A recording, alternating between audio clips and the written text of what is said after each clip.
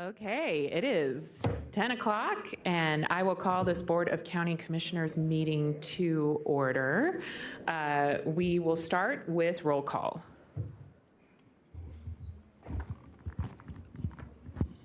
Or salute to the flag, excuse me. And I will ask our sheriff if he can lead us in the salute to the flag.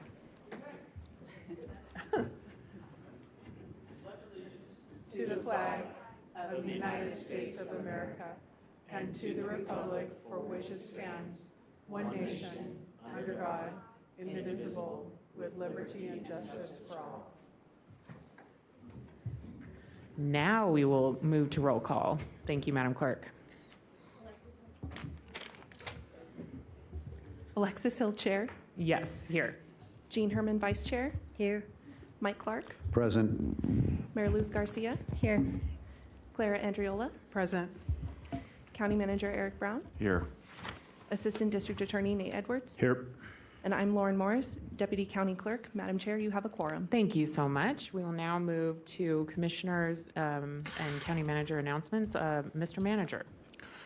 Item 3 is Commissioners and County Managers' announcements, reports, and updates to include boards and commissions updates, requests for information, or topics for future agendas. Mr. Manager, do you have anything for us today? Madam Chair, this morning I'd like to share the upcoming boards and commission openings. Great. We have an opening on the Audit Committee that comes up on August 23rd. We have an opening on the Building Enterprise Fund Committee on August 18th. We have a Board of Equalization opening that closes October 1st. We have the OPEB, or Other Post-Employment Benefits Trust Board, which closes August 31st. And we also have Library Board openings coming up September 12th. Great. Anything else, Mr. Manager? That would be it, Madam Okay, Chair. thank you so much. And I see Vice Chair Herman has signed in. Thank you, Madam Chair. I'm going to ask that item 15 be taken off of the agenda for this reason. From reading this item, I see it's a pretty sorry excuse for a document to create an election citizen advisory board as requested by this commissioner. It's both insulting and deliberately void of requester's purpose. Kind of an abomination. It's not our resolution, it's not my resolution, and it's not the people's resolution. We all know who's behind this obstruction of justice. We all know who the enemies of the people are.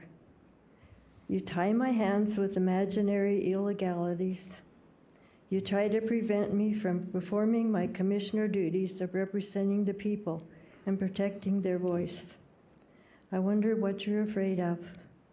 I believe that the answer to that is you're afraid of a fair, honest, and transparent election. So I believe the proper permanent address for item 15 belongs somewhere, but the sunshine doesn't exist. Thank you very much. That's all I have. Okay, thank you. Any other commissioners? Commissioner Clark? Thank you, Madam Chair. I've got some notes I'd like to go over, but first of all, I need to comment about, I've been trying for several months to go to the CARES campus. I was told it was a dangerous construction zone, and I couldn't go there because it was too dangerous. And I finally got to go through the other day, and I didn't see anything that looked like danger there. So again, it looks like another example of the county giving me a no. It's always the quickest way, the easiest way it seems for the county is when I request something, the answer is no. And I don't know why I couldn't go look at this. If any of you have been in the airport for the last several years, it's a construction zone. There's hundreds of thousands of people that go through the airport. and it's a construction zone. If any of you drive on the freeways around here, there's constant construction. Everybody gets to drive around there. So when I went to the CARES campus, I didn't see anything that looked dangerous. So I'd like to request the county manager with maybe somebody from the county staff, maybe somebody from the DA's office, maybe somebody, a construction foreman or superintendent, to go over there with me and point out what was so dangerous. You'd have to jump over a 6 or 7 foot fence and throw yourself in front of some equipment. There's zero chance of any danger there. There's 600 or 700 people living there, in and out round the clock, but I was told it was too dangerous for me to look at. Again, it looks like just another example of the manager's office denying me a simple request. So, just like Ms. Herman just spoke, she requested something be on the agenda, and by the time it gets here, it's bastardized to the point that she doesn't even want to have it heard. So just another example of the county manager's office trying to take away the access that the county commissioner should have. So that's something I need to get on the record. Next, I'll move on.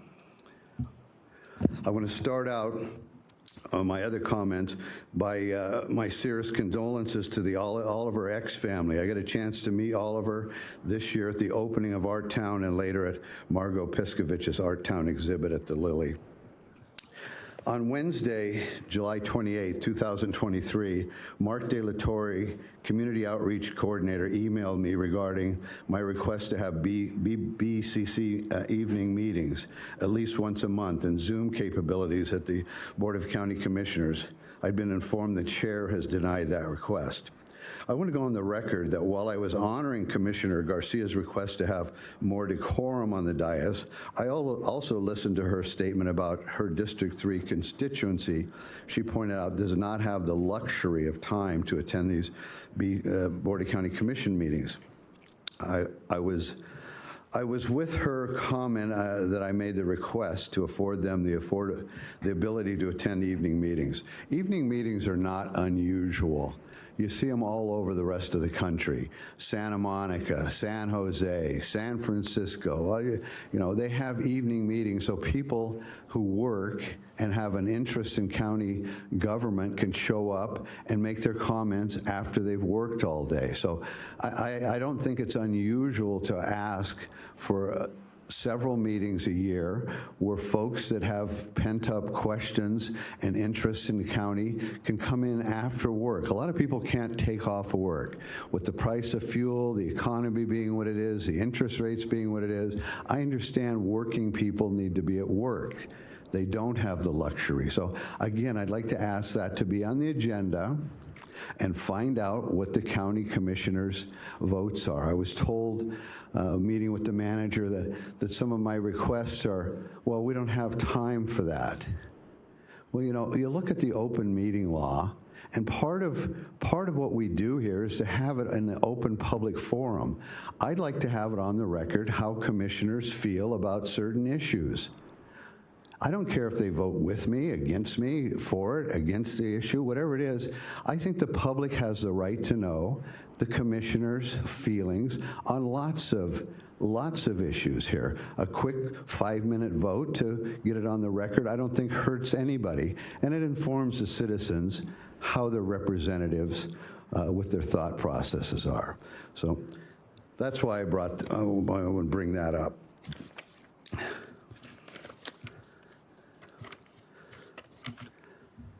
Now, I was told, I will be told on the dais, we now have a new system allowing people to participate in e-comments.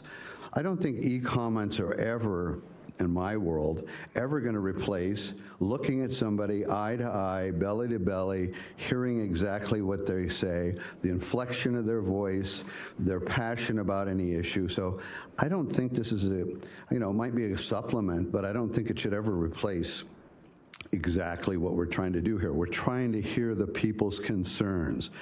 I work for the people. I want to hear what they're concerned about. I don't want to hear about it through artificial intelligence, AI. I care about actual intelligence. That's the AI I'm interested in, actual intelligence versus artificial intelligence. So I want to hear what the people have to say. I still think a night meeting would have been something nice to try to get the residents' feedback, but I don't warrant a conversation, just no, from the chair filtered through Mark De La Torre.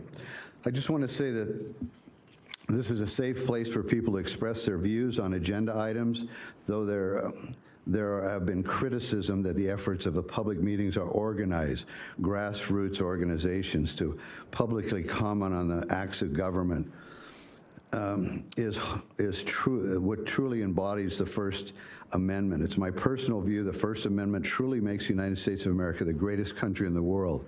Sadly, the limitations of First Amendments don't include constraints on language that is disagreeable, nor does Robert's Rule of Order. Again, it's not the chair's job to gavel them down.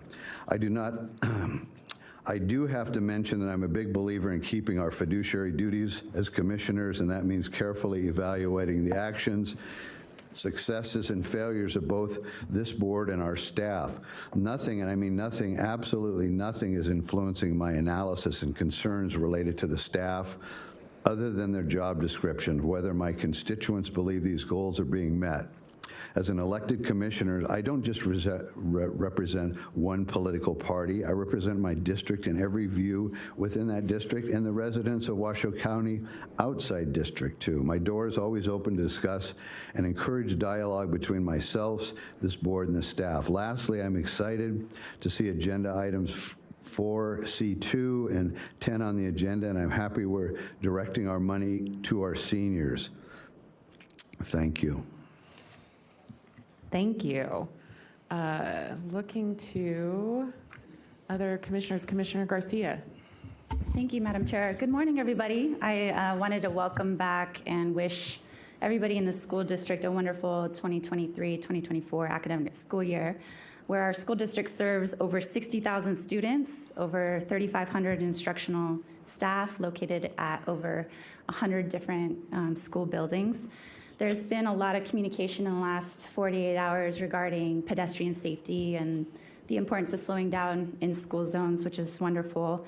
And speaking about traffic safety, sadly, we lost recently a county staff member to a tragic motorcycle accident.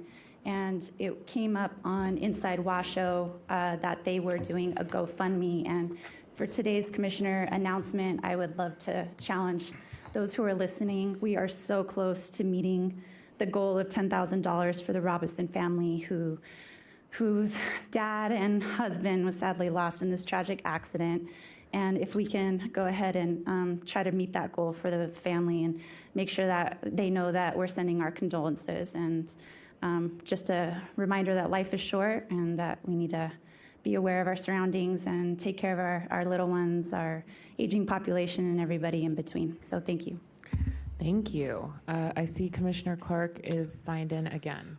Another item I failed to mention, Marcy Coopersmith is putting together a sock hop for seniors, and I would just want to announce the date and the time of that. It'll be Tuesday, August 22nd from 1 to 3 p.m. at the Sparks Parks and Recreation Gym, 98 Richards Way in Sparks.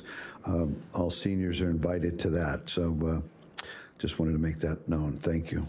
Thank you so much. And I really appreciate both Commissioner Garcia and Commissioner Clark bringing up these really important people in our community. Oliver X was a shining light for our arts community, and just reading all the tributes and how many people he touched. My heart goes out to his family, and thank you for sharing the Robinson family GoFundMe, Commissioner Garcia. To our DA, since Vice Chair Herman has asked for item 15 to be removed, do we need to do anything formal, or can we just not hear that item? I think you can just pull it. Your agenda allows you to pull it. I would like to point out that with that item, Commissioner Herman's resolution is one of the exhibits, and the item is styled to adopt the proposed one, but with or without changes, which means that the commission, if it heard the item, could adopt Commissioner Herman's resolution or changes to the one that's proposed to make it more like Commissioner Herman's resolution today.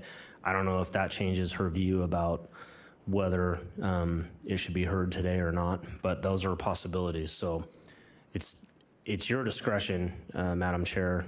The request is on the table. I wanted to point that out because Commissioner Herman made the request. I don't know if that changes her thinking about it or not. Commissioner Herman, would you still like to pull the item? Yes. Okay. All right. So we'll pull item 15, and thank you for that, DA Edwards. And I'm not seeing any other sign-ins by commissioners on announcements. Yes, Commissioner Herman? Vice Chair Herman, excuse me. Is it the microphone? No, the microphone. Push the, yeah, I'm sorry. there you go. Okay, so items 11, 13, and 14, I think we should be hearing those. 11.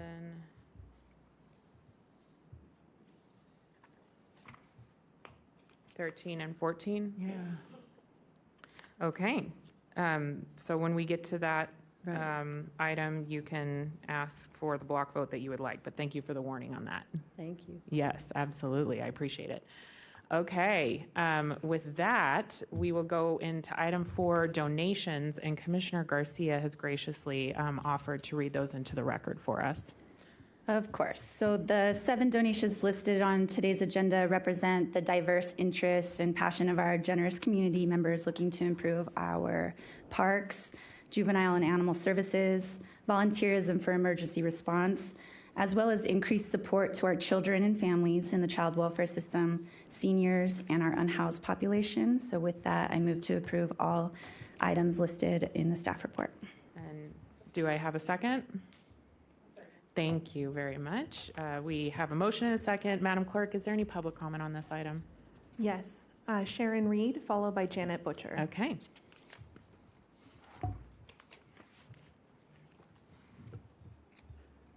Sharon Reed, Okay. Okay, thank you. Janet Butcher,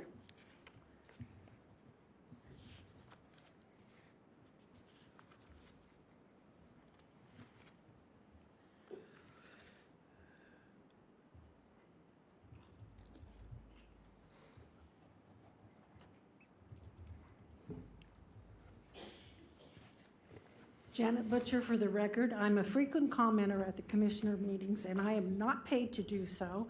I do not represent any organization when I speak. I only represent my great-great-great-grandfather who fought with George Washington during the Revolutionary War. I do this because I care about what is going on in the community.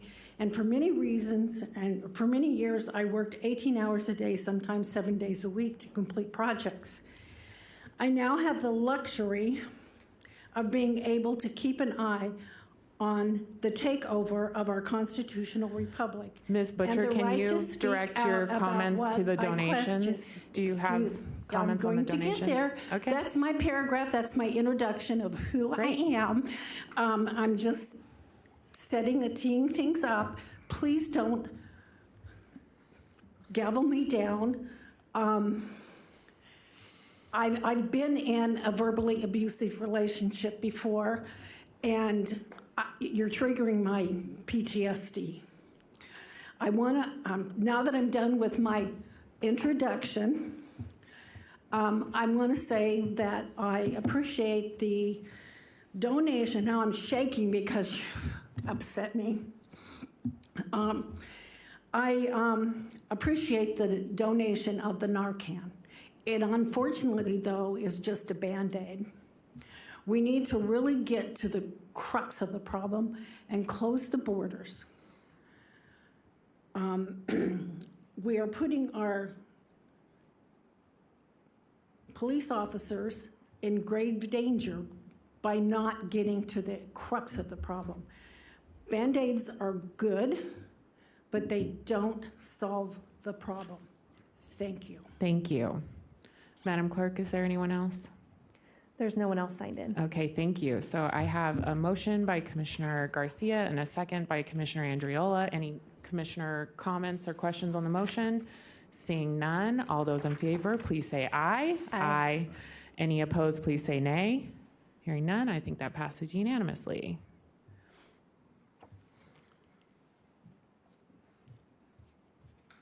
Thank you very much. We will now move to item 5, our consent items. Do any commissioners want to pull any items? I'm not seeing any. I do want, Commissioner Clark, yes. I'm not wanting to pull any items, but I have some comments on item 5C1 and 5E5. Yes, sir. What are your comments? I want to thank on item 5C1, I want to thank the staff for reopening applications to gain more bids. As a former assessor, it's good to see the list grow so that we have the best doing our appraisal work. I know it's been an issue in the past. There's certain appraisers who didn't know the time frame and weren't able to get on the list. So I see some other folks that have been able to get on the list. And in fact, I see a former employee of the assessor's office who teaches around the country, appraisal and so forth, and I see him on the list. So it's nice to see some new appraisers on the list, and we get different points of view. Everybody has to remember appraisal is just another word for opinion. And opinion is based on some methodology, but that can change. I mean, situations where a house could be worth $1 million or a property's worth $1 million, and an hour later you have an earthquake and now it's not. So it's a moment in time. An appraisal's an opinion in a moment of time, and it's nice to have other opinions. Thank you. On C1, and can I go on to the Yes, second sir. one? Second one is 5E5. As most of on the boards know, I work closely with our senior boards, especially our own county senior advisory board. I'm happy to see we have a diverse representation on our community, and we're all very outspoken and have recommended by the board after certain careful vetting processes. So I'm glad to see some new names on the board, and some folks that I've met at the meetings, and some folks that are stepping forward to volunteer. Again, we always have to remember these are volunteer positions. These are people who have passion about their communities, passion about the seniors and helping the seniors. This is nonpartisan. If you're a senior, it doesn't matter what party you're in, you still have the same issue. So it's nice to see representation and diversity on coming forward on the board. So thank you. Thank you, Commissioner Clark. And I would like to point out on 5D1, I just want to congratulate the staff for receiving the 41st consecutive annual Certificate of Achievement for Excellence in Financial Reporting from the Government Finance Officers Association. So congrats to our incredible budget and finance team. And also want to give the libraries some kudos for their $75,000 grant for Library Services and Tech Award.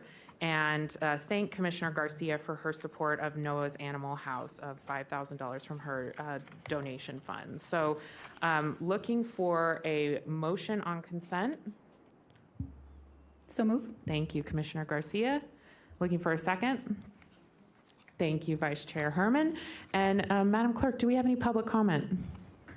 Yes. Elvia Diaz, followed by Ilya Arbutman.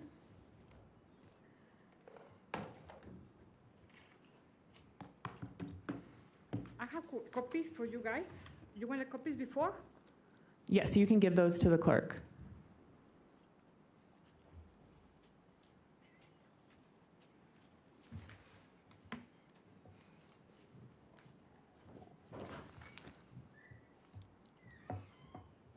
Hello, members of the Washoe County Commission. My name is Elvira Diaz. I'm a senior civic engagement organizer at Progressive Leadership Alliance of Nevada. I stand before you today to express my wholehearted support for the Drag Queen Story Hours and to applaud the unwavering dedication for our librarians and library board of trustees in defending the Ms. right. Diaz, do you know what item you're addressing Yes, I write this down. on? No, it's the library, and I write it down. It's the last one here.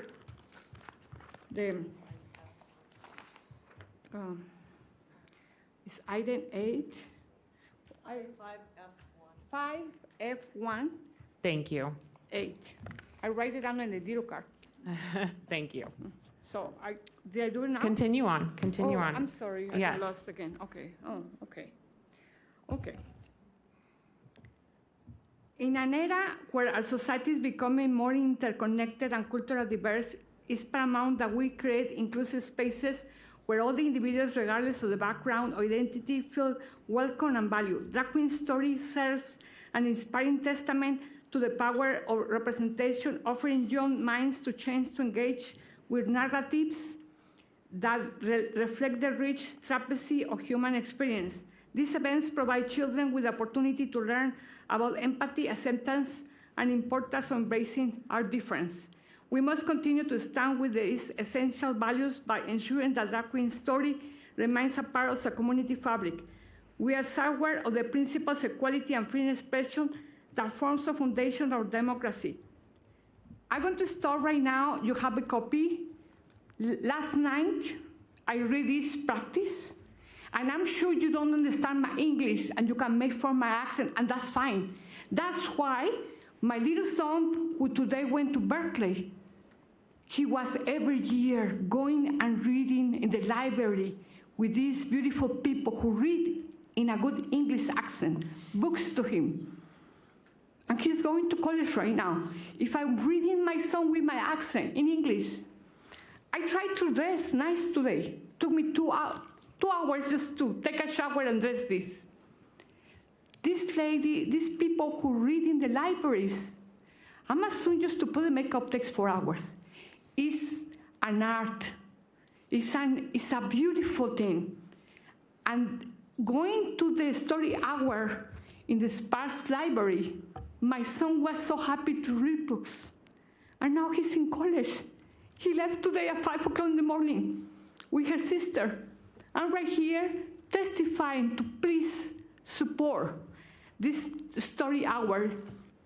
And let me just read the last part, which I say, Drag Queen Story Hours are embroidered of our commitment to a society that values difference and embrace the power of storytelling to further understanding. Thank you so much, and let's have fun reading. Thank you. Thank you. Ilya Arbitman, followed by William T. Stewart. Ilya Arbitman. William T. Stewart.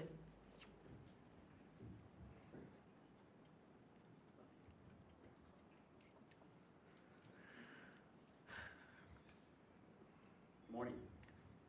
Can I have the overhead, please? It's on, sir. It is? Okay, great. Sorry, I didn't think the public comment was going to be taking place this early, so thank you for the... This is not general public comment. This is on the consent items, just to be clear. Right. Okay.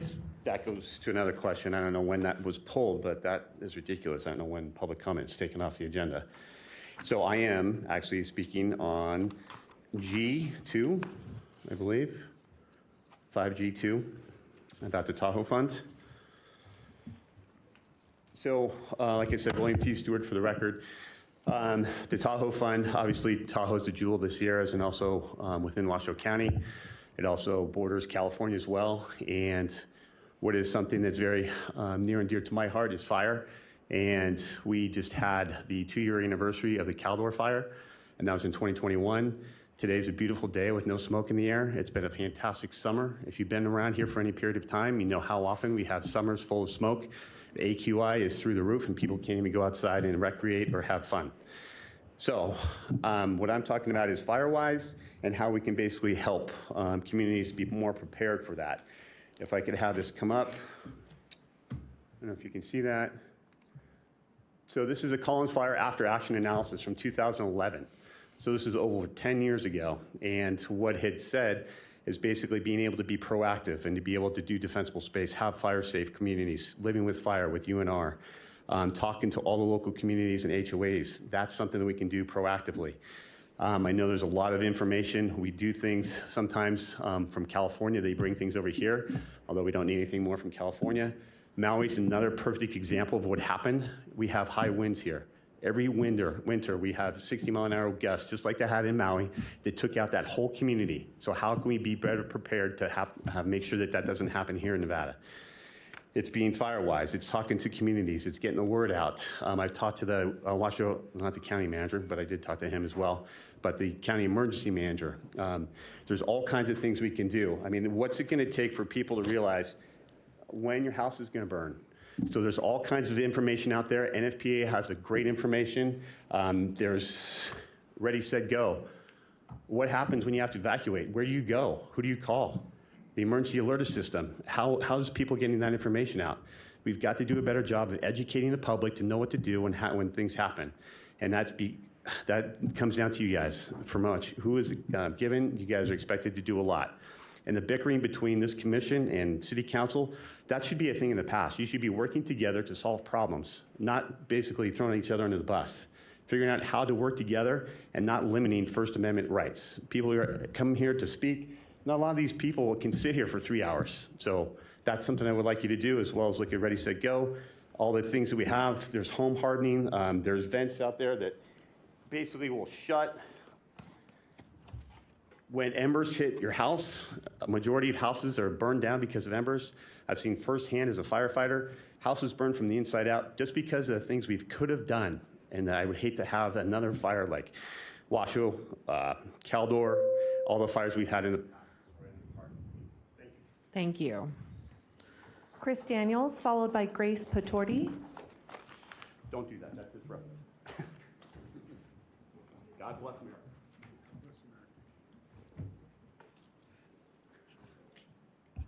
Hi, good morning, everyone.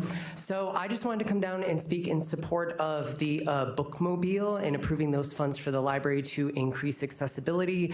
Services such as the bookmobile connects members of this community. It provides life-saving resources. We know the power and transformative capabilities of reading. And sometimes our citizens and different denizens of our beautiful county cannot access libraries. They cannot go to libraries. So a bookmobile will be able to increase the efforts of the library to reach every single person in this community and make sure that there's equitable and accessible efforts. Thank you. Thank you. Grace Patorti, followed by Kit Miller. Good morning. My name is Grace Patorti. I live in the North Valleys, and I'm here to support the bookmobile as well as the book readings by our friends in the LGBTQ community. I'm very concerned about our libraries and opportunities by some folks to try to ban books in our libraries. And I just want to say that in our lives, we have been enriched by the trans, the drag queens. And I just want to give you some example of the things that have made me smile in my life. We're talking about Don Knotts in drag, Rock Hudson in drag, Tony Curtis in drag, Tim Conway on the Carol Burnett show. Oh my gosh, he was hysterical. Hysterical. Red Skeleton, Julie Andrews, Robin Williams, Dustin Hoffman. Who can forget Dustin Hoffman and Tootsie? Adorable. Jerry Lewis, Dean Martin, Bob Hope, Nathan Lane. The list goes on and on and on. And our libraries are so crucial to educating people. And are we going to erase the history of this great entertainment? Let's not forget Tony Curtis and Jack Lemmon in Some Like It Hot with Marilyn Monroe.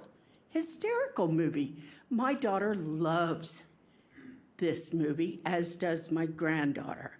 And I want to say that This has become something hateful in our community, and it needs to end.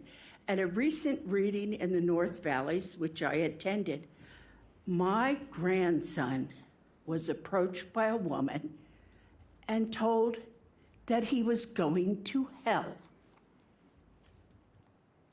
Going to hell. I consider this action by this person child abuse. Child abuse, a 14-year-old. Ma'am, can you please being direct told at a your library. comments to the grant funds? Okay, well, I think the libraries should receive all the funds that they need, and there should not be restrictions on what our freedoms are. You want to talk about First Amendment rights? That includes books. And we need to respect that. You can't have it both ways. You can't ban books and scream about First Amendment rights. Thank you. Kit Miller, followed by Valerie Fianaka.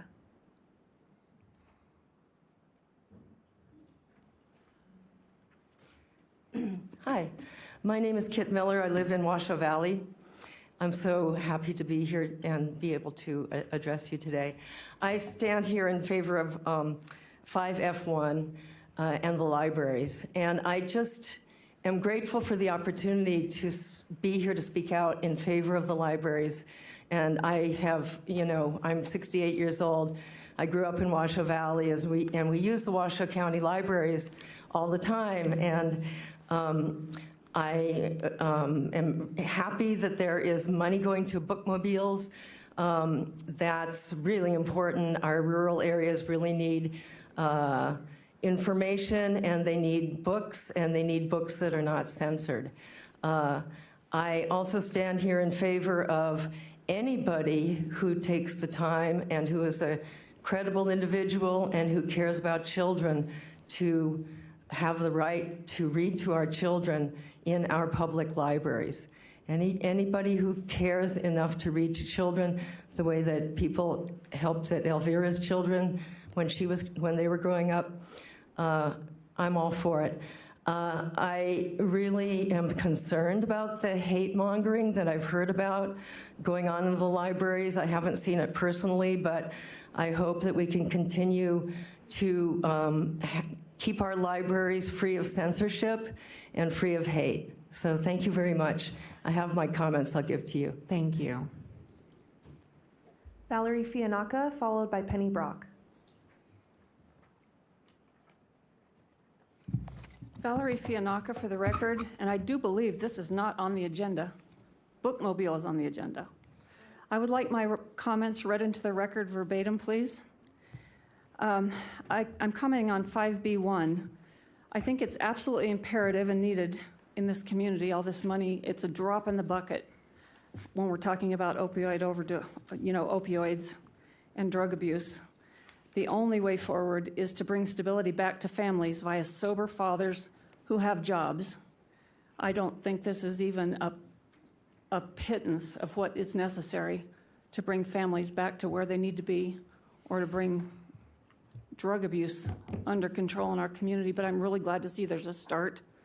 And thank you for your service. I appreciate it. Thank you. Penny Brock, followed by Patricia Gallimore.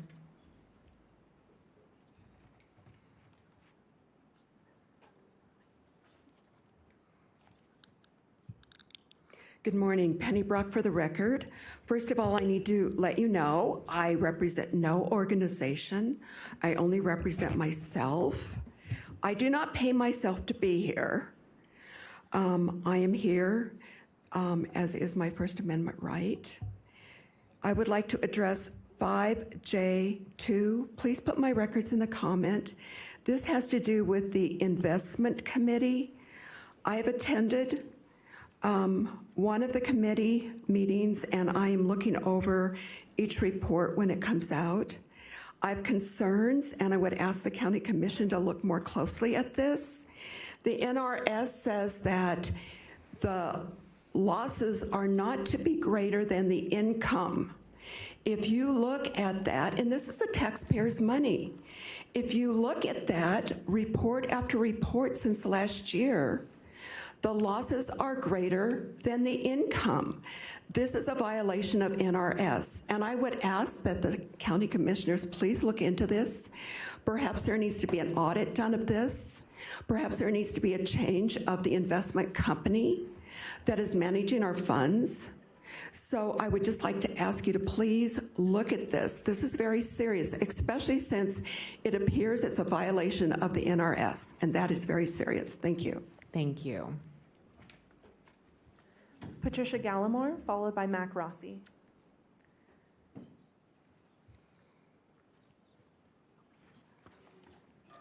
Hi, good morning. Eric Brown, County Manager, and our Board of Commissioners. My name is Patricia Gallimore. I'm the president for the Reno Sparks NAACP, but that's not what I'm here to speak about. I'm speaking on 5E5 for the recommendation for my appointment to the Washoe County Senior Services Advisory Board.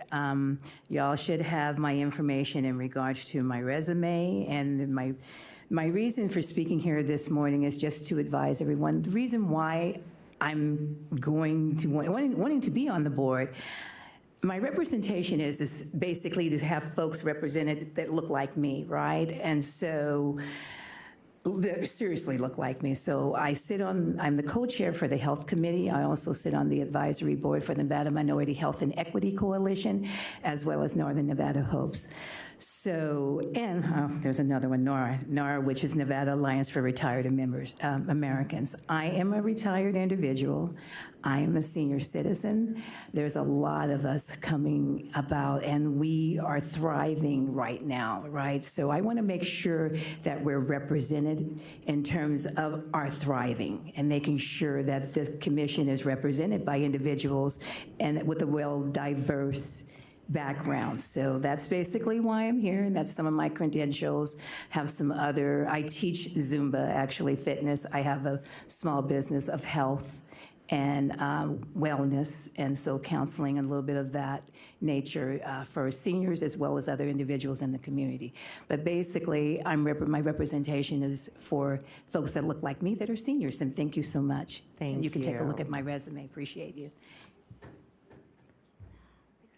Mac Rossi, followed by Tracy Thomas.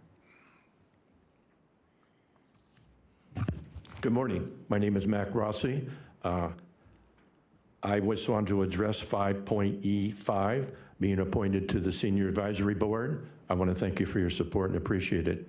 One other item, I don't know the item on it, just as a spur of the moment, that a lot of folks maybe in this auditorium here aren't aware that the county is implementing an evacuation program for disasters. So it should be implemented by the end of September. Thank you. Thank you. Tracy Thomas, followed by Elise Weatherly.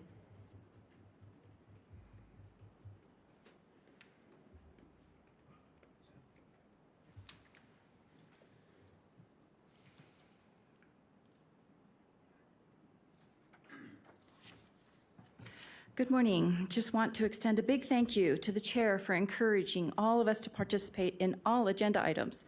Historically, most of us would just make our one comment and leave.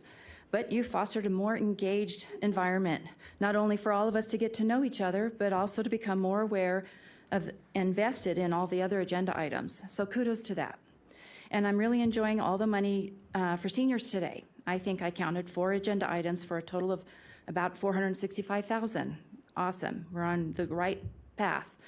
And the 3 items for public safety to provide our officers with the equipment and skill sets needed to address the increased crime in our community migrating from the southern border, fantastic. Now, the Tahoe Fund. Silver Flume indicates that they do not solicit donations, even though their website does solicit donations with donation buttons and ways to give. And is James Porter any relation to the Porter Group the county currently pays to do their lobbying? It just looks pretty shady. So why are we giving them money yet again? They just received $5,000 on July 11th for a study on parking enforcement. Blowing through money. The staff reports that the monies appropriated are to support needs for all Washoe County residents. Funds appropriated through the Commission District Special Funds must provide substantial benefit to the inhabitants of the county. How is this substantial benefit? And how does this support the needs of all Washoe County residents? Perhaps item 5G2 can be pulled until someone does some further investigation. Now on to Noah's Animal House. Really like the concept of what they're trying to do. However, it appears their business license is in default. Do we really want to be forking over money that isn't going to go where it needs to? And again, perhaps 5G3 should be pulled until this can get cleaned up. I don't know how staff can state there is no fiscal impact from the investment policy. The county has been losing its shorts on investments. There better be an impact, one that improves it.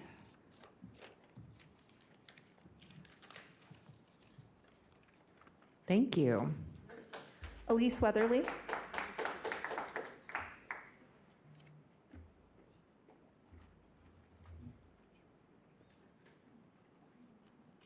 Hello, Elise Weatherly. I'm here killing a little bit of time, okay? Anyway, what I noticed, 5F1 and a few other things, it's all about funds, right? It's about money. I will tell you that the kid that is now a grown-up, I don't think he's ever gone to a library, okay? I noticed that in here, the seniors are at the library, which are making use of things, which is great. But I want fair funding. Do you know what I want? I want my books to be in the library so that people can read them. I'm working on one called Cultville, USA, you know, about all the different cults in our community. Good reading. I wrote one called What Happened, talking about a so-called church that's doing some things that God doesn't approve of. That should be an interesting book. How about we put a book out that says, The Celibacy I Never Wanted? All right, let's talk about me and the fact that I read what Christ had to say to people who were willing to listen, and I went, gasp, gasp, I have to make some changes in my life? And I argued with him for 2 years. I tried to find loopholes, I tried to find holes in the philosophy, I tried to find a way around it, and I finally went, I give up. Okay, so I followed his rules and his laws, but it's amazing what he doesn't approve of. Ms. Weatherly, can you? Okay, sorry, funding, direct it to okay. the item? I just want the money, I want some money so that I can have my book in the library so you can read what I have learned. Thank you. Thank you. There's no one else signed in. Okay, thank you very much. So we have a motion for consent from Commissioner Garcia and a second from Vice Chair Herman. Any questions on the motion? Seeing none, all those in favor, please say, oh wait, Commissioner Clark, you're signed in? Yes, I thank you for recognizing me, Madam Chair. I just had a couple of comments back to 5E5. I've met Patricia Gallimore at the senior meeting. I met Mr. Rossi. I met Mr. Correa there, and I look forward to working with them.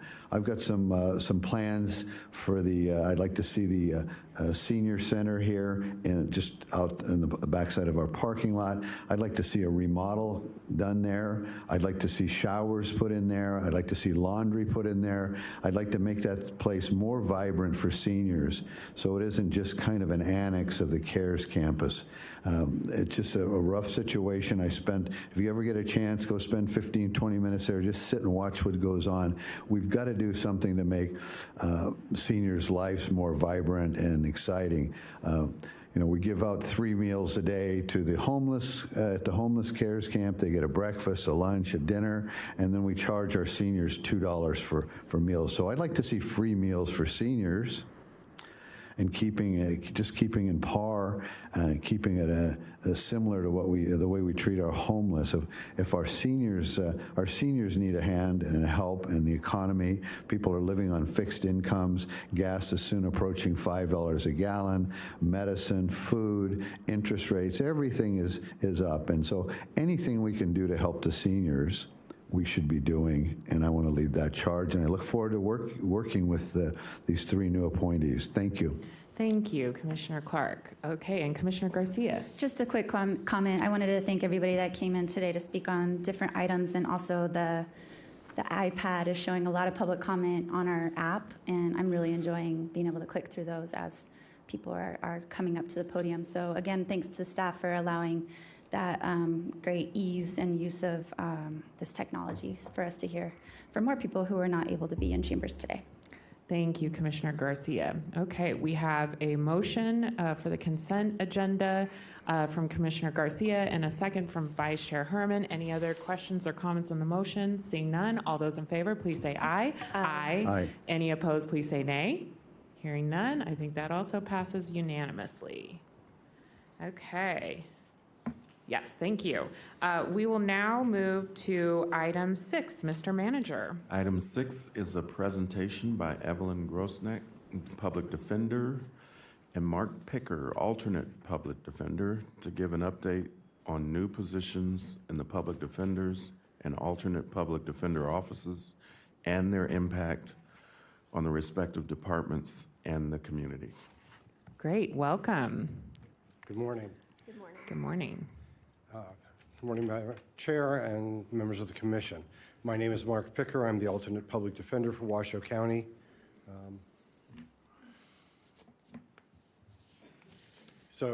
Our office was created as an offshoot of the Public Defender's Office 17 years ago as a way to reduce costs to the county, which was paying for private attorneys to handle any conflict cases, and also to raise the level of the representation for indigent defense in the county. We also provided the county, the alternate public defender's office, with an additional reliability of the quality of that representation. I took over in 2017 from my predecessor, and at that time we had 10 attorneys, 2 investigators, 5 legal secretaries. As of this year, and currently we have 15 attorneys, 2 investigators, 8 legal secretaries, and support staff. We currently represent people in criminal cases from misdemeanors up to the death penalty, persons facing termination of their parental rights whose children have been removed from the home, as well as juveniles involved in the juvenile system. And we represent all of the district court, specialty court participants. Those are the people in the most vulnerable populations of adult drug court, mental health court, veterans court, medically assisted treatment court. I provided just a couple of slides here. This just gives you an idea of the growing number of cases, open justice court cases that we represent. This is a little bit of a spike from last year, and this was one of the reasons why the commission agreed to give us additional position last summer, or last fall, I mean. These are the daily appearances. These are our attorneys going to court on every day. This is our open district court, specialty court cases. As you can see, those numbers have been growing steadily as we've tried to address that most vulnerable population. This gives you an idea of the conflicted cases from the Public Defender's Office. We did have that spike last summer for a variety of reasons, and that I know that you're all aware of. So monthly, yearly court appearances. Unfortunately, the program we have starts fresh in every fiscal year, July 1st.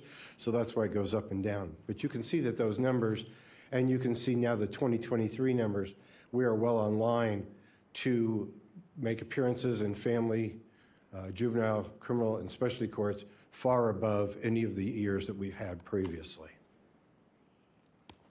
The addition of one attorney last cycle or mid-cycle enabled us. We were carrying about 200 criminal cases per attorney at that time. We were faced with having to bring those numbers down to just be effective in our representation. You're providing that additional position, kept us from having to take one attorney out of family court and having to conflict those cases into private counsel. And then the additional staff and attorneys that you've provided in this current fiscal year has us now down closer to, actually we're below, as of today, we're below 100 cases each on the criminal side. The American Bar Association recommends that if individual attorneys carry no more than 60 cases, we're still above that, but we're struggling through. Just this gives you an idea that adding to the off-cycle staff, we have done more criminal trials this year than we have previously. Just to give you some statistics that we received from the Second Judicial District Court today. In 2019, there were 31 total jury trials 8 civil, 17 criminal, and 6 short trials, which are also civil cases. That was the last year prior to COVID. In 2022, last year, that went up to 20, that went down because the courts were just restarting. There were 23 total trials, 7 civil, 15 criminal, and 1 short civil trial. So far this year, calendar-wise, 2023, there have been 60 jury trials. 5 of those civil, 55 of those are criminal. This is a reflection of a number of things that my compatriot is going to talk a little bit more about, but it really is a reflection of the need for indigent defense and the need for proper funding in this county and the effect that giving us some new staff has had. You know, indigent defense is not a popular subject for funding. We understand that. But we also know it's constitutionally mandated. It is the county's duty to our most vulnerable population. There's 3 sides to the criminal justice system: prosecution, defense, and incarceration. Those don't exist independently. A change in any one of them affects the other 2. And that is something that is rarely understood. And it is something that both the Public Defender's Office and the Alternate Public Defender's Office have attempted to make very clear, is that when there's a change in practice or there's more money given to one of those 3, the other 2 are affected. What we do at the Alternate Public Defender's Office is not popular with the public. We also understand that. But we don't do it to be popular. We do it because it's necessary and because it's morally the right thing to do. Ethically, we're dedicated to it.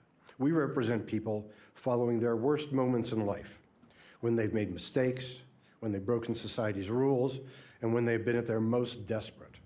The attorneys and staff at the Alternate Public Defender's Office are dedicated to helping those who so desperately need that help, those who society often despises or ignores the most. We do that because we believe that everyone, those accused of a crime, who've had their children removed from their homes, or who have deep mental health and substance abuse issues, they need both help and zealous advocacy. The Board of County Commissioners created the Alternate Public Defender's Office with that in mind, and with your continued support, that will be our continuing goal. Your continued support is necessary for us to effectively meet our responsibility. You know, I was discussing this presentation with my staff at our weekly staff meeting, and what one of the members of my staff suggested, which I find I hadn't even thought of. On behalf of the Alternate Public Defender's Office, I invite all of you to come to our office. See what we do on a daily basis. Feel free, if you give me a call, we'll arrange. You can follow one of our attorneys as they do their rounds. They go to court, they handle cases with clients, they meet with people by video and by phone. Come and see what we do, because I know a lot of times it is not clearly understood what we do every day, but it's a lot. So our mission statement is pretty clear. It's to protect the constitutional rights of our clients by providing them a voice in their defense. And we provide every client with equal access to justice through dedicated and zealous representation. Thank you. Thank you. Thank you.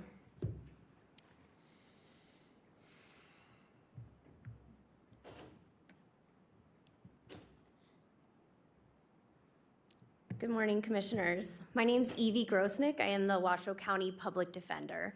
And I just want to start by thanking you all for the additional positions that we received in December. Our office received 3 attorneys and 1 paralegal in December. And then in this most recent budget cycle, we also received 1 OSS position, or office specialist position.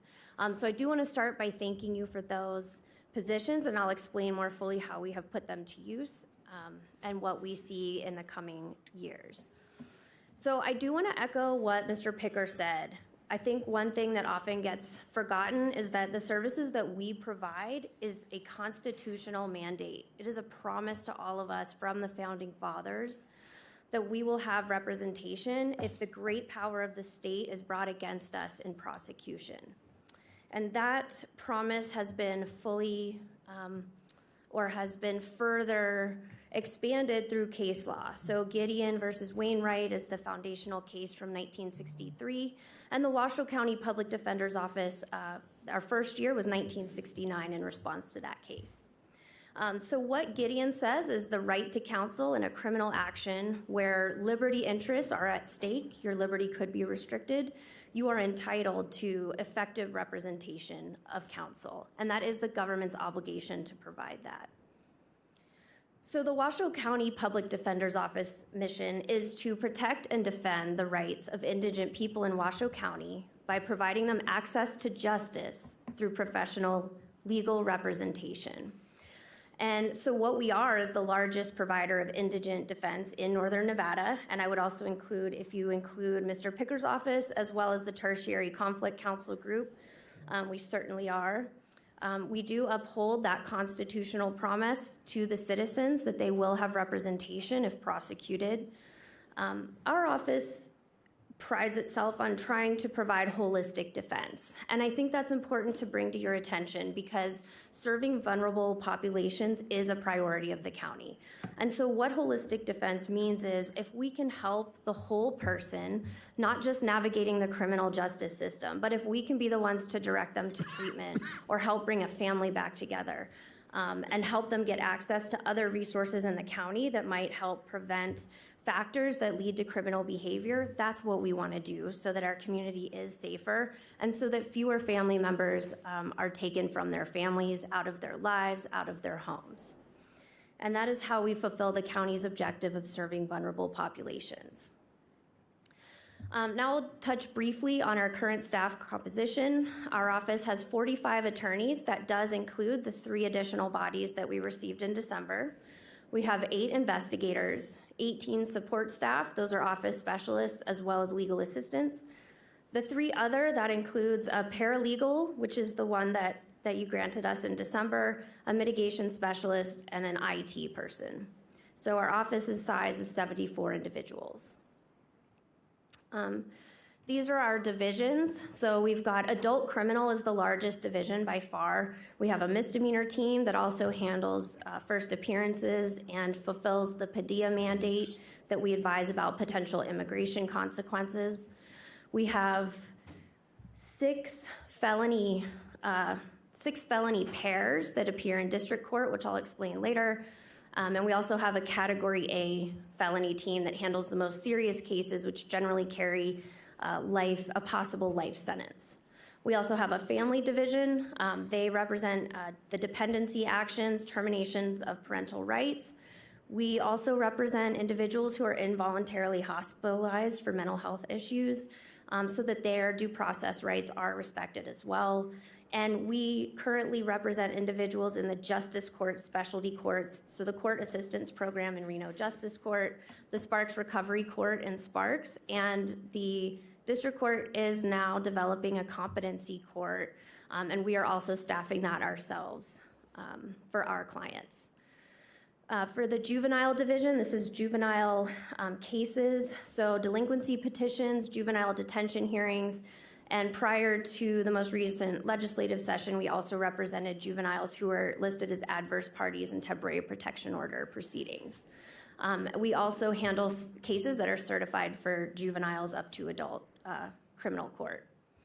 We also have an appellate division that handles direct appeals as well as parole revocation proceedings with assistance from the alternate public defender's office. And then lastly, we do have a lot of support staff who perform really vital roles in our office, filing, organizing files, ensuring client contact. We also have investigators who go out and investigate defenses, do work that hasn't been done in a case, make sure that we are fulfilling that effective representation constitutional mandate. I won't provide quite as many statistics to you right now unless you want them as Mr. Picker. They are attached at the back of this PowerPoint as an appendix. We were asked to keep this short if we can, so I'm doing my best. So this is just a look at our cases received over the last 5 years, well, I guess 6. I do want to point out that far right column, 2023, that's only 1/2 of a year's worth of data. So you look at it and initially you think everything's way down, but that's only because it's half of a year. The other thing I'd like to point out is, in addition to new cases received, we have started collecting data on reopened cases because these are cases that generally either went to warrant or private counsel subbed in and has now withdrawn, or for whatever other reason, the case was closed out for us, but then we've been reappointed in the case. That has contributed significantly to our workload post-COVID. The trends are, and again, I would refer to those statistics in the back of the PowerPoint, which I believe has been provided to you. The cases that we have received and reopened are generally increasing. Our adult criminal cases specifically are increasing. Juvenile cases, they have more than doubled in the last year. So the 2021 data was, I think, around 400 in some cases, and in 2022, it was over 1,000. Family court, those cases tend to be steady. Our workload's a little bit higher though, because we have taken on those justice court specialty cases, and because our family court attorneys are knowledgeable on participants in the assisted outpatient treatment, which is mental health, very intensive mental health treatment with wraparound services, as well as involuntary hospitalizations. They are also staffing the competency court, so that is going to increase their workload as well. And then our appeals for now are steady. They're on track with last year, but we are expecting them to increase with the number of jury trials that are going forward. Why? I think with data, we have to be careful about distinguishing between correlation versus causation. I've got some guesses. I can't tell you for certain what's causing what, but we have noticed, COVID certainly created a backlog in the criminal justice system. That's no secret to anyone. A lot of the cases that went to warrant are coming back over the last 2 years. Our county generally is growing. We know that. We've had over a 2% population increase since 2020. We've had some internal disruptions to service. We had to get a new case management system because our old one was no longer supported by the vendor. That case management system was also replaced for the alternate public defender's office and the district attorney's office. That did cause some issues, transitioning all the data and cases over, tracking all of that. And then turnover and attrition, losing staff and having to retrain them has caused issues as well. And then also, really to kind of go back to what Mr. Picker said, we're not really an independent entity within the county. We are part of the criminal justice system. And so changes in one department or one area can implicate all of the other ones, and not just us, right? So the more arrests that are made, potentially the more prosecutions there are, and the more defense you need. We are all part of the same system. Changes in one can affect everyone else. And so the reason I bring that up is because often when we come to you asking for more resources, like we did last year, it is because there is an actual need for it. We do try to run our offices lean and provide the best representation that we can to the community. So our positions are, and I'll be brief, 3 attorneys, 1 paralegal. We did put the 3 attorneys on our felony teams to provide support there. The way it works, we have 2 attorneys in each of the district court departments, and those are our 3 felony teams. We also, for our paralegal, put on the Category A felony team. So she's, I can tell you she's providing amazing support to our Category A felony team now. There's a lot that a paralegal can do to support the team, and we did have a reduction in bodies on our Category A felony team over the last year, and so that's been absolutely essential. And then moving forward, our office is focusing on training and rebuilding the experience that we've lost due to attrition. We're responding to challenges created by changes in policies at other departments. We're examining our own, making sure we're being the most efficient possible. And we're also focusing on improving our practice and growth. So I just want to thank you again for those additional positions. They were absolutely necessary. They've made a huge difference, but we do anticipate needing further growth if things continue the way that the jury trials are. Thank you. Thank you so much. Do you have any questions for either of us? I will look to my board. I certainly do, but I will let Commissioner Clark go first. Thank you, Madam Chair. I just want to really thank the services of both Mr. Picker and Ms. Grosnick. I think They've been doing a lot of heavy lifting on a shoestring budget there, and I think we should support them. And Ms. Grosnick said it best just a few moments ago about they don't stand alone. If there's an increase in crime, if there's an increase in the sheriff's budget, if there's an increase in the DA's budget, we should automatically, I encourage my fellow commissioners to immediately look at how we can assist the public defender and the alternate public defender as well, because they're in the same situation. So if one gets a raise or an increase or a bump in their budget, we should be looking immediately to the others in that community to support them. So thanks for doing a great job. We appreciate what you're doing. It's not only mandated by law that we need to do this, but it's the right thing to do. So thank you. Thank you, Commissioner Clark. Commissioner Andriola. Thank you. I have a couple questions. Mr. Pickler, you pointed out that there's a standard recommendation for not holding any more than 60 cases. And I'm just wondering what the average is that you are holding, approximately. It's approximately 90 to 95 at the moment. Okay. So, and to just give you a little bit of information, while the Public Defender's Office has 2 attorneys for each department in the 2nd Judicial District, we used to have 1 for every 2 departments. With the increases that you've been able to give us, we now almost have 1 for every department. But that means, we have a lower caseload, but a lower number of cases overall. But we're in court a lot. Thanks. And again, thanks for what you all do. I have one more question. Ms. Krosnick? I don't know if I pronounced your last name. Grosnick. I really apologize. No problem. My last name gets kind of messed up too, so I apologize that. You made it really clear that when we were looking at numbers, that you should be careful in terms of correlation and causation. And I'm wondering if you can just make a best estimate in terms of the juvenile doubling that you shared, and obviously the increase in population as a whole since 2020 increased by 2%. So I'm just wondering if there are categories that you're seeing in juvenile cases that, may be highlighted that you could share with us. Thank you very much. So that was 2 questions. The first to address the juvenile. We have several theories on why this could be. School opening back up. There are individuals at school. There are more school police referring individuals for prosecution. I believe there's also been an increase in juvenile gang activity. This has also impacted, I would say, probably Mr. Picker's office, as well as tertiary counsel, because anytime you have co-defendants, we can only keep 1. And so I think that there's several factors there that are related to that.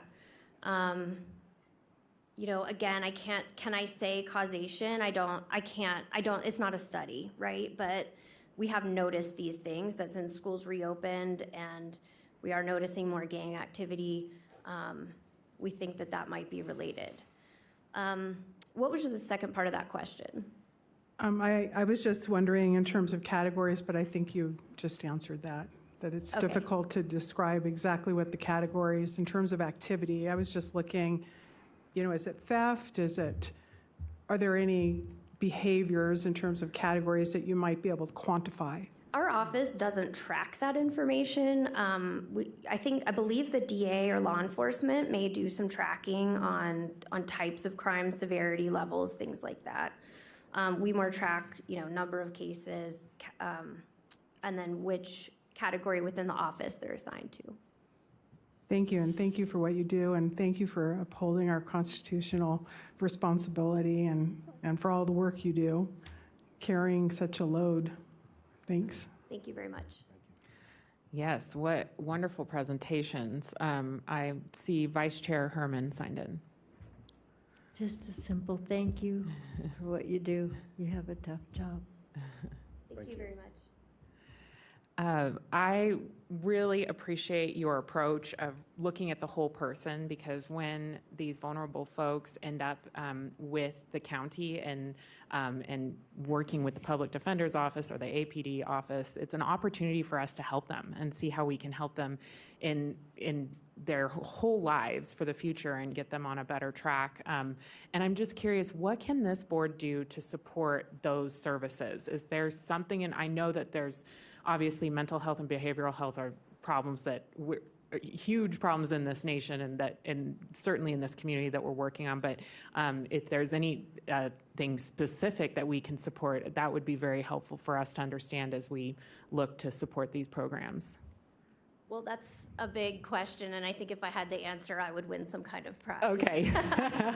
I think what we have noticed, both of us in our offices, is that we very rarely, it's actually unique, I think, when we get a person involved in either the criminal justice system or the family system or the juvenile system who doesn't have either or both mental health and substance abuse issues. Mm-hmm. And that seems to be the crux of most of what we deal with on every daily basis. You know, and you know, when you get public defenders together, the discussion really is it the substance abuse problem that leads to the mental health issue, or the mental health issue that they're self-treating with substance abuse? And it's very hard to separate those two things. And the holistic approach that both of our offices do take, which is why we're so involved in specialty court, why our offices are represented on every one of the mental health groups and the substance abuse groups, because we do see that, and we want to be involved. We were speaking yesterday to the county CFO, and we both, one of the things we both were in agreement of is the earlier we get involved or are invited to the table where those discussions happen, the better. Because we provide a unique experience, because we deal with those people who have already been in that, are already either in the system or are getting into the system. So we do have a unique point of view that we can help with. And I would also point out, I think there are already some county initiatives through the management office and through the commissions and this commission. There are already initiatives to increase access to substance abuse treatment, mental health treatment in the community, because I would like to see us defend less people. You know, if we could provide that service and that help to people ahead of them being involved in the criminal justice system, I think that really benefits everyone. Absolutely. Well, thank you both for your leadership. Please tell your teams that we are in support of them, and we really do cherish that our right is that we are innocent until we are proven guilty in this country. So thank you for supporting that, and we really appreciate it. So any other commissioner questions or comments? Seeing none, have a great day. Thank you. Thank you. All right, we will now move to item 7, Mr. Manager. Item 7 is a presentation and update on FY 22-23 fourth quarter status report for the Washoe County Regional Detention Center facility, to include security of the jail, conditions of confinement, staffing and medical care of inmates housed at the Washoe County Sheriff's Office. Great, welcome. Good morning, Chair Hill, Vice Chair Herman, members of the commission. On behalf of Sheriff Balaam Minimum of the Washoe County Sheriff's Office, thank you for having us here today to be able to present on this important topic. My name is Corey Solferino. I'm the newly, not appointed, but transferred division chief for the detention center. So covering detention operations, services in the 2nd Judicial District Court, bailiff, and security initiative. To my left is Captain Andrew Venn. He is my operations captain over the detention facility, so we're going to be presenting to you today. Great. First slide. COVID-19. Obviously, we've been seeing in the nation an uptick of the new variants. I really want to commend, honestly, what Captain Venn did in his previous position as an IMU sergeant going back to the times of COVID, and what our inmate management unit is doing to keep COVID at a manageable level. We currently have no cases within the detention facility, but testing and vaccines still become available through our medical provider within the infirmary. Fentanyl issues, the lovely fentanyl topic. Yesterday, Senator Cortez Masto, Sheriff Balaam, Sheriff Furlong from Carson City, and Deputy Chief Ollie Miller from the Reno Police Department hosted a press conference yesterday at the Sheriff's Office talking about some of these statewide and national initiatives regarding the use of fentanyl and its issues with our area. The jail is not immune to the fentanyl issues that we're having. And some of the things that we're going to talk about today is the mitigation efforts that we're going through to ensure that we are combating overdoses and introduction of fentanyl into the facility. Because fentanyl, obviously you guys have seen those memes across the country where it shows a penny and on Lincoln's forehead is a dot of fentanyl, and that's a lethal dosage of fentanyl. So we're dealing with a very, very dangerous substance, and the efforts that we're doing in the jail to make sure that our population is safe and that other inmates aren't introduced to fentanyl throughout the facility.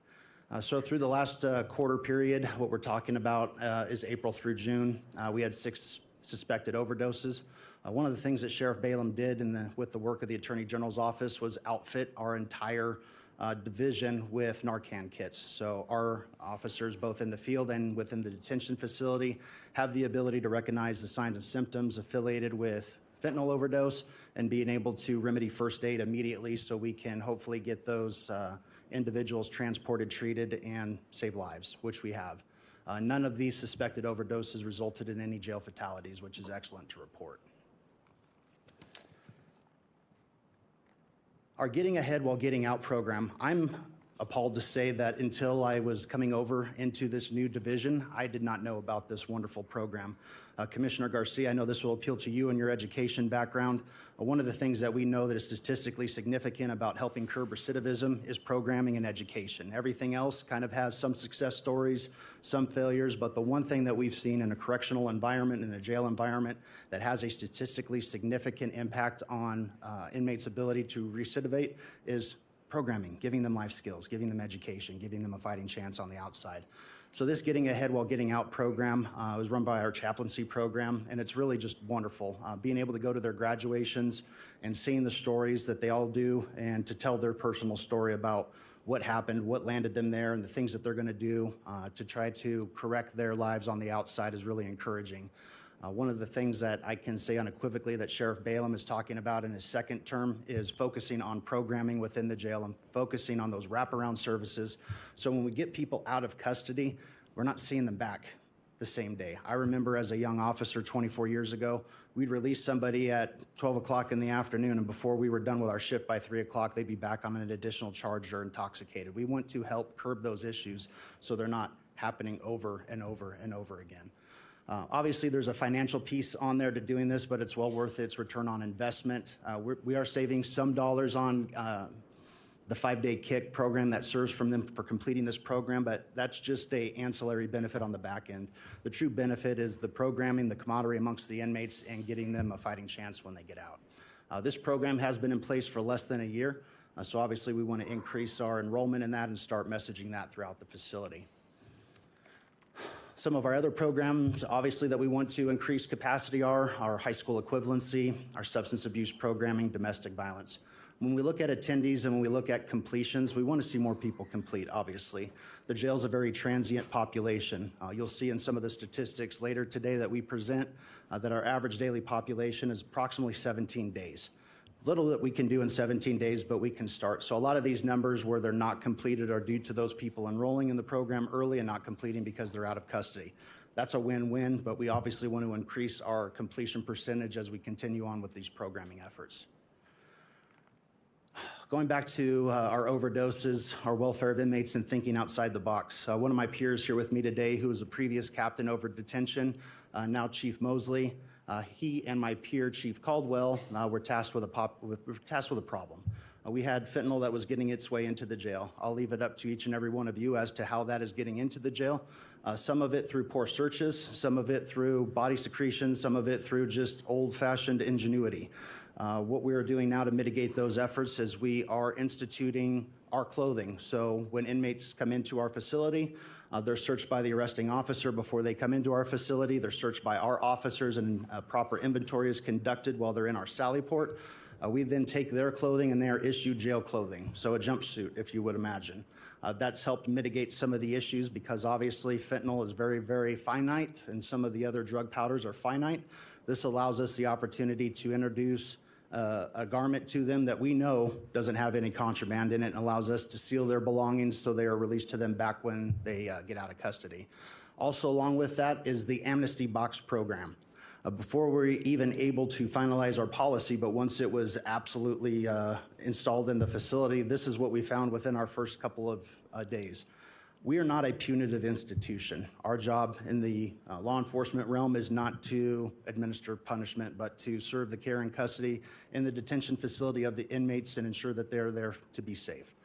So this amnesty program, working in conjunction with our legal counsel, we're not looking to tack on additional charges. If it was missed by the arresting officer, if it was missed by the searching deputies, we don't want it introduced into the facility to potentially harm individuals that may be unassuming victims within their housing unit or cellmate, for instance. So this has had overwhelming success since its implementation. We finally have the policy solidified, but I just wanted to show these pictures because pictures speak 1,000 words, don't they? And by the event of getting this dangerous contraband on the initial front end, hopefully we will see our overdoses or suspected overdoses within the facility diminish entirely. Medical information. One of the things that my new role is working with the other jail user agencies and talking about medical refusals. We have a duty to house individuals, but we have a duty to house individuals that are medically cleared for acceptance. One of the things I think that people get a misnomer about is the fact that we have an on-site hospital. We do not have a hospital. We have an infirmary. We're able to give basic medical care. Everything else we have to do that is specialized, we have to outsource outside the confines of the Washoe County Sheriff's Office.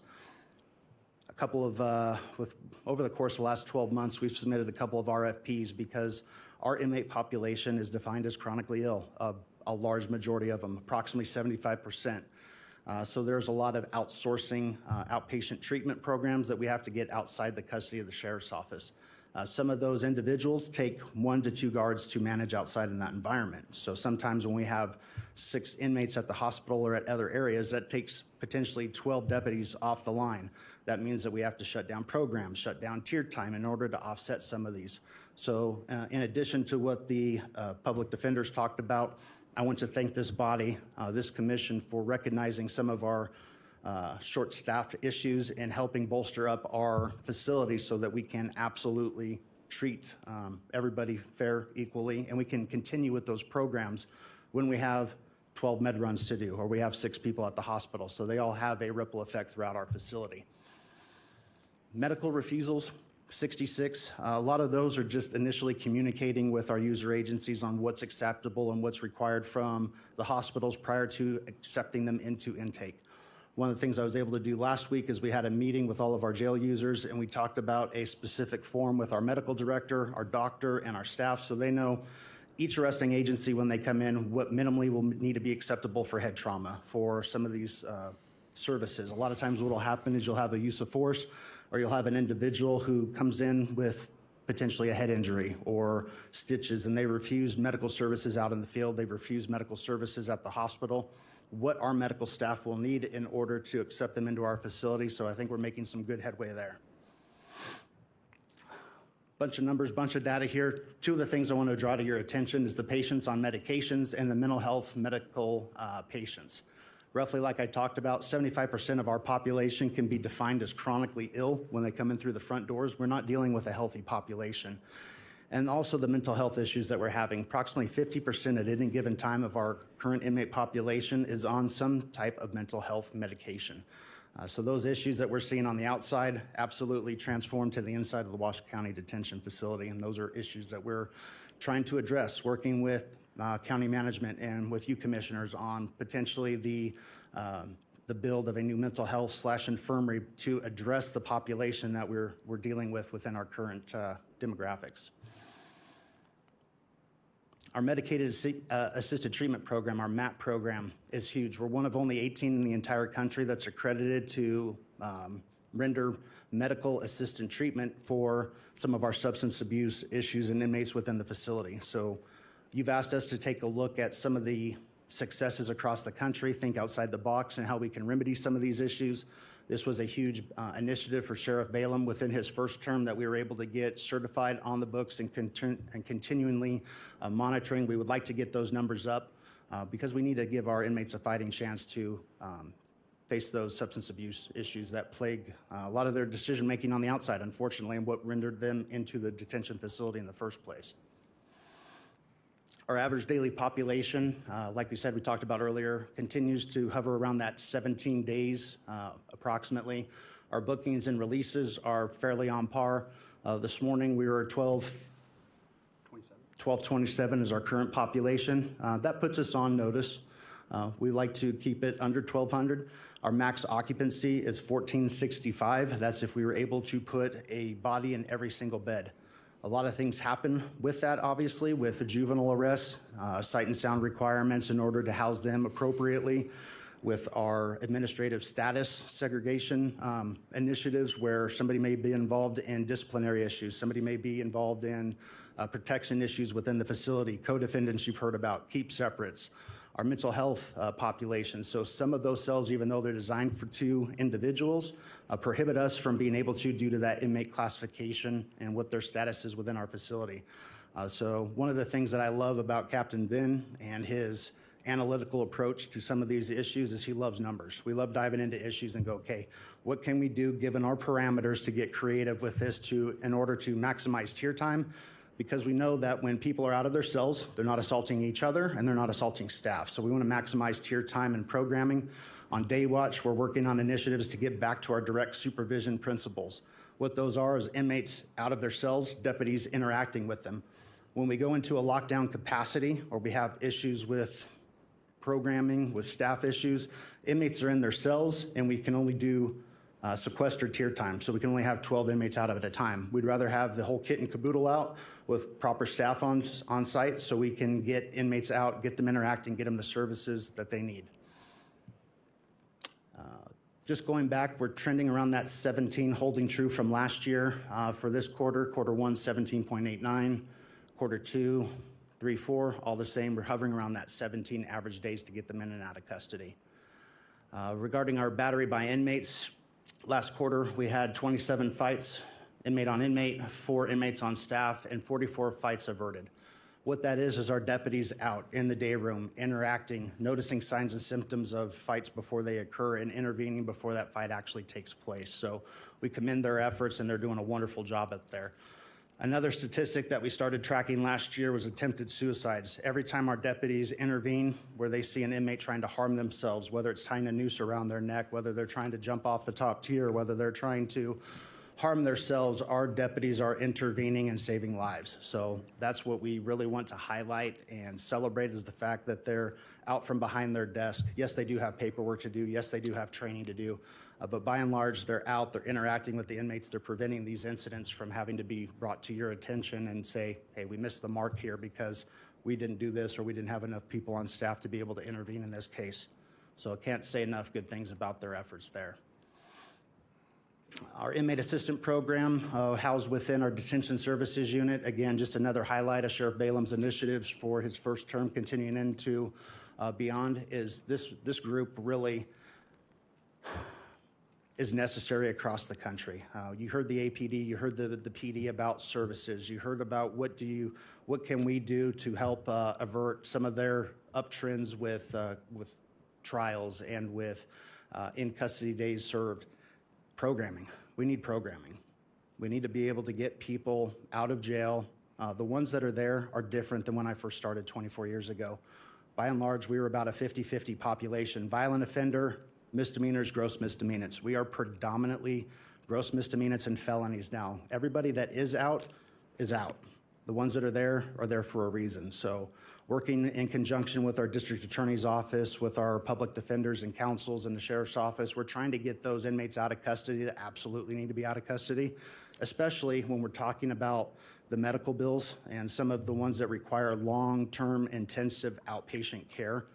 We're taking proactive measures in order to see, does this person really need to be in custody? Can we work with Chief Roper and Department of Alternative Sentencing and do some house arrest programming and get them out of custody, get them reporting to the courts, but do they really need to be guarded by 2 deputies or a single deputy for months on end while they're going through cancer mitigation or long-term illnesses? So that's what we're bringing to you today.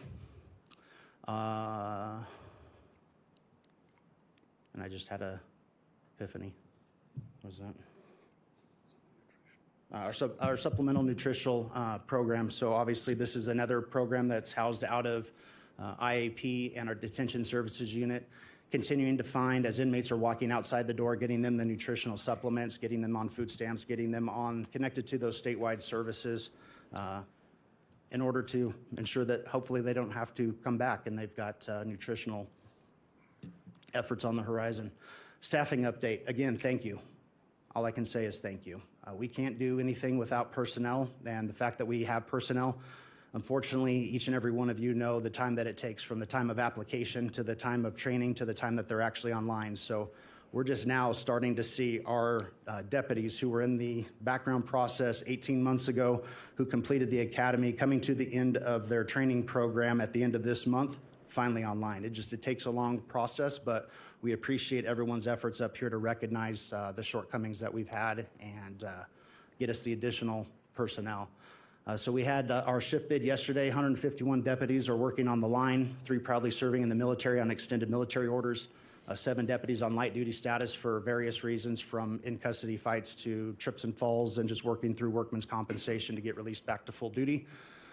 We continue to transfer deputies to patrol to work on some of those other initiatives. I've had the pleasure of seeing almost every commissioner in here at one form or another through our CAB meetings up in Incline Village or in Sun Valley and Spanish Springs, talking about what we're doing both on the inside and on the outside. So thank you for those efforts. We know that everything starts in detention and we funnel out to operations, but we are rapidly moving ahead and our deputies are excited to go out and engage in the community.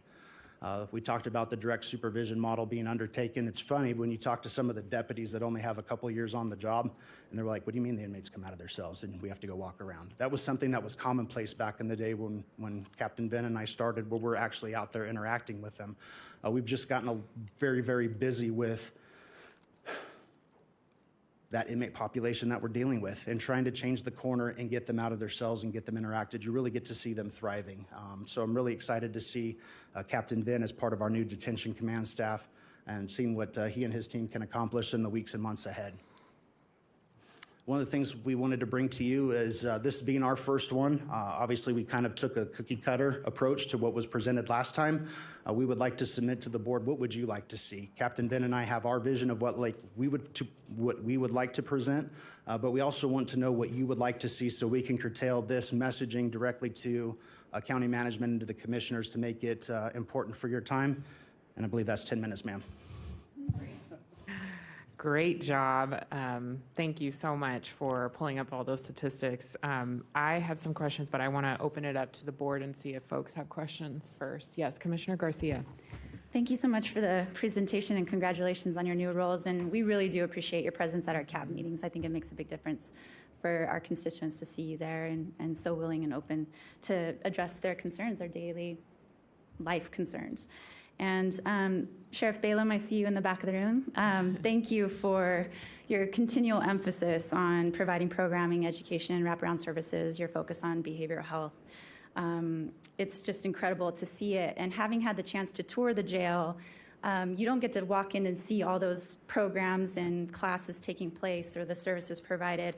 And so I really appreciate your last offer to us to ask for future topics are addressed. But before I do, I just want to ask a quick question. When I did take the tour, I didn't hear about the Amnesty Box program. That was new to me, and I did have a question about that. How is that program communicated to the inmates or those that are in custody? Is it through signage? Is it through a verbal, hey, you have a choice to surrender if you do happen to have something on you, here's the procedure, here's the process. Can you talk to me a little bit about that? Thank you for the question, Chair Hill, through you to Commissioner Garcia. Absolutely. It's communicated via the signage that we have and also by the deputies that are coming in and escorting our inmates into the facility. And then on to the last slide where you said you wanted to know what we'd like to see in the future. I really liked that you highlighted a specific program today. What would be helpful for me is maybe just if we have a list of current programming, classes, opportunities, maybe categorized by behavioral health or workforce development or employability skills, whatever those categories may be, but just having a running list that you can share with us before each quarterly report, and then maybe highlighting, like you did today, that specific program, and I already forget the name of it. Getting out by getting out. Yep, that one.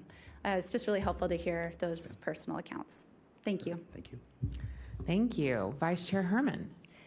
This may be a silly question, but are there hospitals in some jails?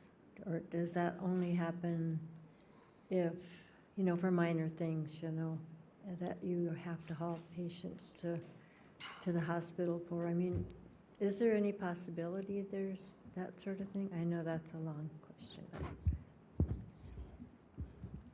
Chair Hill, I'm going to hand this off to Captain Vin, but I would just say through Chair Hill to Vice Chair Herman, one of the things that we see that's unique with correctional health care is what we have available. When you look at specialties and you look at some of the inmates that are going through serious cancer diagnosis and treatment and some of those things that can't be housed within a medical facility, we're kind of like for lack of a better term, a renowned South. I mean, it's not an ER, it's not a hospital. We don't do operations there. It's basic medication and treatment and sustainment. So when we have serious medical issues, those are outsourced outside the facility, and I'll let Captain Vin weigh in as well. Hi, Commissioner Herman through Commissioner Hill. Captain Vin from Detention Operations. We have the infirmary, but because our length of stay is 17 days, long-term care isn't ideal in our facility such as ours. So many jails only have a triage center where we can provide immediate care. Anything beyond the scope of what we can provide, we partner with REMSA and get them immediately to the hospital, and then we're responsible for their safety and security while at the hospital.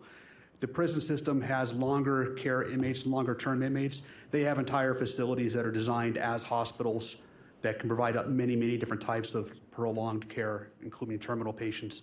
But as a jail, in jails across the nation, we limit it only to immediate triage. Okay. And does that answer your question, ma'am? It does.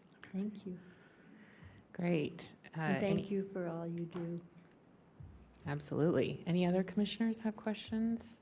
Commissioner Clark? Thank you. Thank you, Madam Chair. I just want to compliment the sheriff, and I think they're doing a fantastic job there. I've always been very supportive of the sheriff's office. It's something that all the commissioners need to be mindful of. It takes 18 months to hire somebody and put them through training and get them through, and there's a lag time there. And then you put on the front of that the time it takes to figure out the budgetary issue. So, we're looking at 24 months probably sometimes. So it's a long time to supplement your staff. And so I think it's important that we always keep that mindful and make sure that we support the sheriff. And thank you for the good work that you do there. I see you talked about the small dot of fentanyl on a penny, and I mean the stuff is you can hide it. It looks like a piece of rice or a piece of dust or something. I'm surprised you catch any of this stuff, and I think it's great that you change out their clothes as soon as they get there, because I'm just thinking you can hide this in the seam of a shirt or behind a button or anywhere. I mean, this stuff is just. It could be anywhere. You could really hide this in hundreds of places in your clothing. I'm just wondering, I'd like to tie in with the CARES campus. Are we doing, I know that the sheriff has some responsibility there. Do we ever have drug sniffing dogs there? How do we find out if there's any of these drugs on campus there? Is there a way to check that? Do we check that? Do you have any information about that? Chair Hill, through you to Commissioner Clark. Corey Solferino, sorry, I apologize for the record. I'm a little rusty. I skipped a legislative session. One of the things, Commissioner Clark, that we do is we try to respect the boundaries of the CARES campus. We tried to work with Dana Searcy and her staff. So when we respond for crimes in progress and for serious crimes to investigate. As far as preventative measures, Sergeant Shatana Daniel and her team do routinely through homeless outreach and their program do routinely go and consult with individuals on staff, but we do not do routine shakedowns of the facility or introduce that. And again, working with that staff and trying to mitigate those boundaries of their place versus ours. If there was an opportunity, that's something I'd be obviously willing to talk about offline. So you ask about if we had other things that we'd like to see in a presentation. In the future, I'd like to see a presentation on how many times you respond to the CARES campus and what was involved. And I understand you're not there to shake down people, and I know you're not there to go in and again, we'll use the word shakedown, but I'd like to hear what's taking place over there as far as your responses and what the causes were, and just a bit more information about. That's a very large facility, a very large budget. I think we need to be mindful of what's taking place there. And then lastly, I want to congratulate the two deputies that come to our meetings each week. They must be bored out of their minds, but how much does that cost us to have that extra security? I mean, we've got, a company that provides security for the county and a redundancy. We got deputies here who could be doing, I'll call it real police work instead of monitoring a bunch of crotchety people in the audience that may or may not be violent. So again, I'd like to find out about that. Yes, sir. Thank you. Great. Commissioner Andriola. Thank you. I just wanted to congratulate all of you. I had the pleasure of attending the promotion ceremony, so congratulations. I also had really my eyes opened in terms of through Sheriff Balaam's leadership and the leadership of all of you to look at really a model of how you look at incarceration. And it was very impressive in terms of really looking at them not coming back, right? And looking at putting in this case, programs and the tools and resources that may be able to help them, and reaching out to partners, especially with not only health issues, but substance abuse issues. So, kudos to you for the work you do and your team, and kudos to Sheriff Balaam for his leadership. It was very, very informative, and I think we all owe all of you a huge amount of gratitude for everything that you do every day. So, and I do also want to share in terms of the budget, because of the lag time, that even though we had the opportunity to provide what was requested, that we do that on the earlier end, because you do have attrition, you do have things that happen, and I'm sure you're all thinking about that. But I think we really would welcome to have that information up front as the county goes through their budget, so that we're able to protect everyone and give you the tools and resources that you need. So thank you. Thank you, Commissioner. And yes, thank you for the presentation. And for future presentation, I think it'd be great if this board could hear about the infirmary and the plans for the infirmary. I know we're looking at some really incredible, innovative models, the Miami model, to see how we can support people with mental health care and behavioral health care, and what that will look like. And I think the board would really benefit from, a more in-depth discussion on that, because I know that y'all are doing really progressive things with those plans. Certainly. And I know that there's a lot of headlines about that we have an increasing jail population, and it would be helpful to understand, why the length of stay is 16 days. Is there something that this board can do to support getting people out of the jail and getting them, on with their lives as necessary? And if there's a way that we can learn about how other ways we can collaborate with our partners in Reno and Sparks, and it sounds like you're doing a great job of meeting with them a lot, and to see, what this increase in population population is and how we can, as a board, just like I asked the APD and the PD, how can we support you with programs so we can ensure that we're not having to jail so many people and with our facilities? Chair Hill, thank you for the question. Corey Solferino for the record. I think obviously the preceding presentation kind of identified a lot of those. We're seeing the COVID bubble right now. Right. That triple effect, unfortunately, what happens going down that road. But Captain Vin and I'd be happy to dive into the numbers and give you more in-depth explanation as to why that's occurring. But I can tell you, by and large, it's just the increases in court hearings. Captain Vin and I, both during our tenure, did stints down at district court. And I remember we were busy if we had 2 jury trials going on at a time, not to mention, the 5 to 7 that are going on currently. So you just see the ripple effects, the time that takes, the transportations to and from par for those types of hearings and trials. And it lands us where we're at right now. So. Great. And then any information on the forensic jail? I know that there's one being built in Southern Nevada and, and how that will possibly help us in Northern Nevada. That would be helpful to hear because I know that has been difficult to share that space, Lakes Crossing, with the full population in Southern Nevada as well. That would be helpful to learn a bit more about. But thank you for your passion and treating our inmate population as every other population that we support in the county. And I really think the sheriff, he's doing an incredible job of looking at that holistic view of a person. So congratulations, and looking forward to the next. And I'm taking a tour later this month, so I can't wait to see some of these programs on site.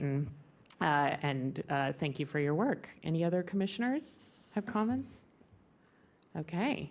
Thank you, Chair. Thank you.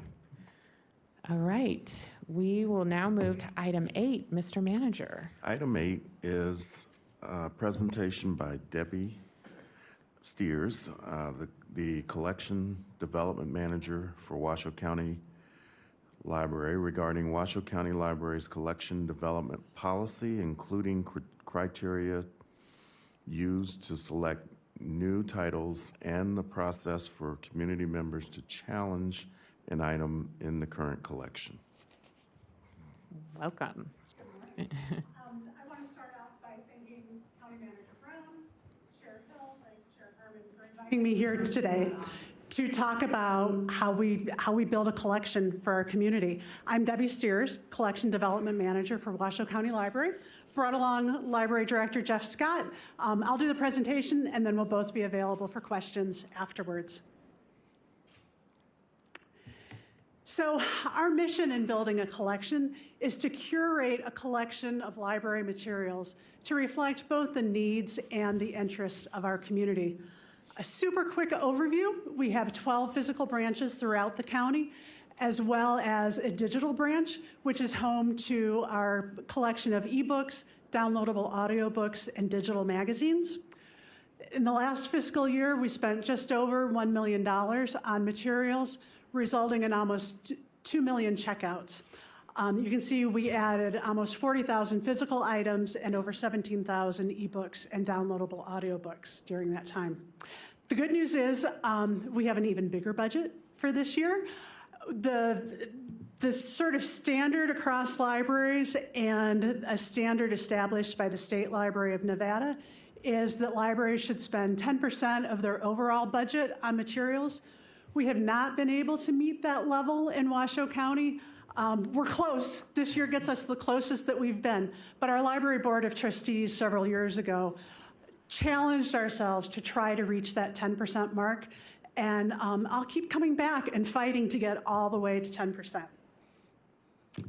So I am a bit of a data enthusiast.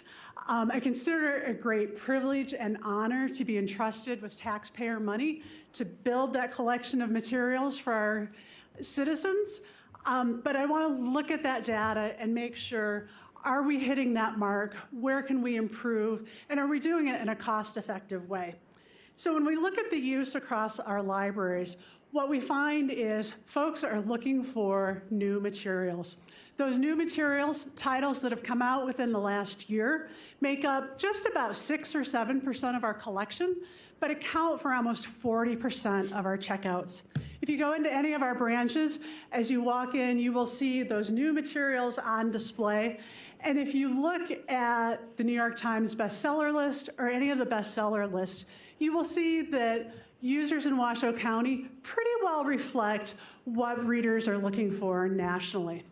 So our goal is we want to forecast what are those titles that our users are going to be looking for and order those in advance and have them here ready to put in the hands of our users on the same day that they drop to bookstores.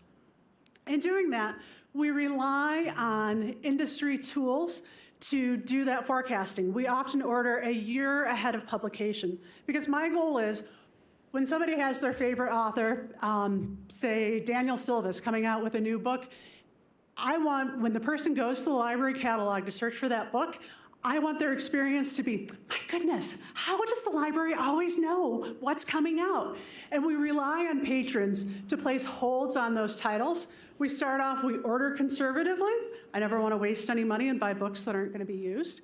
So we place an initial conservative order, get that title in the catalog, and then we want users to go in and put that title on hold, and as we get closer to publication date, then we're able to look at how much demand is there locally, and do we need to buy more copies to meet that demand.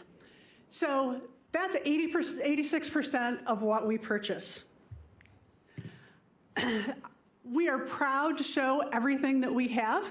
So any user with an internet connection can see everything that we currently have in our collection, as well as every title that we have on order. You can use that catalog both if there's a specific author or title that you're looking for, but we also have made recent upgrades, so it's much more of a browsing experience like a bookstore. Here's a recent screenshot of the catalog. Oppenheimer is one of the two big movies right now. We have Barbie displays too, but we hope that users come in and have that browsing experience like they do in a bookstore. So I said we can predict 86%, but we also want to be very careful that we're not telling our users what they should be reading. We want to hear from our users what they're looking for. And so anytime you do a search in the catalog, at the bottom of your search results, you'll find this box that says, didn't find it? Let us know. And we get about 600 of those requests every month for physical items. Let me say, our digital branch, the popularity is unbelievable. We get thousands and thousands of those requests every month. So we do the best that we can to look at those requests and determine what can we do. And this is really where we pull out that policy of our collection development policy. That policy is available on our library website, as well as the physical printout is available in each branch, and it's attached to this presentation. So anybody with the agenda can link to the policy as well. So when we get one of those requests, we look at, is it available for us to purchase? Sometimes it's out of print. We get lots of requests for television shows that are streaming and just not released to DVD or Blu-ray. If it's a physical item and it's out of print, we can't get it from our distributors, or it's extremely esoteric, we can use our interlibrary loan service where we can borrow it from another library. They send it here and we lend it to the patron and then send it back. But then we're also looking for where we have gaps that we can fill in and supplement our existing collection. So I've pulled some of the criteria for how we choose items to add from our collection development policy. Please look to the written policy for all of those criteria. Let me just give you a recent illustration of a request that came in and the kinds of things that we weigh. So we got a request for a self-published book that was $95. Public libraries typically don't buy self-published materials. They haven't gone through the vetting process that a robust publisher would normally give. It often doesn't have the same quality of the text is often printed in funny ways. The binding isn't as strong. But we want to weigh each request on its own. So this request was for a self-published item. It was $95. Our primary vendor does not deal with self-published at all. So we knew we would have to go outside of our normal ordering process into a secondary vendor to acquire that title. But when we looked at it further, you'll see reputation and significance of author is one of our points, as well as representation of diverse points of view and opinions. The title in question was Letters to Trump by Donald Trump. And so even though it wasn't available from our primary vendor, and even though the cost was significantly higher than what we typically pay, and we wouldn't be able to get a discount, we knew that in terms of significance of the author, you can't get much more significant than the president. We have the books that other presidents have written, and that we always want to ensure that we're representing diverse viewpoints and opinions. And so it was an example where we sat down, we pulled out that policy and walked through item by item and said, our collection is better off. Our community is better served by having this item in our collection. And so we made the choice to purchase it. So part of this policy is we also have the opportunity for community members to request that we reconsider an item that's already in the collection. That's a formal policy. We handle those in the same way each time we get one. It first comes to me. I'm tasked with doing the homework. I pull out that collection development policy and I look at things like, what was the national demand? What was the local demand for it? How many times is it checked out? What are the critical editorial reviews about the item? We look at the item as a whole rather than a particular passage or phrase from the item. And I type up all of my notes, forward them to the director. He in turn writes a response to the challenger. And if the challenger is unhappy with the director's response, the challenger can then appeal that to the Library Board of Trustees, and they have the final authority in that decision. So I came to the library in 2014. In my time here, we have had 2 requests for reconsideration. The first one was early on in my tenure. A community member filled out the form saying, I'm really surprised you have this video by the Church of Scientology. I didn't think that libraries picked sides in religion, and this feels very one-sided. So I had a phone conversation with the patron, explained what this process would look like, and I would be doing the homework, and reviewed our holdings on Scientology, and was able to report back to him, here's the list of materials we have about Scientology. Some are in favor, some are more critical. And he was very content. He said, oh, I'm so thrilled to hear that the library does all of this investigating. I'm fine. I don't need to hear from the director. And I said, well, it's a formal policy. We really have to follow those steps. But it made me realize that there are lots of folks who want to have a conversation and engage in that conversation, but who may not feel comfortable with going as far as asking us to remove an item from the collection. So it's really informed my practice. I encourage folks, anytime they have a concern about something in our collection, to reach out and talk to me. I know I've talked with Commissioner Andriola at length. I'm very enthusiastic about what I do. But I find it's a great way of community building and coming to understanding. And I always remind folks, you have every right to still challenge the item. I'm happy to do that background work that I would do with a formal challenge and forward that to you. And if you're still uncomfortable, fill out that challenge. You're not in any way giving up your right to challenge an item. I've had maybe 2 to 3 of those conversations per year since then. And it wasn't until this year that we've had another formal challenge come through. This time it was for the book Johnny the Walrus, which is written by Matt Walsh.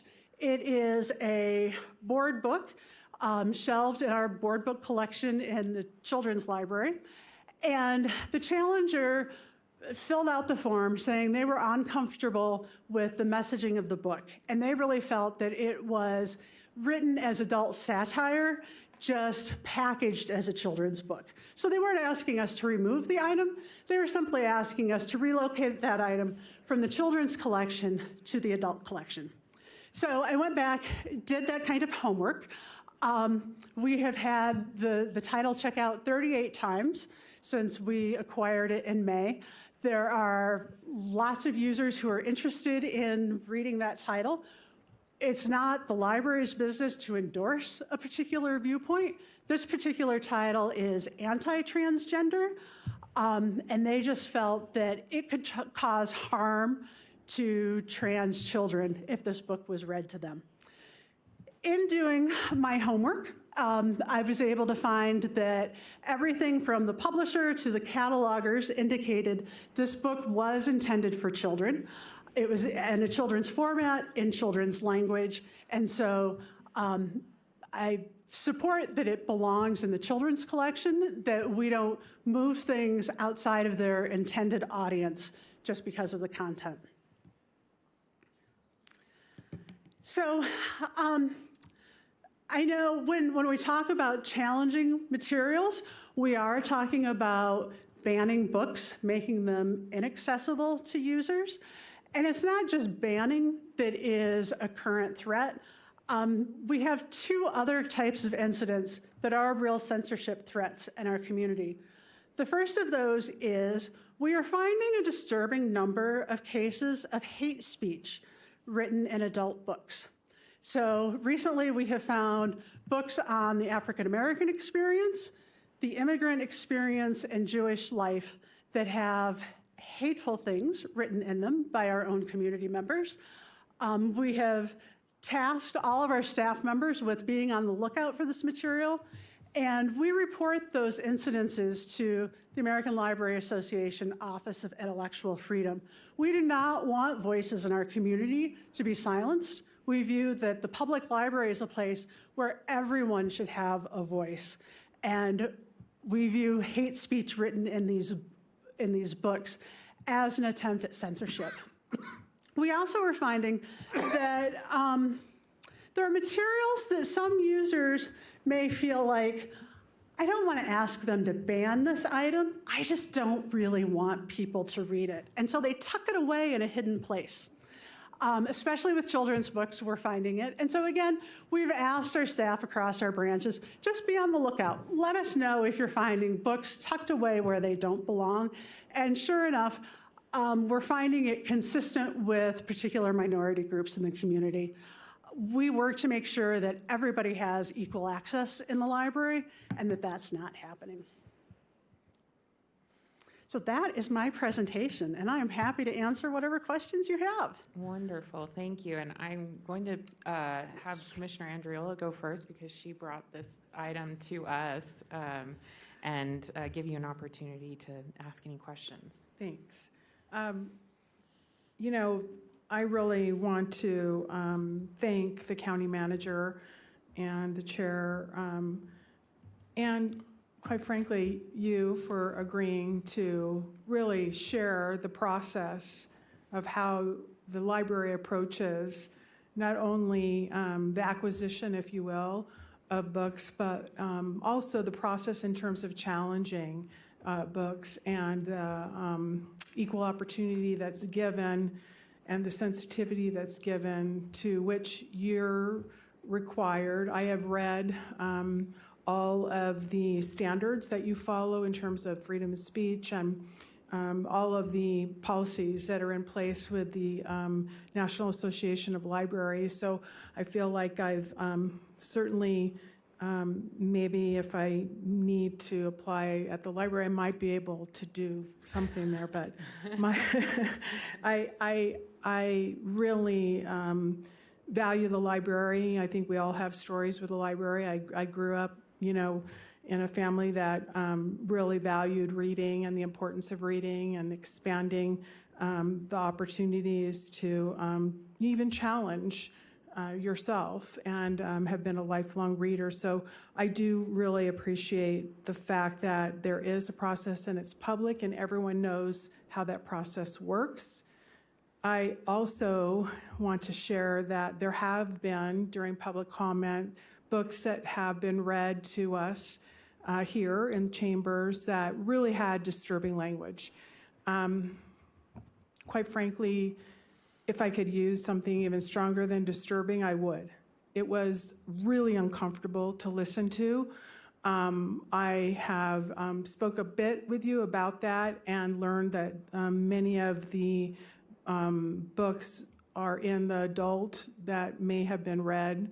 I don't know every fact in that correlation, but I do know that there was a bit of a misunderstanding in terms of one of the titles that is children's versus one of the titles that's in adults. So again, I really appreciate the fact that there also is on your site lots of links, including for the last 10 years in the state of Nevada, there's only been 6 books, I believe, that have been challenged in terms of titles.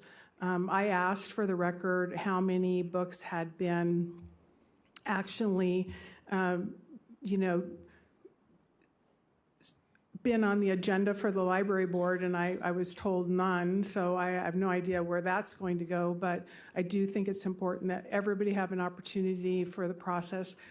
I do have to say, though, that I really would like to ask you to share what I asked you, and that was, how do you, for instance, any library, not you, but for the Washoe County libraries, if a child comes in and goes to the adult section, for instance, and gets a book that's inappropriate, how is that handled?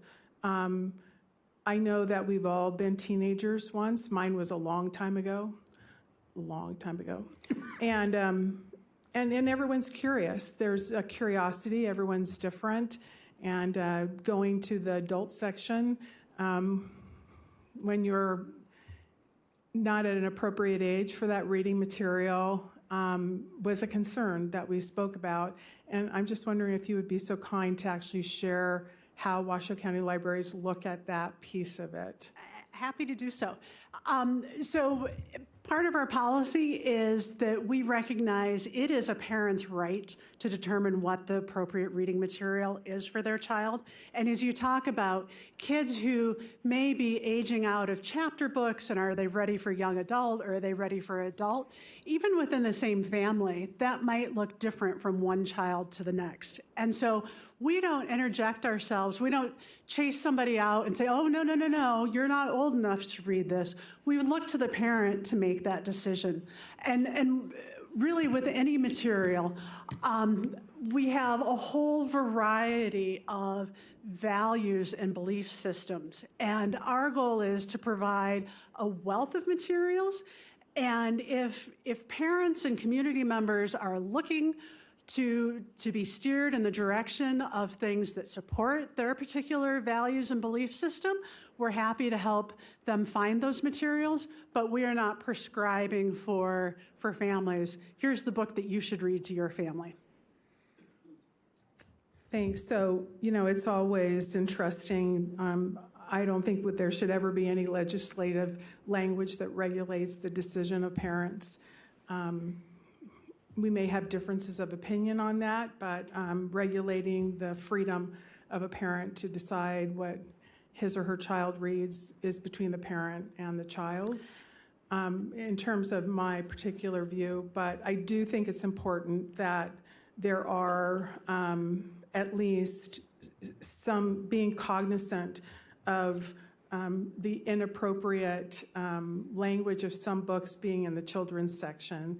And so I'm just going to say, for the record, there's an assurance that I at least have had in speaking with you at great length that, looking at the appropriateness for the content of the age appropriateness is followed, right?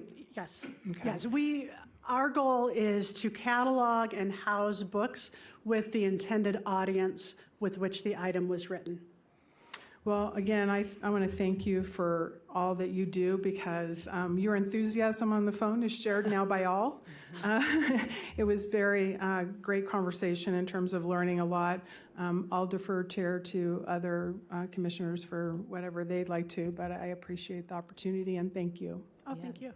Thank you, Commissioner Andriolo. I agree. What an interesting presentation. Something I have had to say, no I idea have the about. best job that there is.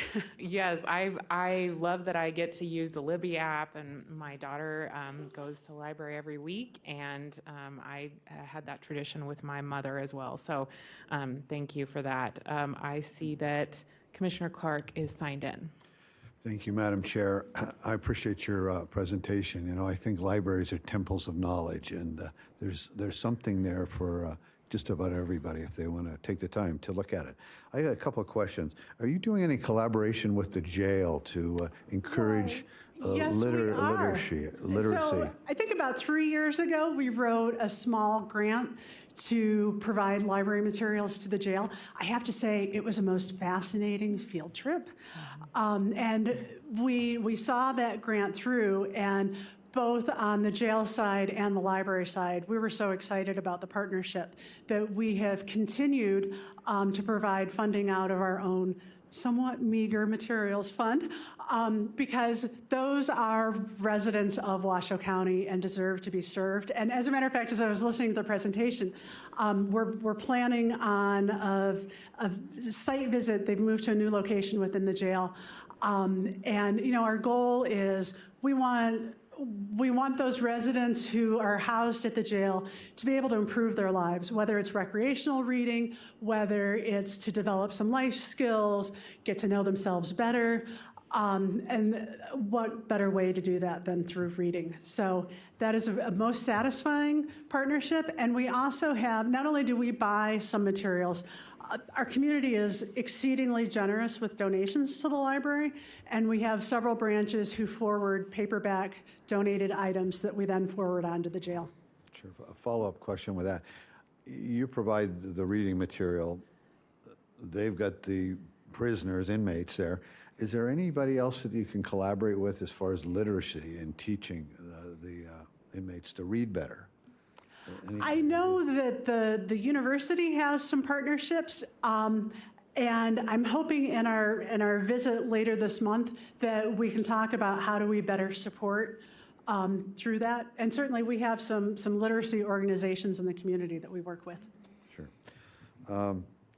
I just wanted to check and see if you have a book that I haven't read that I want to read. One of my favorite civil rights leaders, Adam Clayton Powell, they wrote a book about him, King of the Cats. Do you have that book? Could you check that out? I did not bring my phone up here, so I wouldn't be distracted. But I am happy to I'm happy to look it up. But also happy to push you to that link to the catalog. Sure. We really want folks to know everything that we have, and where we have gaps, we want to hear, because it is a collection that is built for the residents by the residents. Sure. He was a civil rights leader in the 30s, 40s, 50s, 60s, elected to Congress in a time when it wasn't fashionable to be a civil rights leader in Congress. The Congress didn't like him, thought he was a pill, tried to take his voice away. And one of the sayings that he had that I still live by is, I might only have one voice, but I have a voice. And so I'm looking forward to reading that book. Thank you. Excellent. Oh, actually, my library folks are saying, yes, we have it. Good. I'll be by to check it out. Is it the South Branch? You can place the hold and tell the computer you want to pick it up at South Valleys, and we'll let you know when it's Very well. in. Very good. Thank you. Wonderful. Any other commissioners have comments or questions? Yes, Commissioner Andriola. I actually have a question in terms of the 10% goal that you had mentioned, and that you used the term you're getting closer. What is your percentage? If you're close to 10%, where are you at? It's about 9%. Okay. It was as low as 6%. So I have to give Jeff Scott much credit, and he has increased our materials budget through our expansion tax to override fund. It has improved considerably. I will also say, I didn't even touch on the cost of ebooks. That's a whole nother presentation. But it is crazy out of line, and our community really clamors for more ebook and downloadable audiobook content all the time. Madam Chair, may I have a follow-up, Yes, please? absolutely. In terms of, is there a correlation then between your budget and getting to that 1% that would make it the 10? Is that a budget number that would impact it. It's all Yes, down to ma'am, I am budget. happy to make an ask for the exact number that would get us to 10%. I hear you. I was just curious. Thank you so much. Thank you. I will add one additional point. There's a lot of concern about what's on the shelves in our school libraries, and I do want to say Washoe County Library System and Washoe County School District are two separate entities. We have different collections. We do have 3 shared locations with schools in Gerlach, Glen Duncan, and Verdi, where during the day it functions as a school library staffed by school librarians, and then we come in after the school hours and provide some community hours.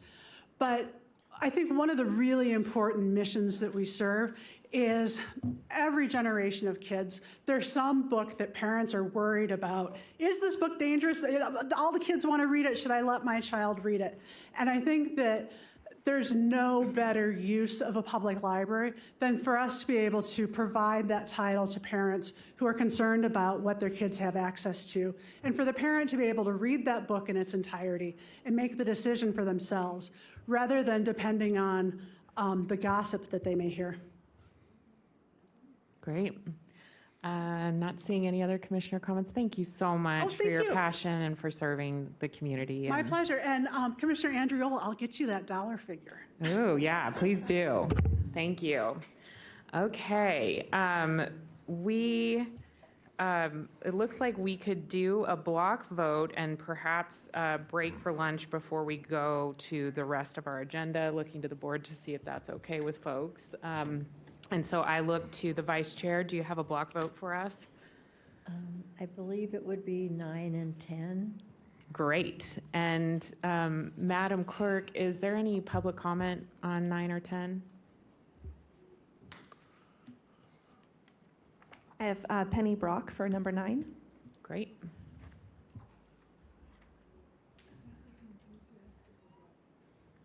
Yeah.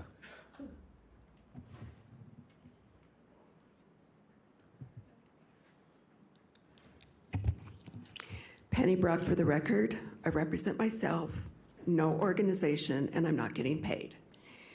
Please put my remarks in the record. I'm addressing number 9, recommendation to accept temporary assistance for needy families.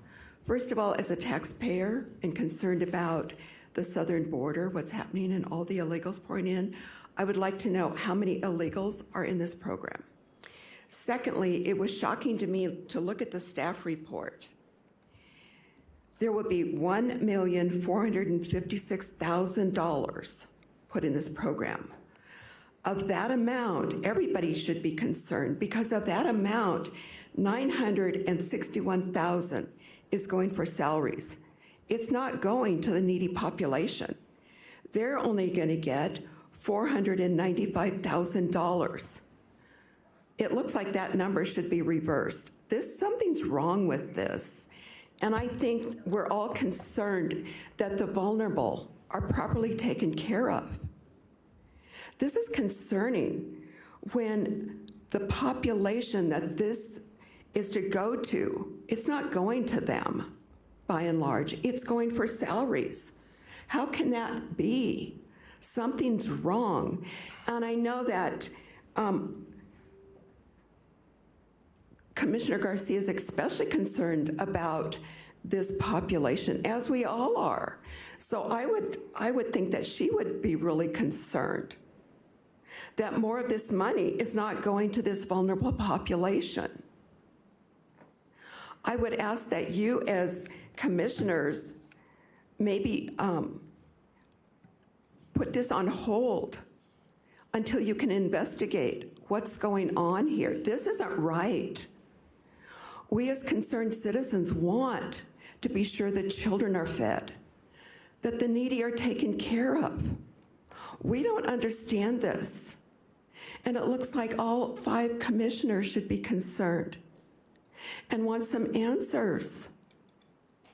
So I would just ask you to put this on hold, whatever you do to not vote on this at this time. I don't know if it's part of consent or whatever, but that's part of the problem with consent Well, it looks like it's a separate, so you could put it on hold, and I would ask you to consider doing that. Thank you. Thank you. There's no one else signed in. Okay, so Commissioner Herman, for items, the block of 9 and 10, was that in the form of a motion? It was, Okay, great. I'm looking for a second on that. Thank you, Commissioner Andriola. Any questions on that motion? Seeing none? yes, Yes. I would question that 9 because, it does look like there's little misappropriation there. Do you want staff to address a question? Get a staff Okay. member to explain. Okay, Mr. Manager, do we have any staff that can address that? I believe Ryan's in the audience. Ryan, you want to come forward?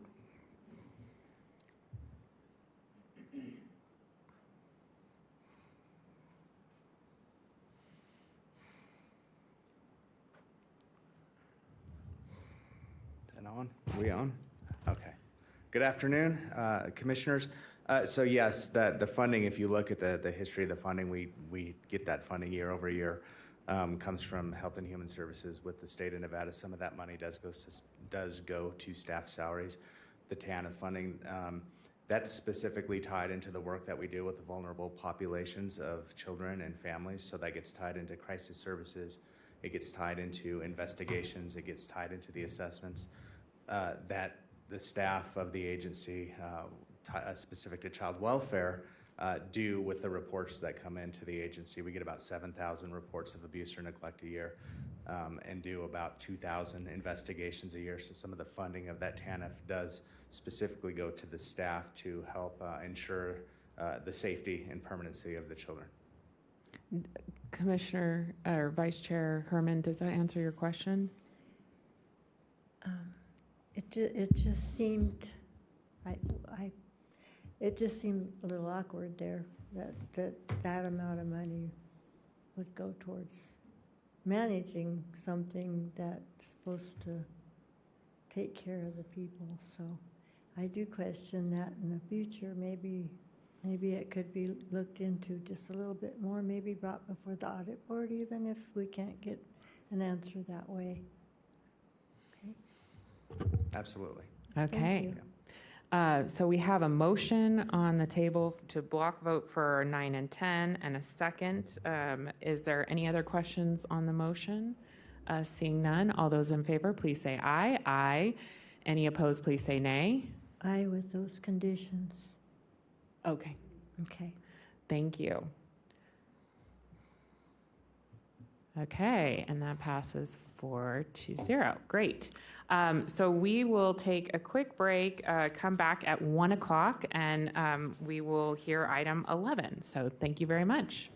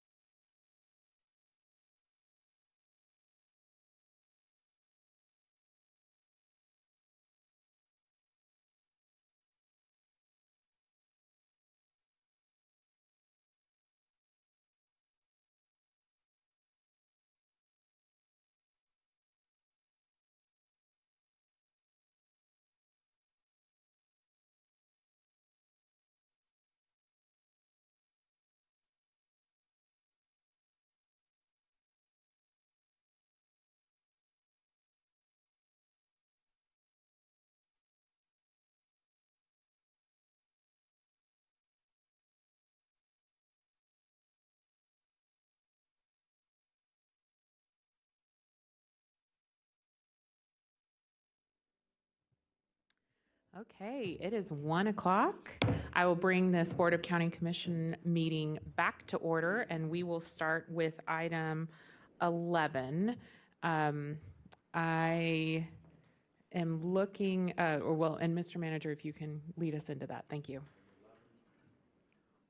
Item 11 is a possible approval of the county manager's recommendation to appoint Ryan Gustafson, Division Director, of Human Resources as Interim Human Services Director, effective July 18th, 2023, pending the appointment of a permanent Human Services Director using the recruitment process for appointed positions approved by the board on February 28th, 2023. If approved, Ryan Gustafson will exercise the authority set forth in the Washoe County Code 45.040, which outlines the appointment, salary, and duties of the director. Thank you very much. I see that we have public comment on this item. Janet Butcher.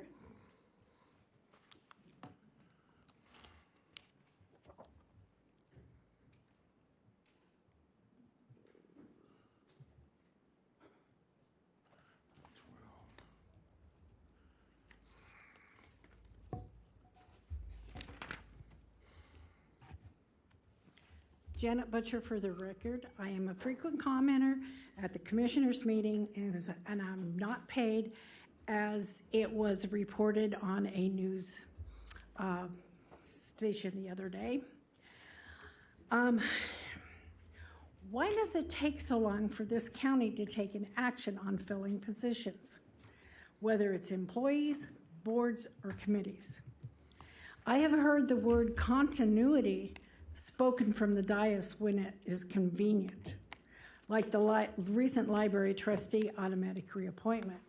One would believe that all the positions should be filled for that very reason, continuity. I wish Mr. Gustafson good luck. Thank you very much. There's no one else signed in. Okay, I'm looking to the board to see if folks want to have any questions on this item or comments? Oh, yes, Commissioner Andriola. I have had the distinct pleasure of working with Mr. Gustafson for many years, and he is the consummate professional and committed to really doing everything for the best interests of the children. And so I am going to support this interim appointment. Wonderful, thank you. Vice Chair Herman, did you have any comments on this item? No? Okay, I'm not seeing any other comments, so Commissioner Andriola, is that in the form of a motion? Yes. Okay, Commissioner Clark, is that a second or? Just 1 second, let me get a second to that motion. May I have a second to the motion? I'll second. Thank you, Commissioner Garcia. Okay, now we're open for comments. Commissioner Clark.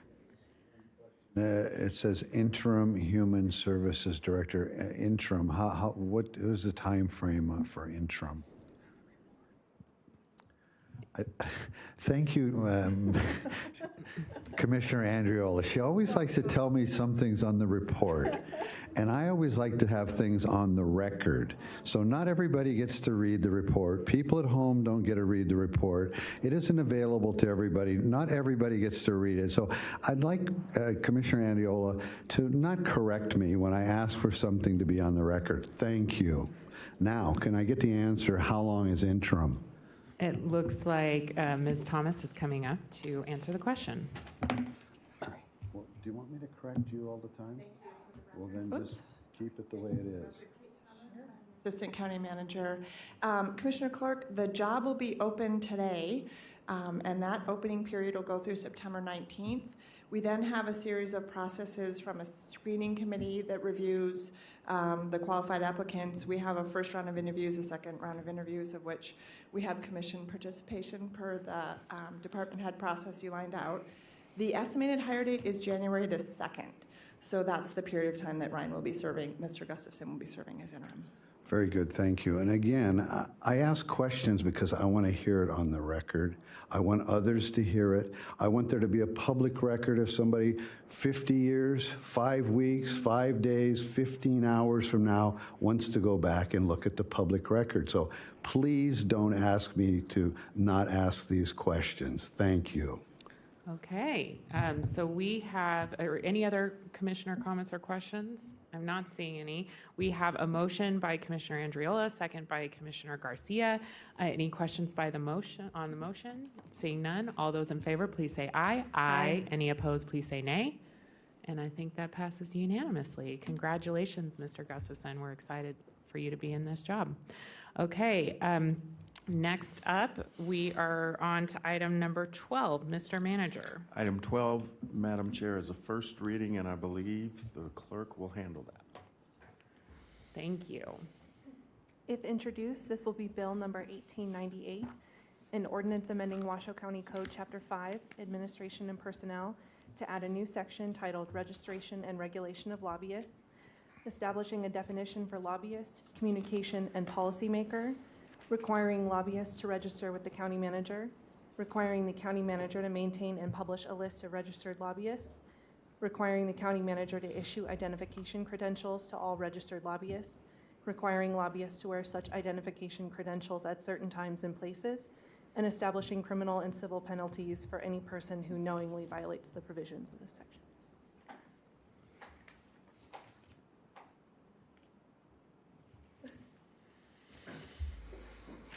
Okay. With that, I am looking to the board to see if they'd like a overview on this program before I take public comment by the staff, or if folks understand it and don't need that. Yes. We need to reintroduce that. Okay. All right. All good. There's different verbiage. Sure. Apologies. No, you're fine. Still, if introduced, it will be Bill number 1898, an ordinance amending Washoe County Code, Chapter 5 by adding Section 5.023 entitled Registration and Regulation of Lobbyists, requiring lobbyists to register with the county manager, establishing criminal and civil penalties, and other matters properly relating thereto. Thank you. Okay. Would the board like a presentation? I'm not really seeing that there's a need, but I know that there are probably board questions. I will open it up to public comment, and then we can follow up with board questions and discussion. So, Madam Clerk. Tom Green, followed by Janet Butcher. Tom Green? Janet Butcher? Oh, Mr. Green just walked in.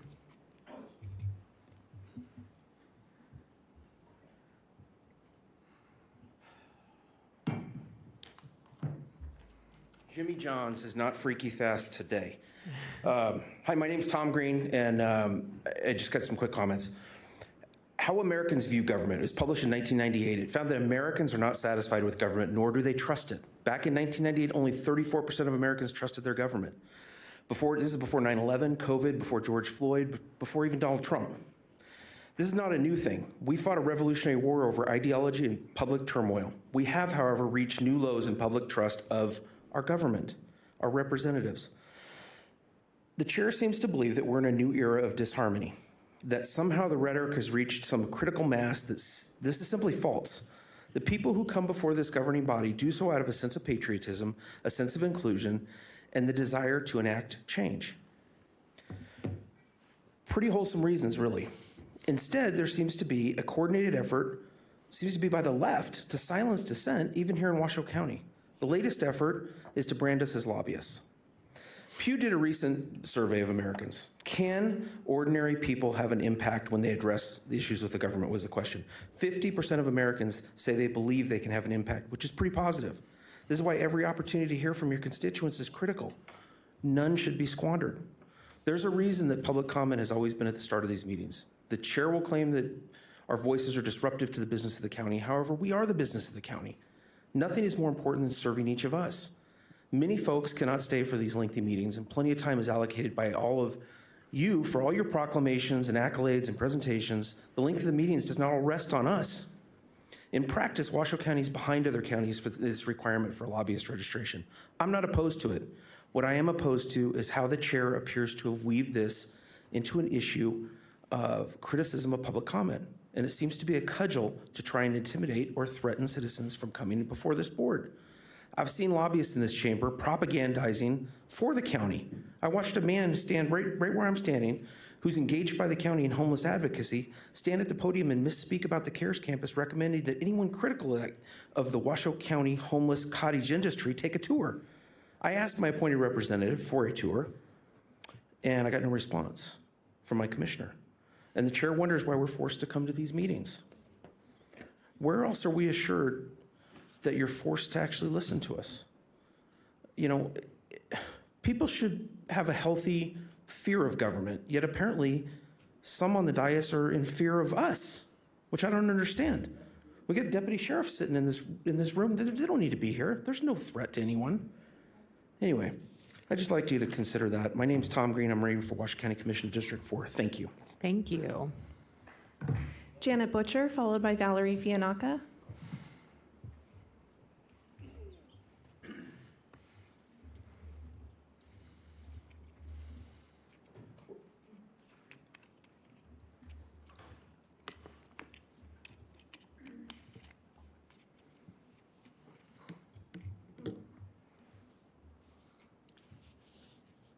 Janet Butcher, for the record. I'm not paid for exercising my right to redress the county commission. I want my comments to be preserved in its entirety and its original format. What is the commissioner chair's motivation for presenting this idea? Something like this was adopted by the Reno City Council. Hopefully someone has some knowledge about how they collaborated on this. Who defines what a lobbyist is? Anyone wanting to make a policy change? Lobbyist means a person who receives anything of value to communicate with a policymaker on behalf of someone other than himself or herself to influence a policymaker to take action on any matter over which the policymaker has supervision, control, jurisdiction, or advisory power. Who defines what value is? My value could be that I just think it should be done. It's the right thing to do. From research so far, it appears that most of the cities listed in the staff report are under Democrat control. Just saying. We're frequent commenters, as the commission chair and one other commissioner refers to people who are exercising their right to do so, fall under this umbrella. Thank you. Thank you. Valerie Fianacca, followed by Penny Brock.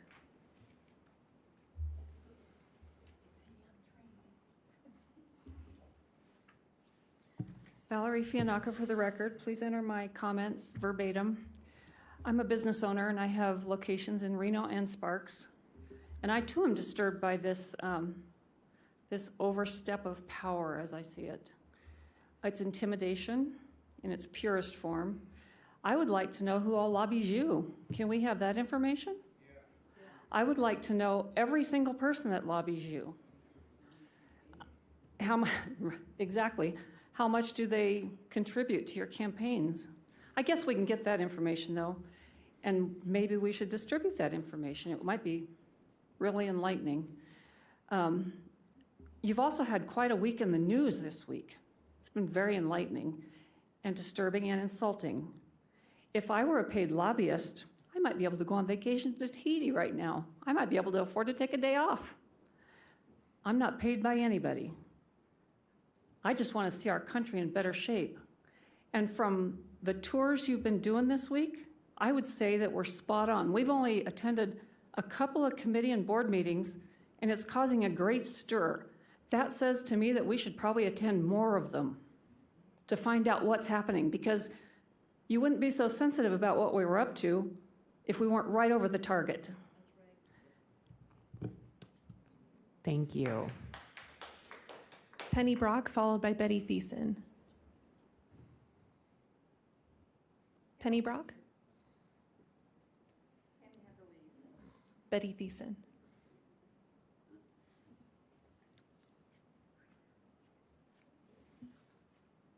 Betty Thiessen, for the record. I want my comments preserved in their entirety and in their original format. I'm a Washoe County resident for the last 55 years, and I've been coming to these meetings for years. I'm not a lobbyist. I'm not paid. I'm here for my own civil rights of talking. I appreciate you listening to me, but I've never been paid for any of this. I'm here because I'm concerned about county issues, mainly the elections. So the lobbyist thing needs to go away. You're just trying to find somebody else to put in that jail that's overcrowded, I guess. Thank you. Thank you. Catherine Snedeker, followed by Deborah Salk.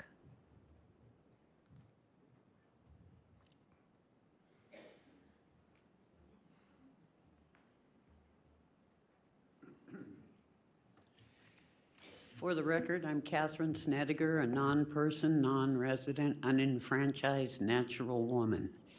I am not a person. It seems like since this is going to go in your county code, that it will apply to all persons. I'm not a person by your definition. So this would not apply to me. It doesn't apply to me at all, because I'm not a person that you can attach that to.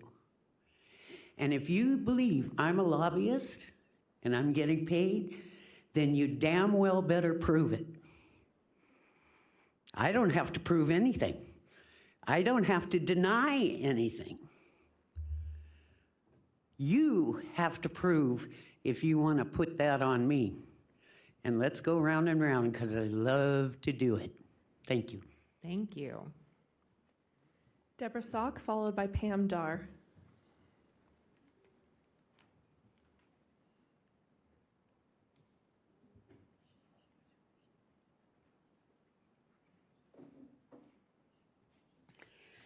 Deborah Salk, for the record. Most of what I was going to say has already been said by Janet Butcher and Valerie Fiannaca, but I have a great concern as to who and how a lobbyist is going to be defined. Are you going to use the Webster's Dictionary definition? Are you just going to decide that if we're here frequently, we're a lobbyist? I rarely make comments, but I'm here almost all the time. And as to being paid, it's not I'm not paid. I'm simply a good citizen exercising my rights. Thank you. Thank you. Pam Dar, followed by Val White.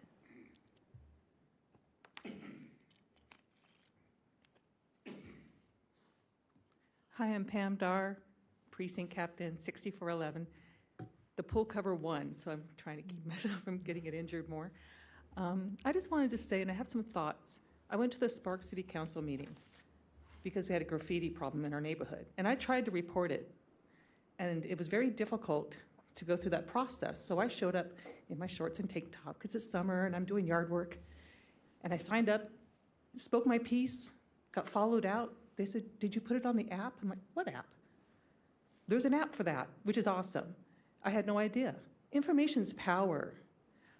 Doing this where people thinking they're being accused of being a lobbyist or being this group, that group. I go to meetings and I've been accused of, "You're part of that group." I'm like, no, I went there to get information because I'm an individual to empower myself. I think people should want to say they're a lobbyist because they represent somebody. Otherwise, they're just enriching themselves, and you're denying yourself information. By not putting it in the front for public comments in the middle, as much as you can, you're getting information to make you do your job better, us to be better citizens, us to bring information to you. I'm gonna have to leave in a little while because I have to go to another meeting and I'm helping them out. And so I won't be able to go to the regular public comments at the end because And that denies you guys information. I don't understand this, what's going on. I think all board members should stand up and say where you stand and why, because I'm confused, because I've been on a board. We want people to come. At least when I was on the board, I wanted them to come. And that's why I talk to people when I go door to door. Information's power. Don't deny you information, be powerful. Don't deny us information. We want to be powerful. Thank you. Thank you. Val White.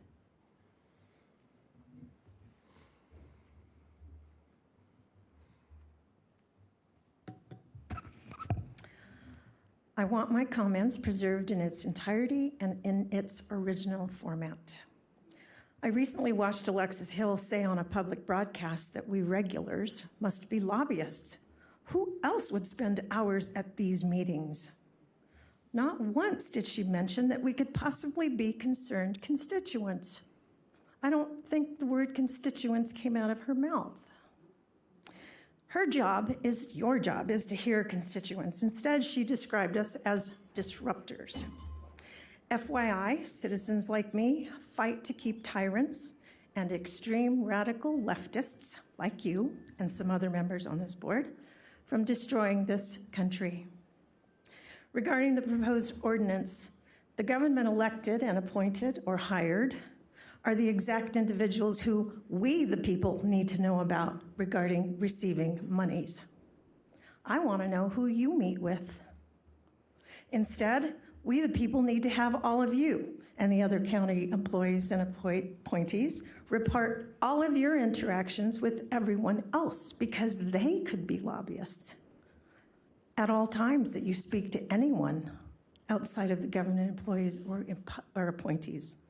All activities, meals, trips, gifts received, monies received. What's the process for constituents to report unregistered lobbyists? It's not just you who's concerned about them. Government employees meeting with lobbyists must document their meetings. Are you doing that? Has a policy been written to detail how, when, and on which form it will be reported so that I know how to request it as a public information? The whole agenda item is ridiculous.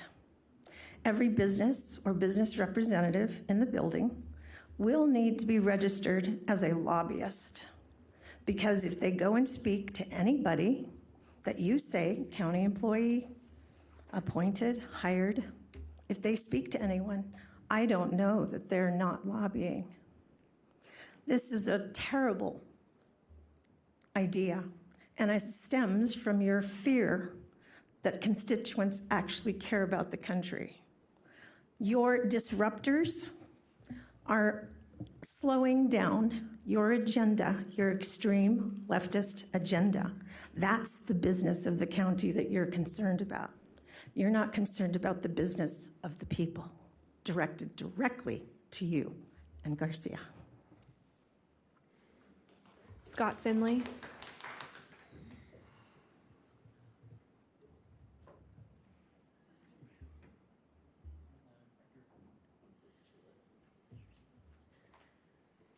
Mr. Finley has provided documents that will be distributed to the board and placed on file.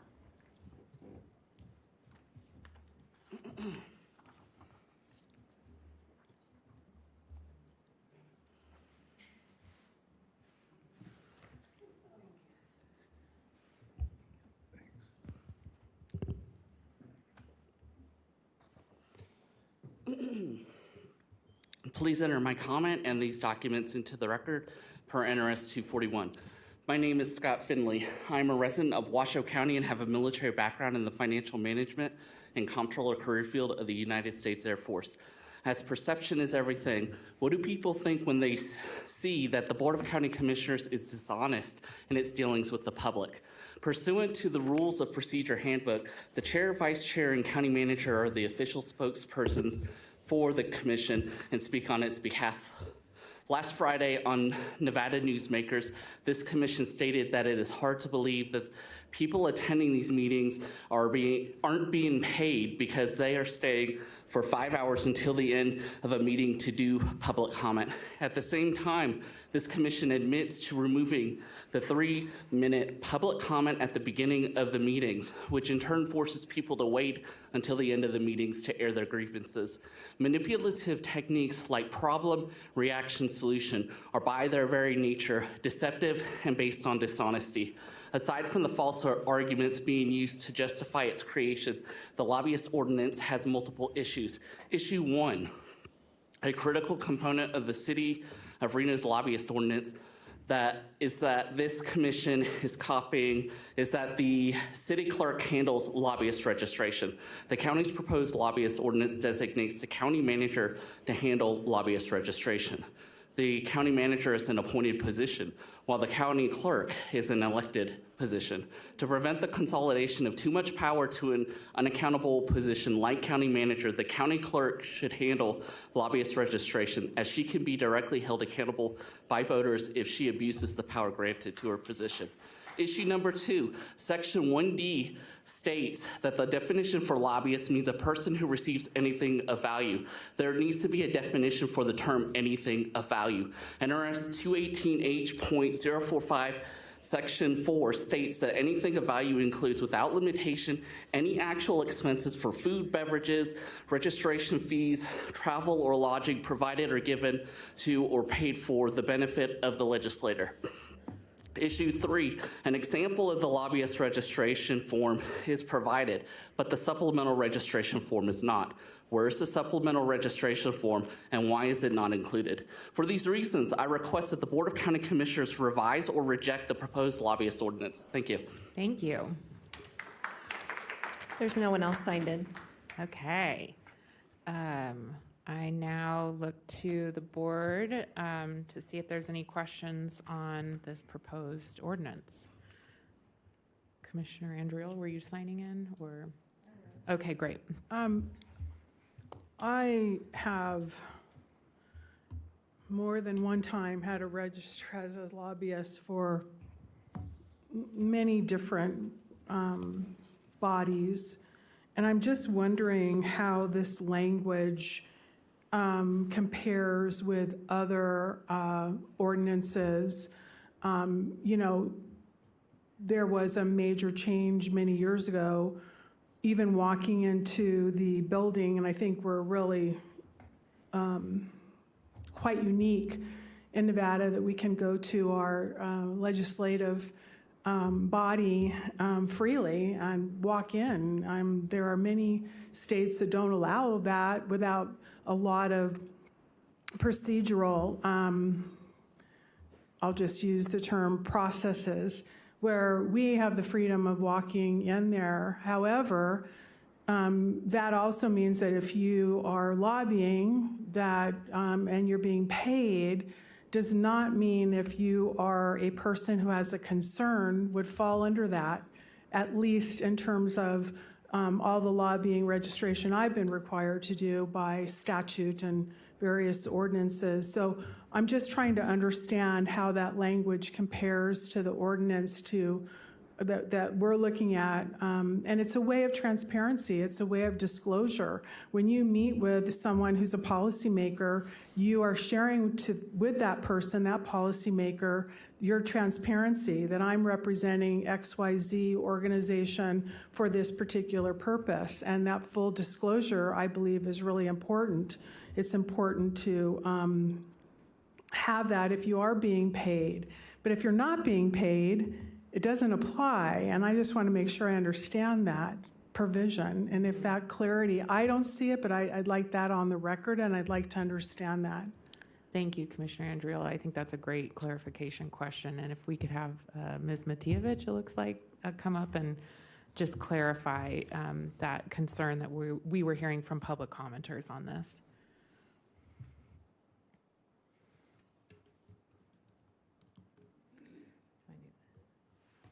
Good afternoon, Madam Chair, members of the Commission. For the record, Cadence Matievich, Government Affairs Liaison. Commissioner Andriola, through you, Madam Chair, to Commissioner Andriola. The ordinance as currently drafted provides a specific definition for lobbyist. And in there, it makes reference, as you heard some of the commenters speak to, that to be defined as a lobbyist, you must be receiving something of value from another person to be communicating with a policymaker. The ordinance further defines policymaker, which is includes individuals beyond just the Board of County Commissioners, and speaks very directly that our ordinance, that it be, our proposed ordinance, excuse me, that it be for persons who are receiving something of value. And that, to your question, Commissioner, of how does this compare with other ordinances in our state, it's very comparable. In preparing this item at your direction, at this board's direction, I reviewed the ordinances that are in place in other local jurisdictions, so Clark County, City of Reno, City of Henderson, and City of Las Vegas, and also in comparison with Chapter 218H of Nevada Revised Statutes. I will say there is a good deal of difference between this proposed ordinance and what's in statute, because statute does require that persons who are lobbying the legislature, even in a non-paid status in some cases, are required to register. The proposed ordinance does not require that. There is no fee to register as a lobbyist. And at the direction of this board, when you approved this item to come forward in May, we modeled the ordinance after the City of Reno's. There are some slight differences based on our organizational structure, but it very much comports with what's there and what's reflected in those other local governments. Thank you. May I have a follow-up, please? Yes, absolutely. In terms of, and I appreciate the clarification, because as you said that, I do remember that going into the legislative building as a nonprofit, you have to register as well. There's a whole nonprofit registration as well. But let me be really just cut to the chase. If you walk into this building and you're not being paid by anyone, and you are coming as a concerned citizen, do you have to register to be a lobbyist? For the record, Cadence Matievich, Madam Chair, through you to Commissioner Andriola, no. Okay. I just really want to make sure, I didn't see it, but I wanted to just get that as well on the record, because I did not see any language that would require a citizen, a concerned citizen, of coming in and sharing whatever he or she would like to share, at the appropriate time. So I appreciate that clarification.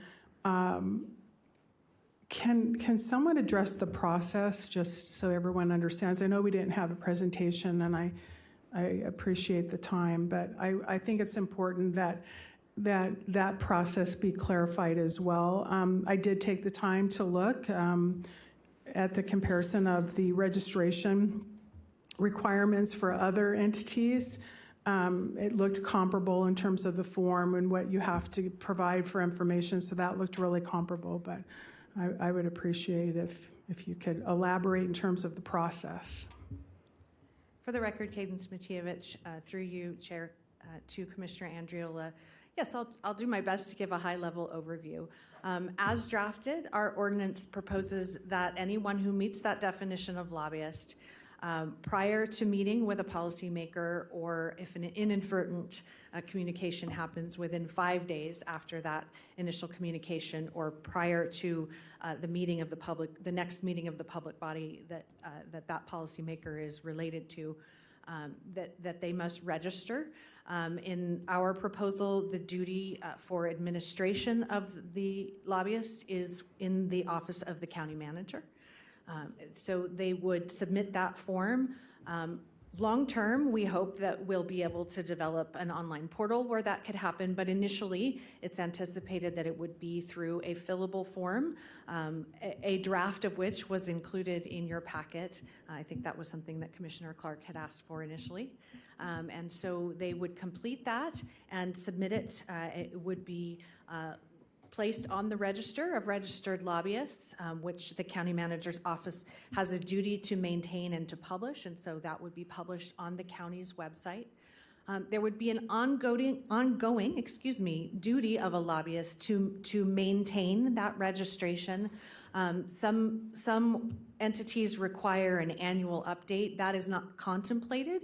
In contemplating sort of the burden of this requirement, we wanted to make it as streamlined as possible, and again, at your direction, modeling and after the City of Reno's ordinance. So it would be a one-time requirement for registration and then updates as needed, and that's what's referenced in the supplemental. So if someone were to take on a new client, they would have a duty to update that registration.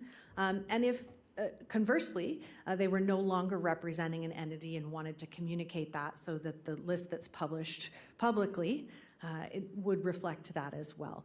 So that's an ongoing duty. Beyond that, as you heard in the introduction of the ordinance, upon registration, that individual would be issued a badge that will identify them as a lobbyist. They would be required to wear that badge anytime that they are here at the administration complex, or if they're appearing before the policymaker at an offsite meeting. Occasionally, this board and others meet in locations that are not here physically on our campus, and so they would have that duty to do that there. Perhaps getting ahead of a question that may come, if you in your role as a policymaker on the Board of County Commissioners sit on another board that is not governed by Washoe County's ordinances, they don't have to wear their lobbyist badge, say at the Regional Transportation Commission, only before policymakers acting in their policy maker capacity for Washoe County. Let me see if I'm missing anything else there.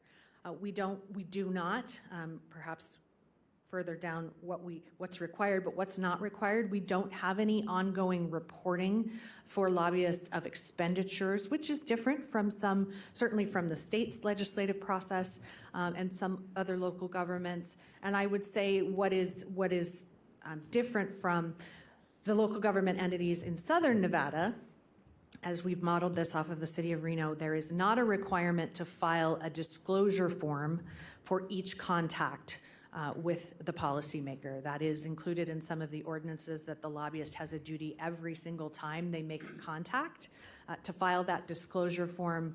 That is not something that's contemplated in this draft ordinance. I have one more question. Can you define value? I would hesitate to define value other than how it's already defined in statute. That might be a question that would be better answered by Mr. Edwards. Sure. It's a term in a legislative provision here that has its ordinary meaning, which means something of legal value. That's what it means. So property, money, something like that. So if someone gives you a car to come in and try and influence a policymaker in the county, that counts as the same as getting a check for the value of a like value. So that's what it means. So there's a tangible, there's something tangible to that. So for instance, the value that I would hold if I were to talk to someone else about a particular provision or topic that I'd like to look at having changed, and I value that change, and so does the other person. And so we've made an agreement between us that we both value that, and we come here. Would that be considered value? No, legal. Okay. It's legal value. You know. I'm just making sure. I got you. Nope, legal value. That's not sentimental value, subjective. You know, I just really like this, and that's the value that I get. That's not what it means.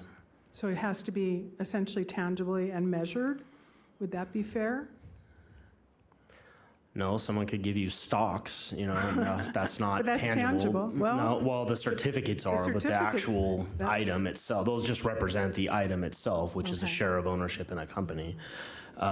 So no, I wouldn't characterize it as that. I would just leave it at, it means legal value. Okay. Okay, thank you. Thank you, Commissioner Andriola. Commissioner Clark, you were signed in. Thank you. I'll say what value is. It's getting a 12-pack for $5 at Kmart or Walmart. You know, value, come on. This stuff is almost laughable, what we have here. Where does this end? Who's going to police this? Let's look at the backside of this. Who's going to police this? Are we going to get a new police chief of lobbyists? Who's going to investigate if somebody's not telling the truth? What kind of criminal activity? Are we going to send this to the DA? Are we going to send people to jail? On and on and on and on. You know, we could fix this real easy. On the sign-in card that you use at the clerk, you check a box whether you're a lobbyist or not when you make public comment. Okay, that's it. I mean, look at this. I'm more interested in not the lobbyist getting paid. I'm worried about how the lobbyist influences the elected officials. That's the other side of this equation, is how does that translate into favorable votes? I mean, lobbyists are everywhere. Parents lobby their kids to clean their room. Kids lobby their parents to go to Disneyland. I mean, where does this end? Everybody's trying to talk somebody into something for value of something that they think they want out of it. I mean, that's life. Every time you go to the store, every time you go anywhere, why are we regulating this? It's micromanaging citizens yet again, okay? And when folks are getting, and this is a small county. I think all of us recognize who are the paid lobbyists for the builders, the developers, the nonprofits. You know, I think everybody should disclose if they're getting campaign contributions, if they sit on a board, if the board they're sitting on gets COVID money, if the board they're sitting on gets contributions from the taxpayers through the county, through the commissioners. Let's have full disclosure of everything. And if you don't, we're going to hit you with a wet noodle, okay? What the heck's going to happen? Does everything have to be micromanaged? Is this the pursuit of happiness? Thinking that, and I watched the same show that has been alluded to, it was laughable. We got some guy on there, talk about a lobbyist, he's shilling his products, selling commercial time on his TV show. He gets county executives and community leaders to come on, and they do their time for free. He sells his time. You get to ask questions. You get to state your positions. There's no hardball questions. There's no follow-up. There's no fact-checking of the elected officials. Just go on there and say whatever you want to say, and somebody pitches you a little softball, well, tell me more about that. And meanwhile, let me go to the commercial break and sell what I'm going to sell. So, I mean, it's all about money. Everybody's doing it. You just have to be an adult and judge what's happening. You can look at people. People will tell you. You see them time and time again if they're lobbyists. And so now we have to have one more layer, one more thing that makes people uncomfortable to come here. If you're a lobbyist, say so, and if you're not, you're not. What's the conspiracy? That's just my point. Thank you. Thank you. Looking to the rest of the board if there's any other questions. I'm not seeing any. So with that, since this is a first reading, we just need to read it into the record. Yes, Commissioner Garcia. Madam Chair, I do have a question. Cadence, are you still here? Hello. On the working copy of the ordinance on item number C, how it's defining policymaker, that one caught my eye when I read that because I just in my head assumed it would just say county commissioner. Can you explain how we landed on that particular language that involved a lot more people? Thank you. For the record, Cadence Matievich, through you, Madam Chair, to Commissioner Garcia. In keeping with the direction of this board, when you directed that this be brought forth for your consideration in May, you asked that we model it after the City of Reno. And in their ordinance, it is expanded beyond just the Reno City Council. It includes other appointed positions and board members, their structure is a little different. As you know, they are formed by charter, and we are not formed by charter. We are formed in accordance with specific statute in Nevada Revised Statute. And so we looked to mirror that best that we could, given that our organizational structures are different. As we worked through it, and I got a great deal of assistance from Mr. Edwards, for which I am indebted to him, what we understood to be the intent of this, and transparency, and where would those interactions take place between lobbyists and policymakers that did have that influence that's discussed in that definition for lobbyist. And that's how we arrived at the current version of the draft. Thank you for that explanation, and maybe I can direct it to Mr. Edwards. So I understand it was modeled after Reno, and the intent is transparency, but is there any downside to taking off all those other individuals and appointments and all of that, and just to make it cleaner and less muddy, that it's a policymaker as a county commissioner in this case? That's completely for you as a board to decide. That was simply our effort to put into effect what we were asked to put into effect. So if you were to do that, there's no restriction on you from narrowing it to make it simpler or cleaner or whatever. That's just a policy call for you as a board. With that, Madam Chair, I'm inclined to make an adjustment to the language there on C, Section 1C, to just have it read as policymaker means a county commissioner, period. Great, okay. I think that is a reasonable change to request. Ms. Matievich, you have a question? For the record, Cadence Matievich, through you, Commissioner Hill, I think perhaps that there may need to be some other technical adjustments throughout the other portions of the proposed ordinance, because it makes reference to those other bodies and boards. And so just so that we're clear, that with that change, we would also make those other adjustments throughout the language to remove any reference to anyone other than the Board of County Commissioners as a policymaker. Okay, fair enough. And, you know, as in my preparation for this item, I called various lobbyists representing nonprofits, people from law firms of varying sizes, and I just asked them to look at the language and just tell me their personal thoughts. I'm not a lobbyist. I've never worked in that world before, and I just said, hey, what do you think of this? Is this something out of the ordinary? Is this going to cause you any burden, prevent you from accessing different folks at the county, educating, providing your perspective? It was overwhelmingly kind of just a dull conversation, honestly. It was very underwhelming from the folks that I talked to. One of the they were supportive. I just need to say that. They register at the state. They're doing it in other jurisdictions. It's not like we're, you know, inventing a new machine and launching that in outer space. This is being done in other places. And so I don't think it's a huge stretch to say we're doing anything super innovative or anything like that. There was on the Washoe County lobbyist registration form, and that's a one-pager, correct, Ms. Matievich? For the record, Cadence Matievich, through you, Madam Chair, to Commissioner Garcia, it's actually a two-pager. Okay. It's got a front and a back as it's currently drafted.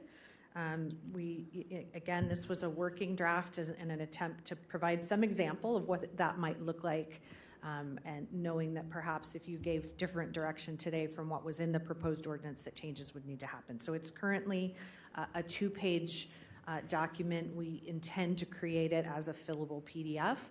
Depending upon how much information the individual lobbyist needs to put in one or more of those fields, it could extend the length of it by a page or more. Right. I'm not seeing the second page. I'm clicking the first Word document. Yeah, I'm looking at it too. I only see one of one. And the last question is listing of direct business associations or partnerships involving Washoe County policymaker and family member of the lobbyist. is the last question. Well, Cadence Matievich, for the record, Madam Chair, I owe you an apology because there is a second page Okay. that should have been included there. I apologize that that's not included. I can put it here on the overhead if that would be helpful. That would be great.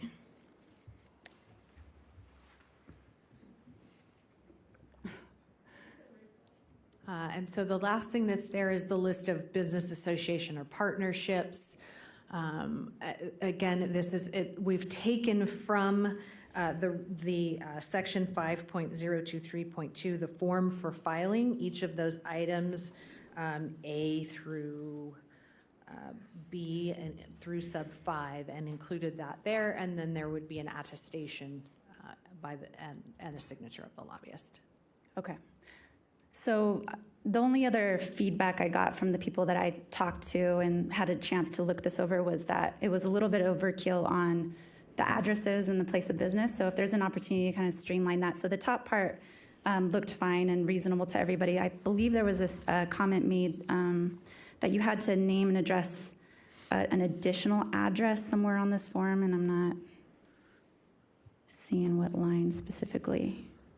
For the record, Cadence Matievich, Madam Chair, through you to Commissioner Garcia, perhaps then if that is a concern, I might ask you to look on page 3 of the working draft of the ordinance, because each of the items that is included as a field on the draft form came from that.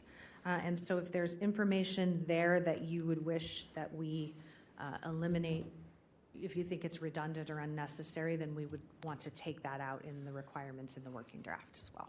I see what you're saying, because that's item 1. And so if they were doing it via Zoom, for example, virtually, I don't know if you'd want them to put that down or. Yeah, it was the concern that some meetings take place electronically, and to have to list a physical address felt redundant to this individual, because it's pretty much assumed that we're going to have meetings with folks about county business in various ways, given the technology and access to technology that we have nowadays.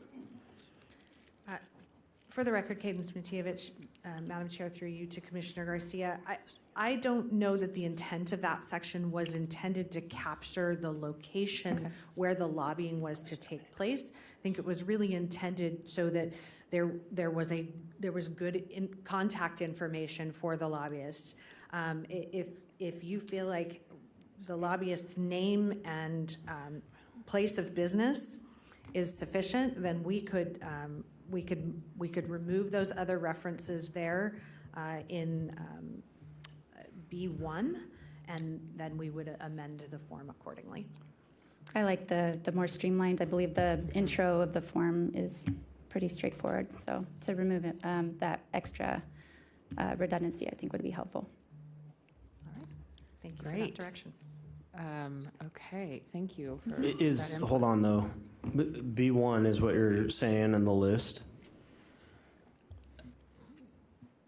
B2 is who they're lobbying for. B1. Right, but I thought the suggestion was to remove everything on the list except for B1. No. Okay, no. what is it then? I'm looking, I was trying to read as she was directing me to that working copy. Is there anything in items 3, 4, and 5 that ask for an additional address to be listed?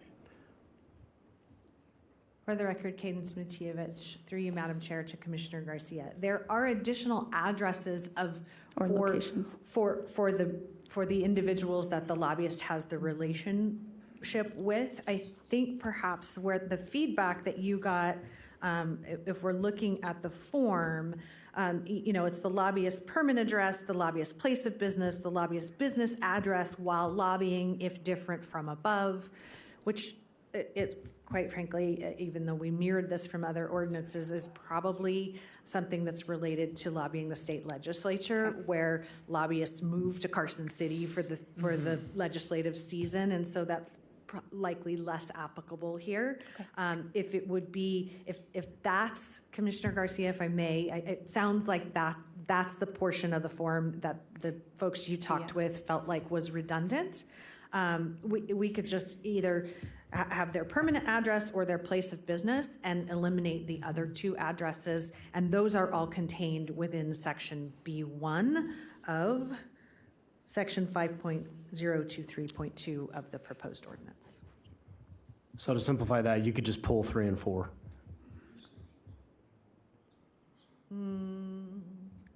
I don't. 1 is the lobbyist's name and address, 2 is who they're lobbying for and their address, and 5 is the signature of the lobbyist, verifying that it's true. 3 and 4 are the additional items that you were just talking about. But 1 requires name or place of business, business address while lobbying if different from place of business. So that's also the confusing part that Commissioner Garcia was I bringing got up. you.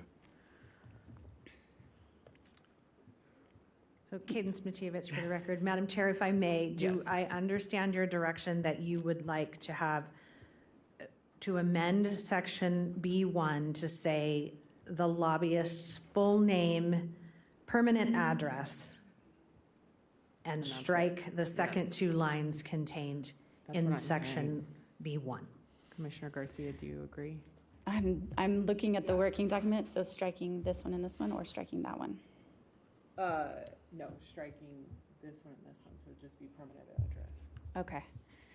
You know what? I'm fine with it. I was just trying to disseminate one of the pieces of feedback I got. Like I said, this was very non-controversial. People had no problem with this. A lot of folks didn't even know that we had this agendized, and so it hasn't caused a lot of ripples from my perspective and the people that I've talked to. So I'm totally fine leaving it as is. I was just, because I'm obviously trying to compare the two very quickly, and I don't have any constructive feedback to give you at this moment. So I am fine looking at the working attachment that you provided, the 1-pager. I'm okay with that. So I'll just go ahead and leave it at Okay. that. I am so sorry, but No, I thank you think for you bring. letting me ask that question. And sorry, I wasn't a little bit more prepared on the item. No, I think you brought up a good point. So I have some other commissioners signed in. Vice Chair Herman. Thank you, Madam Chair. I hate to be a wet blanket, but I think this bill is totally unnecessary right at this point. I find it to be maybe a little suspicious and maybe unfortunate timing as a basis for this decision to put this on the board. I would never vote for it at this time, for sure. Thank you. Thank you. And Commissioner Clark, you signed in again. Thank you, Madam Chair. You know, again, I've got the questions I ask is who's going to enforce this? What are the penalties going to be? What if we catch somebody with a counterfeit badge coming in? I mean, on and on and on. I mean, no offense to anybody, but this is why we should have had. It's unfortunate that county commissioners can't get together and have a roundtable discussion about things before they come before the public to be heard, because it seems like there's a lot of confusion on lots of people's parts here. But more importantly, how are we going to regulate if I'm a lobbyist for XYZ company and I come in and I support whatever they're trying to get us to vote for, and then the next week I come in and I'm just this private citizen talking. Am I going to be stigmatized with, hey, he works for XYZ, so we don't like his opinion or her opinion because we don't like that company that they work for? I mean, I'm going to use some real life examples that happen right here in this county.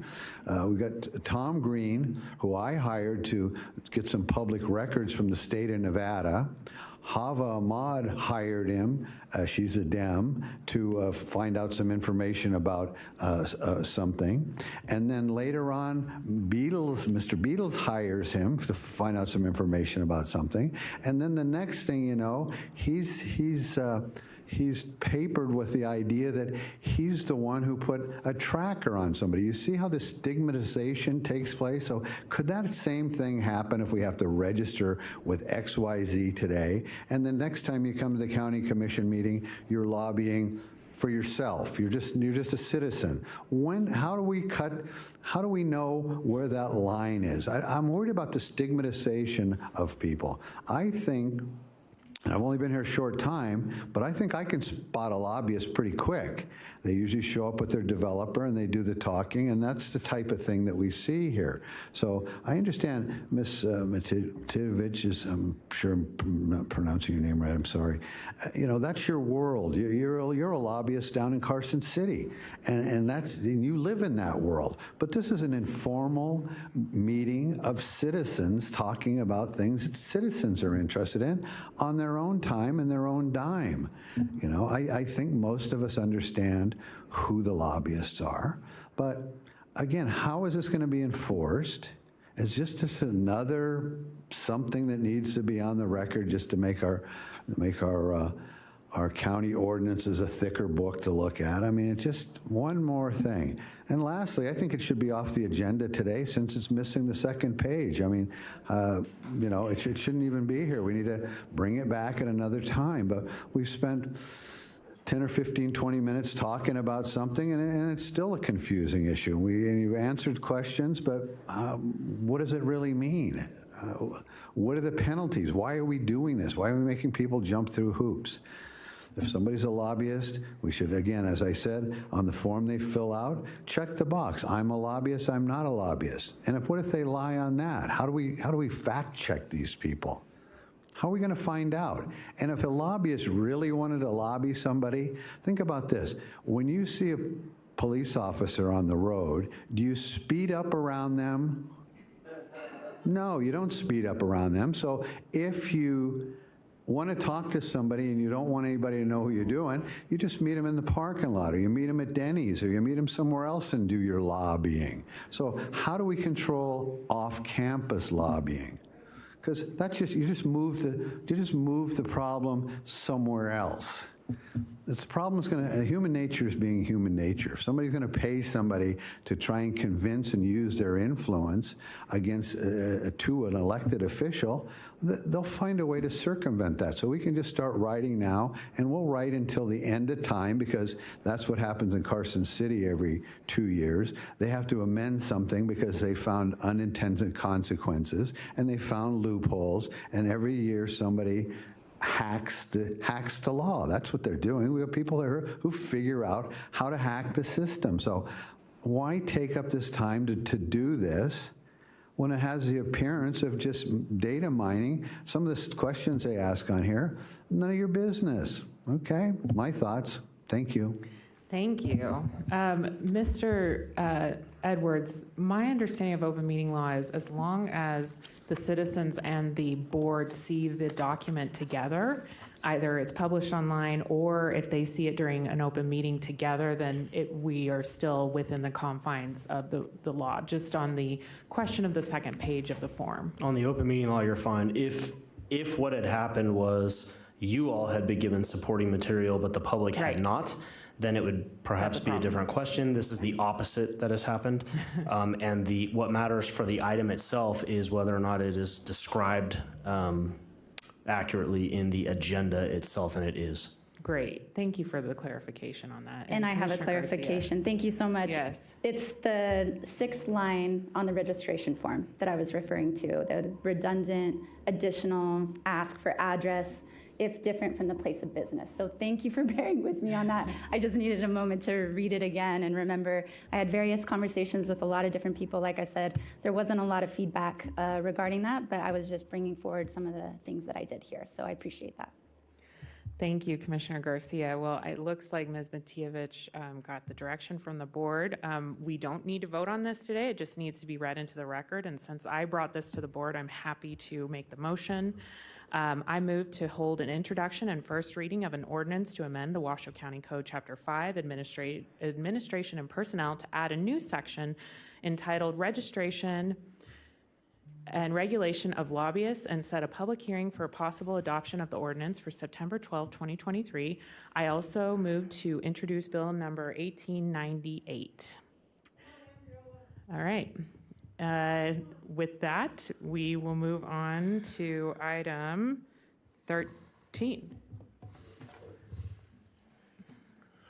Item 13 is a recommendation to award request for proposal number 3217.23 for sample ballot printing and mailing services not including postage or freight for the 2024 presidential preference primary and general elections to the most responsive and responsible bidder, Pro Vote Solutions, in an amount not to exceed $640,000 total, $380,000 for the FY24 presidential preference primary and primary elections, and $260,000 for the FY25 general election, and if approved, authorize the purchasing and contracts manager to execute the contract. Thank you very much. I see we have public comment. Does the board have specific questions before I bring up public comment for staff? Okay, Commissioner Andriola. I would like to ask how the RFP process was put into place in terms of, I'm guessing it's just following the normal procedure, but were there any other parties involved in this RFP, or if someone could just give a bit of a summary of how that all happened? Thank you. Thank you, Commissioner. Jamie Rodriguez, Registrar of Voters, for the record. So this did go through the normal county RFP process. So we put together a proposal, what the needs were of the county going to the 24 election. We post on the same website that we use for all RFPs. We did have some bidders who had reached out to us. They all got notification of the RFP being published. I want to say for the sample ballot, we had, and I apologize, I believe we had 3 bids, I'm sorry, for the sample ballot contract. We did have a 3-person panel who reviewed the contracts, did separate scoring, those all back to the comptroller's office, and then they advise who should be awarded the bid based on those scores. Are there any other jurisdictions that are using this company? I'm just curious. So there are some who are using them, I know, for their ballots. In all honesty, I'd be lying if I said the clerks we discuss who we're going to be using in terms of vendors for our sample ballots. Pro Vote Solutions does do both. There is also, the state is currently going out to RFP to be able to award their own contract potentially for counties to opt into. So I do know that this is one of the entities that will be responding to those bids. But in terms of any other counties who use them specifically for sample ballots, I do not know. So you made a comment. Can I get clarification when you said the state's going out to bid and counties can opt in? Would Yes. that mean that you could actually opt in after they do the RFP, but you'd be letting this RFP in terms of contractual?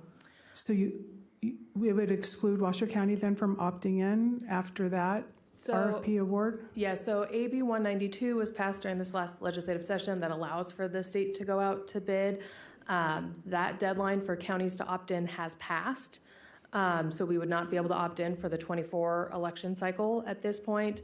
That did not come to this board because we didn't really have any information from the state yet, and the RFP had not been posted. But to be part of that state contract, we would have had to have opted in by August 1st. And so that deadline again has passed. We didn't have any information from the state. It's still unclear because the RFP has not been awarded how exactly that would work, right? For simple things like the extracts. Are we sending those to the state to send to the vendor because it's the state's contract? Without those key components, we didn't feel it was appropriate to bring forward without being able to answer any sort of questions. Were there any local bidders? Or any of these 3, were they any of those, they're local? The closest we have, there was one bidder who was out of Las Vegas, but there were no bidders in Northern Nevada or Washoe County, no. So what I have seen in various large projects is our printing industry locally is becoming less and less capable of doing large printing jobs, and most have to go to California. It's a shame. I wish that there were more local opportunities.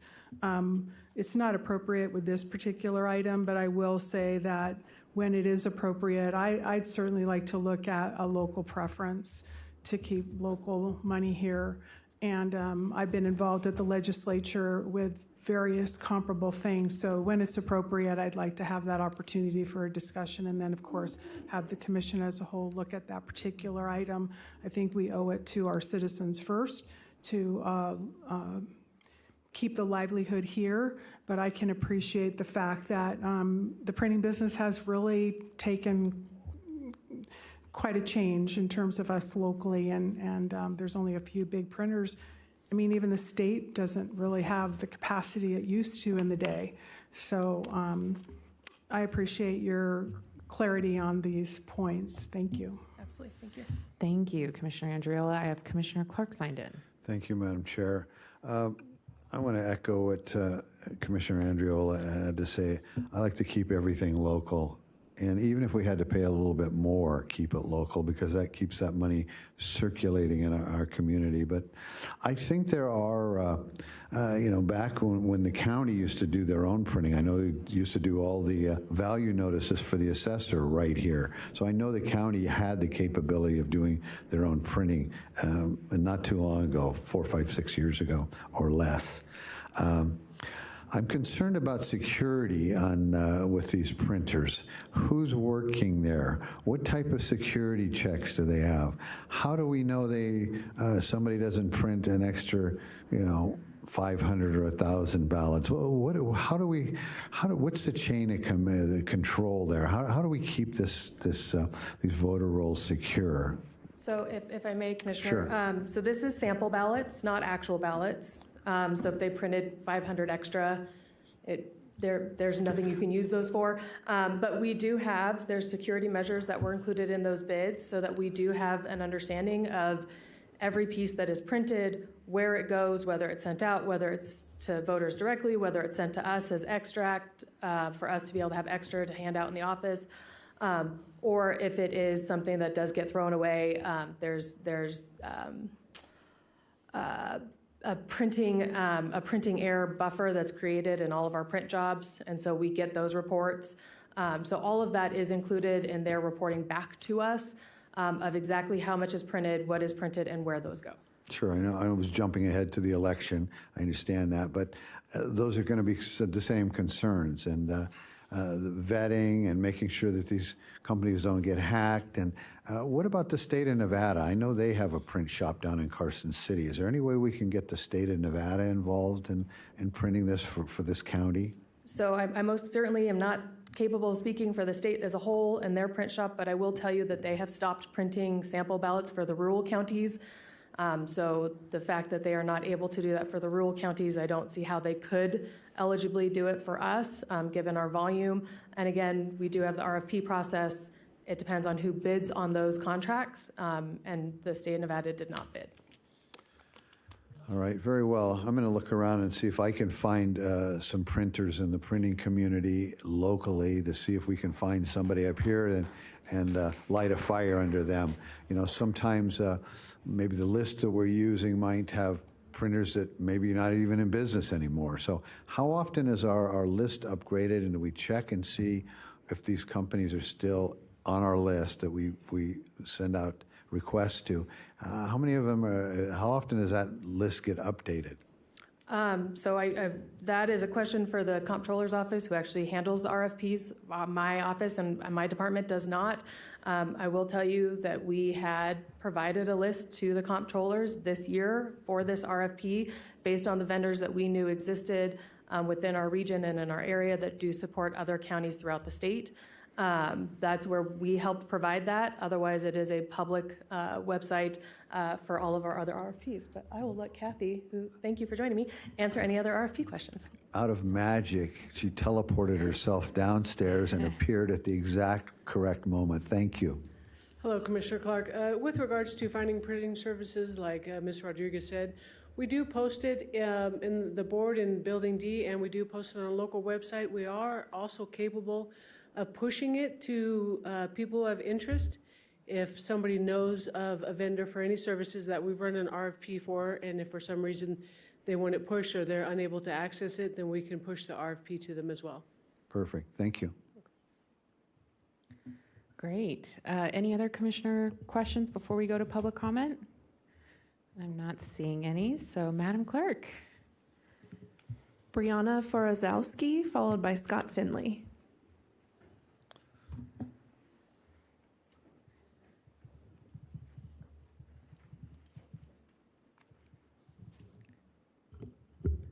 Good afternoon. I ask that you please do not approve the sample ballot and mail-in ballot proposals today, and that you bring these proposals back to the advertising phase and solicit the RFPs to local print shops in our county. I have some questions I hope will be discussed by you today. Were the out-of-state companies mentioned in the agenda attachments directly solicited, or did they solely respond to an advertisement? And secondly, was this project solicited to local print shops in Washoe County? If so, could you please state which ones were solicited? Yesterday afternoon, I called 3 print shops here in Washoe County, and all three people I spoke with were unaware of the county ballot projects.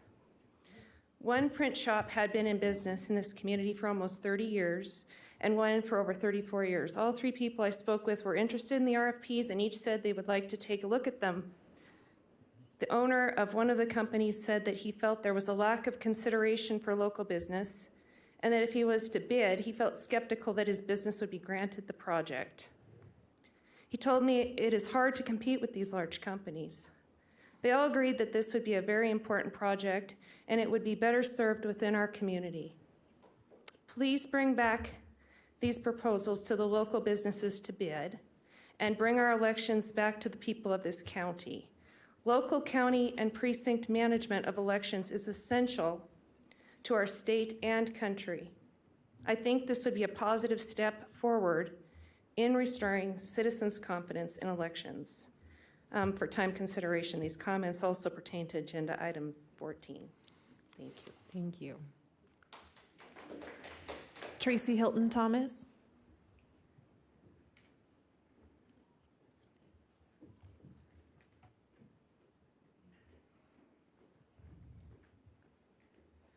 Thank you.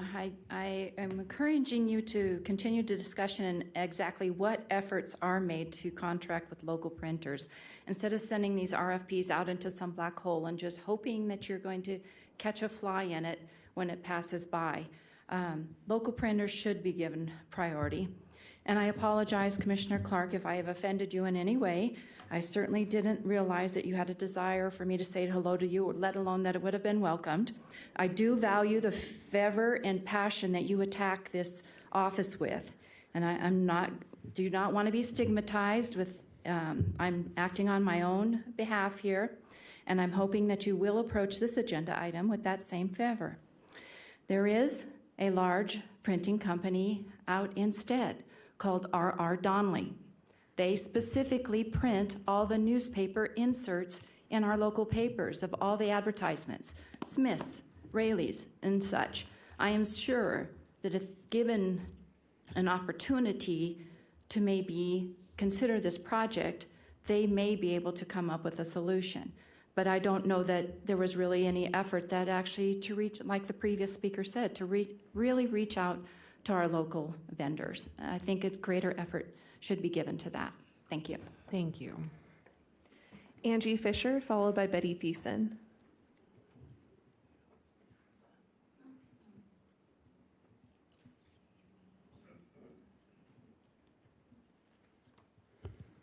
Good morning, everyone, or good afternoon, I should say. I'm very nervous. I've never done this before.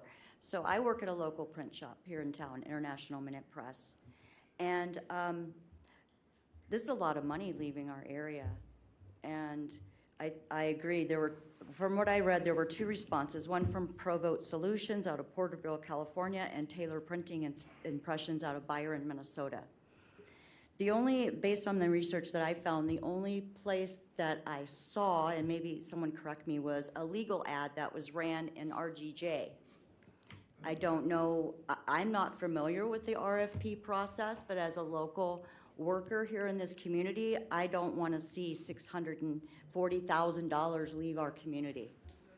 I think it's good for job security for those of us in the printing industry.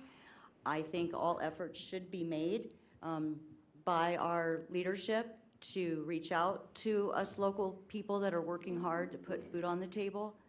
So I also ask and request that this be delayed at this time so that other local printers here have opportunity to look at the RFP and to find out what their qualifications and recommendations are. Thank you. Thank you.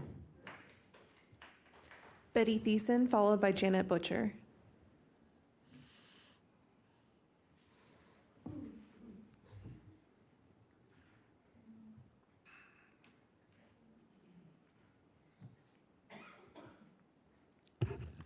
Betty Thiessen. I represent no one, only myself. Put my comments on the record. I echo all the previous speakers about putting this out to local printers. There are a lot of local printers, so please do not vote on this today. Put it off and investigate for local printers. Thank you. Thank you. Janet Butcher, followed by Valerie Fianaka.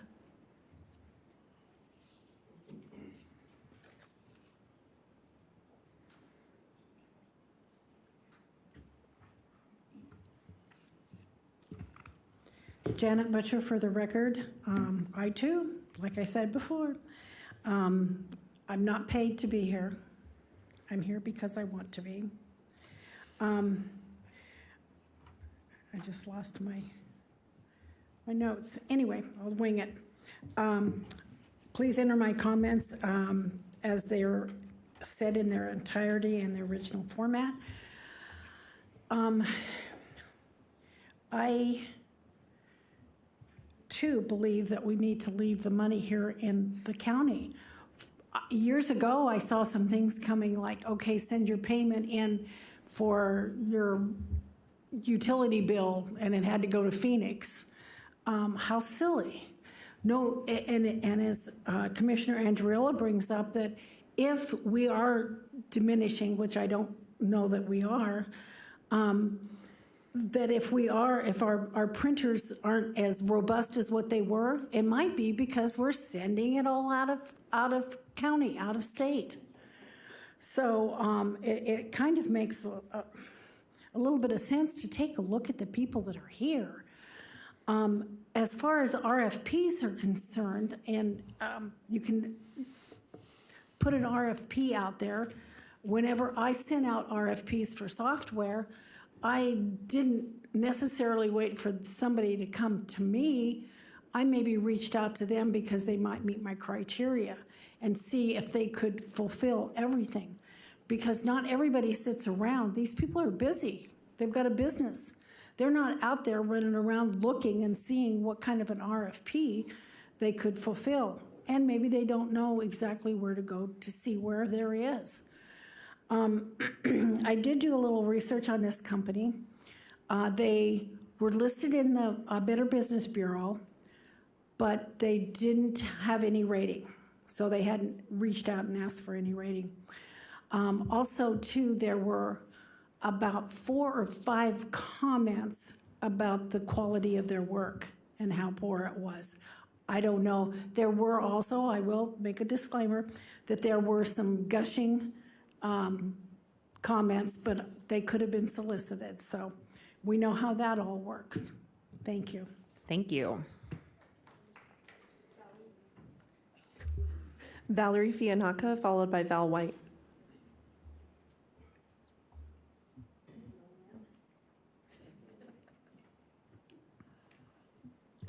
Valerie Fianaka for the record, and please keep my comments verbatim. I'm coming off the hip here, so my printer might get kind of irritated with me, or he might be really happy with me. We use DigiPrint. We print a catalog, which some of you might or might not receive 4 times a year, and they do a fantastic job, and it's high volume, and they also mail for us. So I know we have printers in this community that mail large volume and high quality.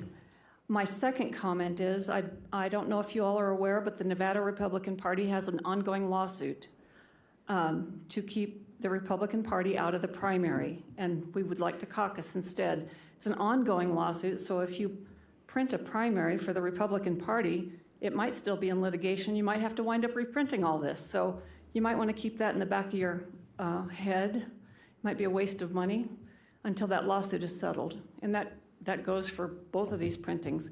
Until that lawsuit is settled, I'm not sure how how effective that money is going to be spent. Might be a waste.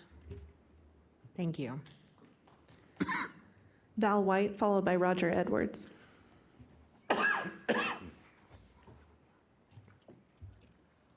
First, I'd like to connect some dots for you.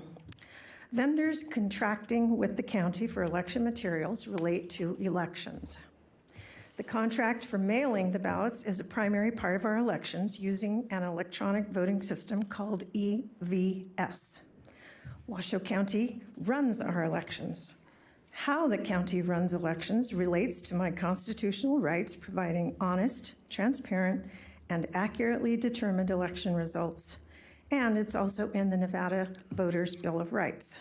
So I'd appreciate no interruptions.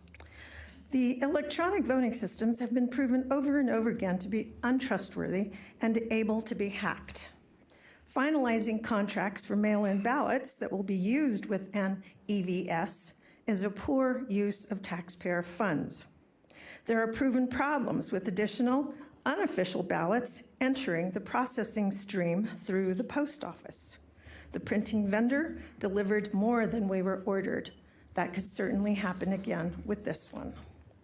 The document you received from the clerk is entitled, "The Washoe County Registrar of Voters Has Failed." It's on nevadasignal.com. It has links that provide expert and verified evidence that the EVS is trash and shouldn't be used in any part of our elections. There's also a link to a video, 20 minutes long, with Democrats blasting the EVS because it isn't safe or trustworthy. You don't believe us, maybe you'll believe them. If you vote to approve these contracts, you're clearly stating that you desire elections without any election integrity. You want manipulated results rife with anomalies. You want crooked elections if you approve these mail-in ballot contracts. I'm hoping you'll prove me wrong. There are also 2 Twitter links with the video that thoroughly explains the weaknesses in the entire system. Last, the Republican caucus, as Valerie Fiannaca just mentioned, that lawsuit has not been determined. You would be foolish to approve this contract before that's determined. Again, nevadasignal.com, where articles posting what this commission is up to will be on there. Roger Edwards.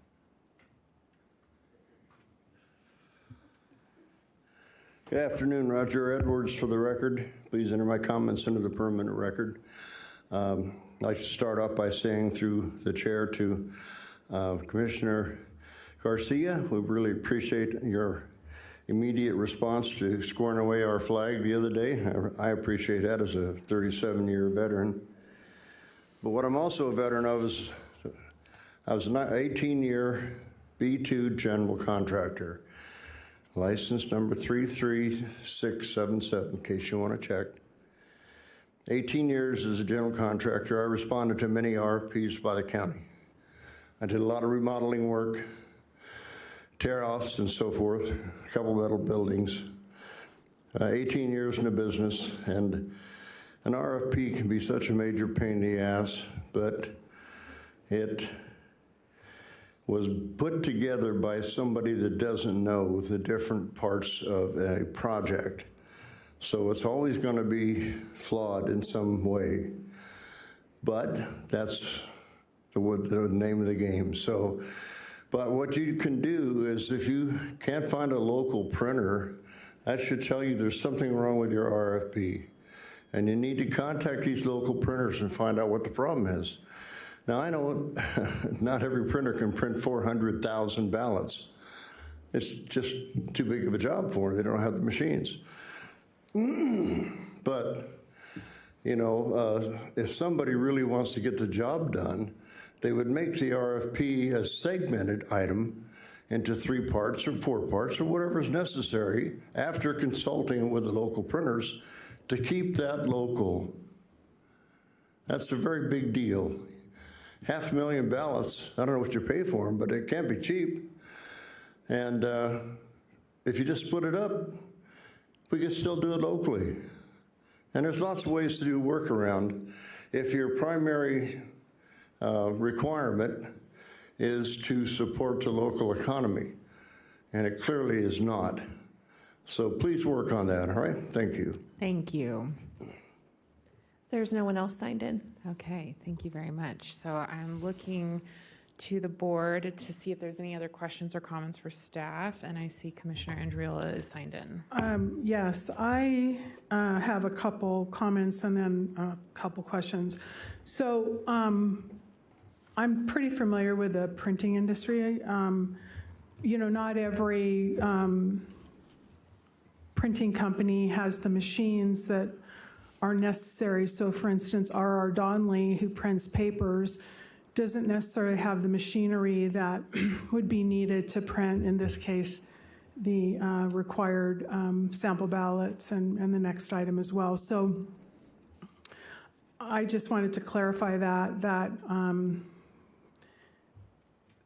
there isn't always, just because it seems like a big printer, having the capacity to do that. But I do truly believe, as I opened up, we need to really look local. And I believe that, again, I was part of, even at the legislature, looking at a 5% preference for local to accommodate a competitive process. So my question is, if we, number one, are we allowed to actually put some type of 5% preference if this commission agrees with that condition, so that we could go back out to bid, and could that bid be expedited? So those are the two questions I have.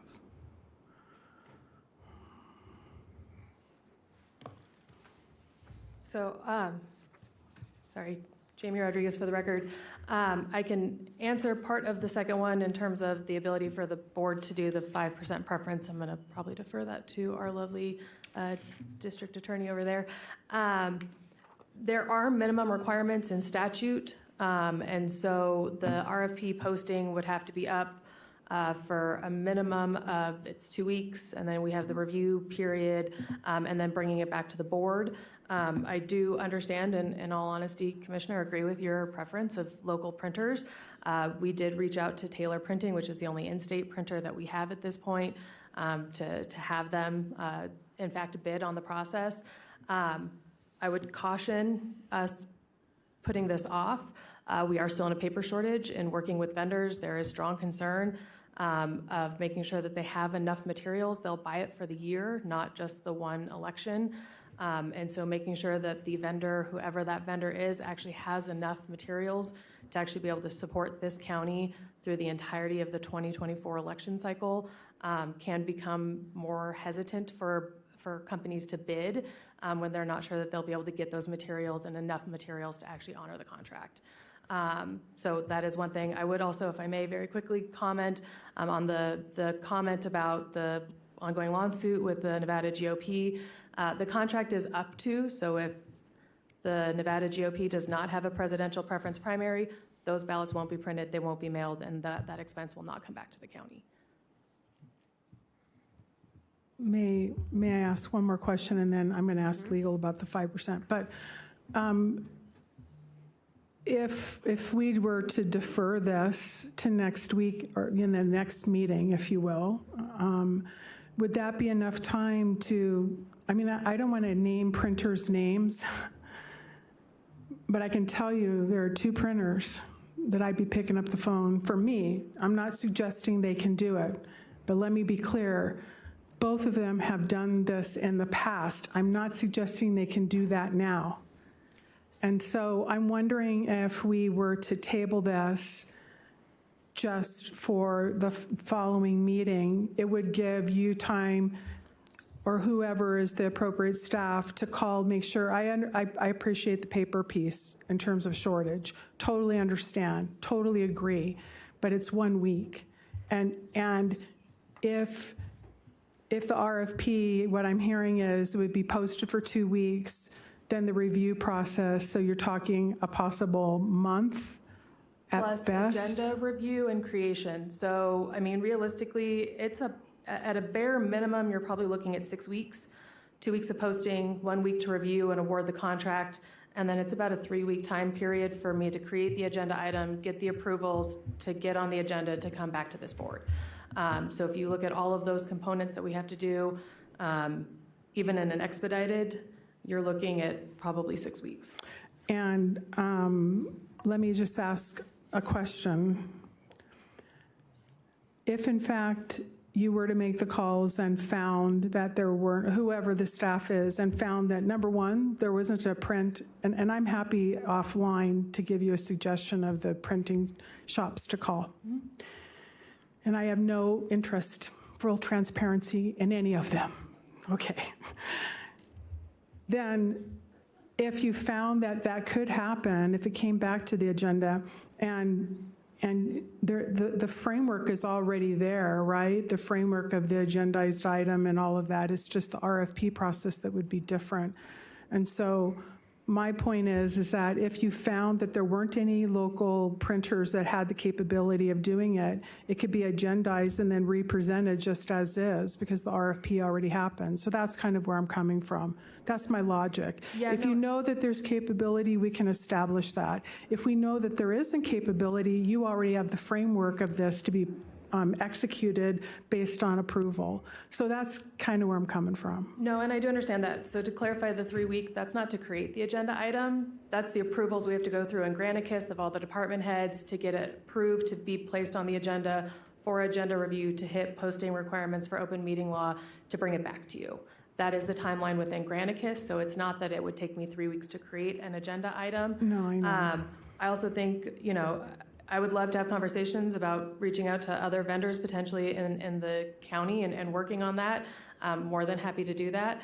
I would also, though, just note that if we had a local vendor, that doesn't necessarily mean that they would score highest in that RFP process, right? There's a scoring mechanism that is created to determine that. So that's just one thing I think that would be really important to note, that even if we found a local vendor who was able to bid, that wouldn't guarantee them winning the award. No, and I can 100%. I was a purchasing agent for a year. I totally understand your point, but I'm saying that at least if there is the capability, one, I know both of them used to print these.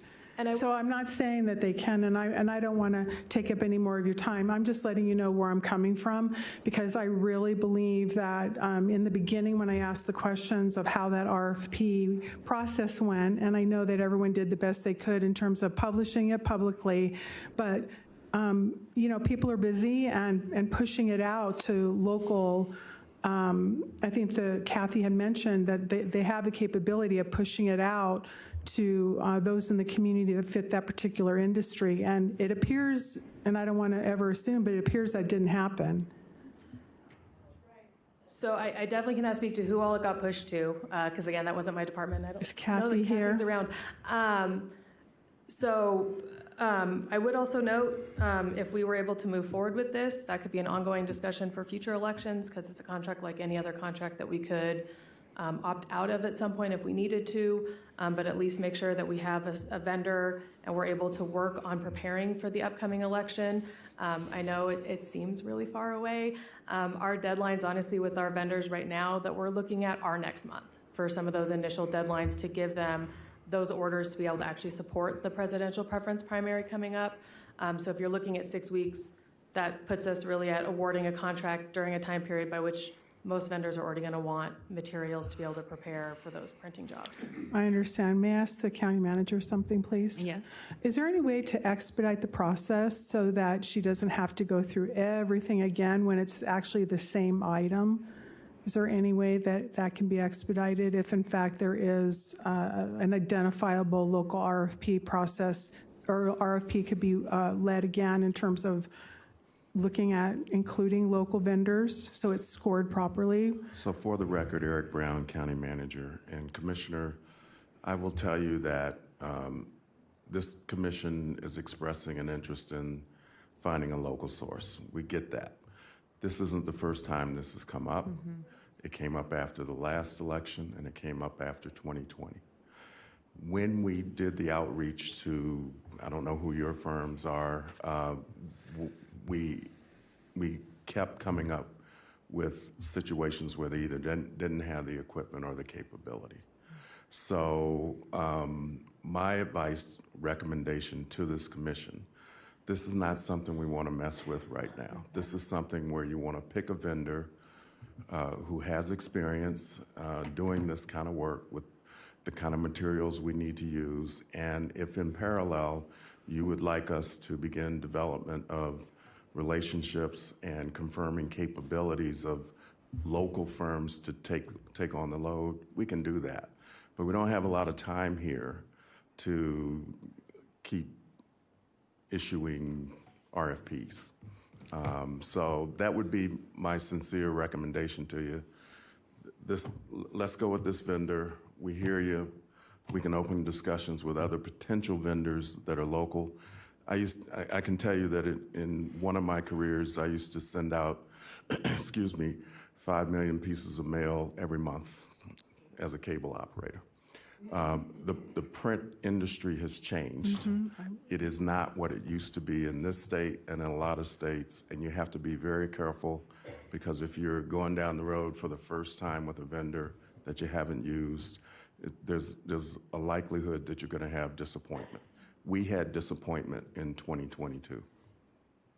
And I think part of what your registrar is telling you is, rather than go through that risk again, we've tried our best to be focused on, yes, what are the firms that have a demonstrated capability to do this, not necessarily local firms as a first priority, okay?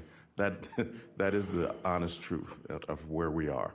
So to answer, I don't know if that answers your question. We can try to expedite it as much as possible, but my recommendation is that we really move forward with the RFPs results that we have, and if it's your desire to have us continue to work for other options, we can do that. No, I appreciate that, I guess, and I'm 100% agreeing that the printing industry has changed dramatically. I concur, but I saw Kathleen walk in, and I just want to get the clear.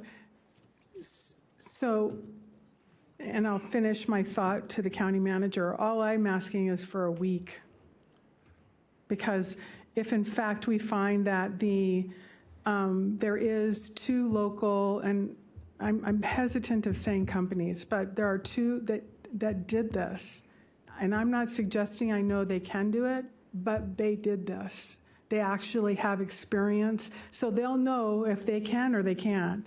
So that's all I was asking is, could we just table it just to find out if we have that capability? And I realize the 6-week time frame, but I'm also asking if there's a way to expedite it so it doesn't take so long, so that the Registrar of Voters doesn't have to go through the whole process again, where it can just be the RFP and properly done and properly scored, but done in an expeditious fashion. That's what I was trying to ask. So if I may answer the question, Kathy Hill, Comptroller for the record. So if we were to push it, we can push it to vendors that you select, but we have to start the process over again. We cannot disregard or annihilate any other responsive bidders that have responded. We'll have to work with the DA's office, because obviously the pricing has already been released from people who responded to the bid, so we'd have to make sure legally we do that correctly, post it for 2 weeks correctly, and then reevaluate. So the expedited in a week, that is not achievable, but we can go back out to the street after working with the DA to make sure we haven't violated any sensitive information. I didn't mean expedited in terms of just getting the whole thing done in a week. I just meant check in a week just to see if the local vendors have the capability. And if they don't, and that's established, then it can come back as is. If it does, then it could go through the RFP and then the expedited process, if it's possible, so that it isn't such a long process. That's all I'm saying. I'm not suggesting cutting off the time on the RFP. I'm not suggesting skirting the required and compliance requirements. I am just, what I'm hearing is that I heard you, and I wanted to make sure that this is correct, that there wasn't a push for local RFP. There wasn't a request for proposal that went out to the public other than the public postings that you're required to do, you know? Correct. We did not receive any push notifications. So my last question, boy, I am real sorry, Madam Chair, but is there a way that we can allocate a 5% preference, or do we do that in a different process? A 5% Local preference. for local- So that would go back out to the RFP and the rating the RFP all over again, so you'd have to start the process Okay. again. And that would be the 6-week? Yes, ma'am.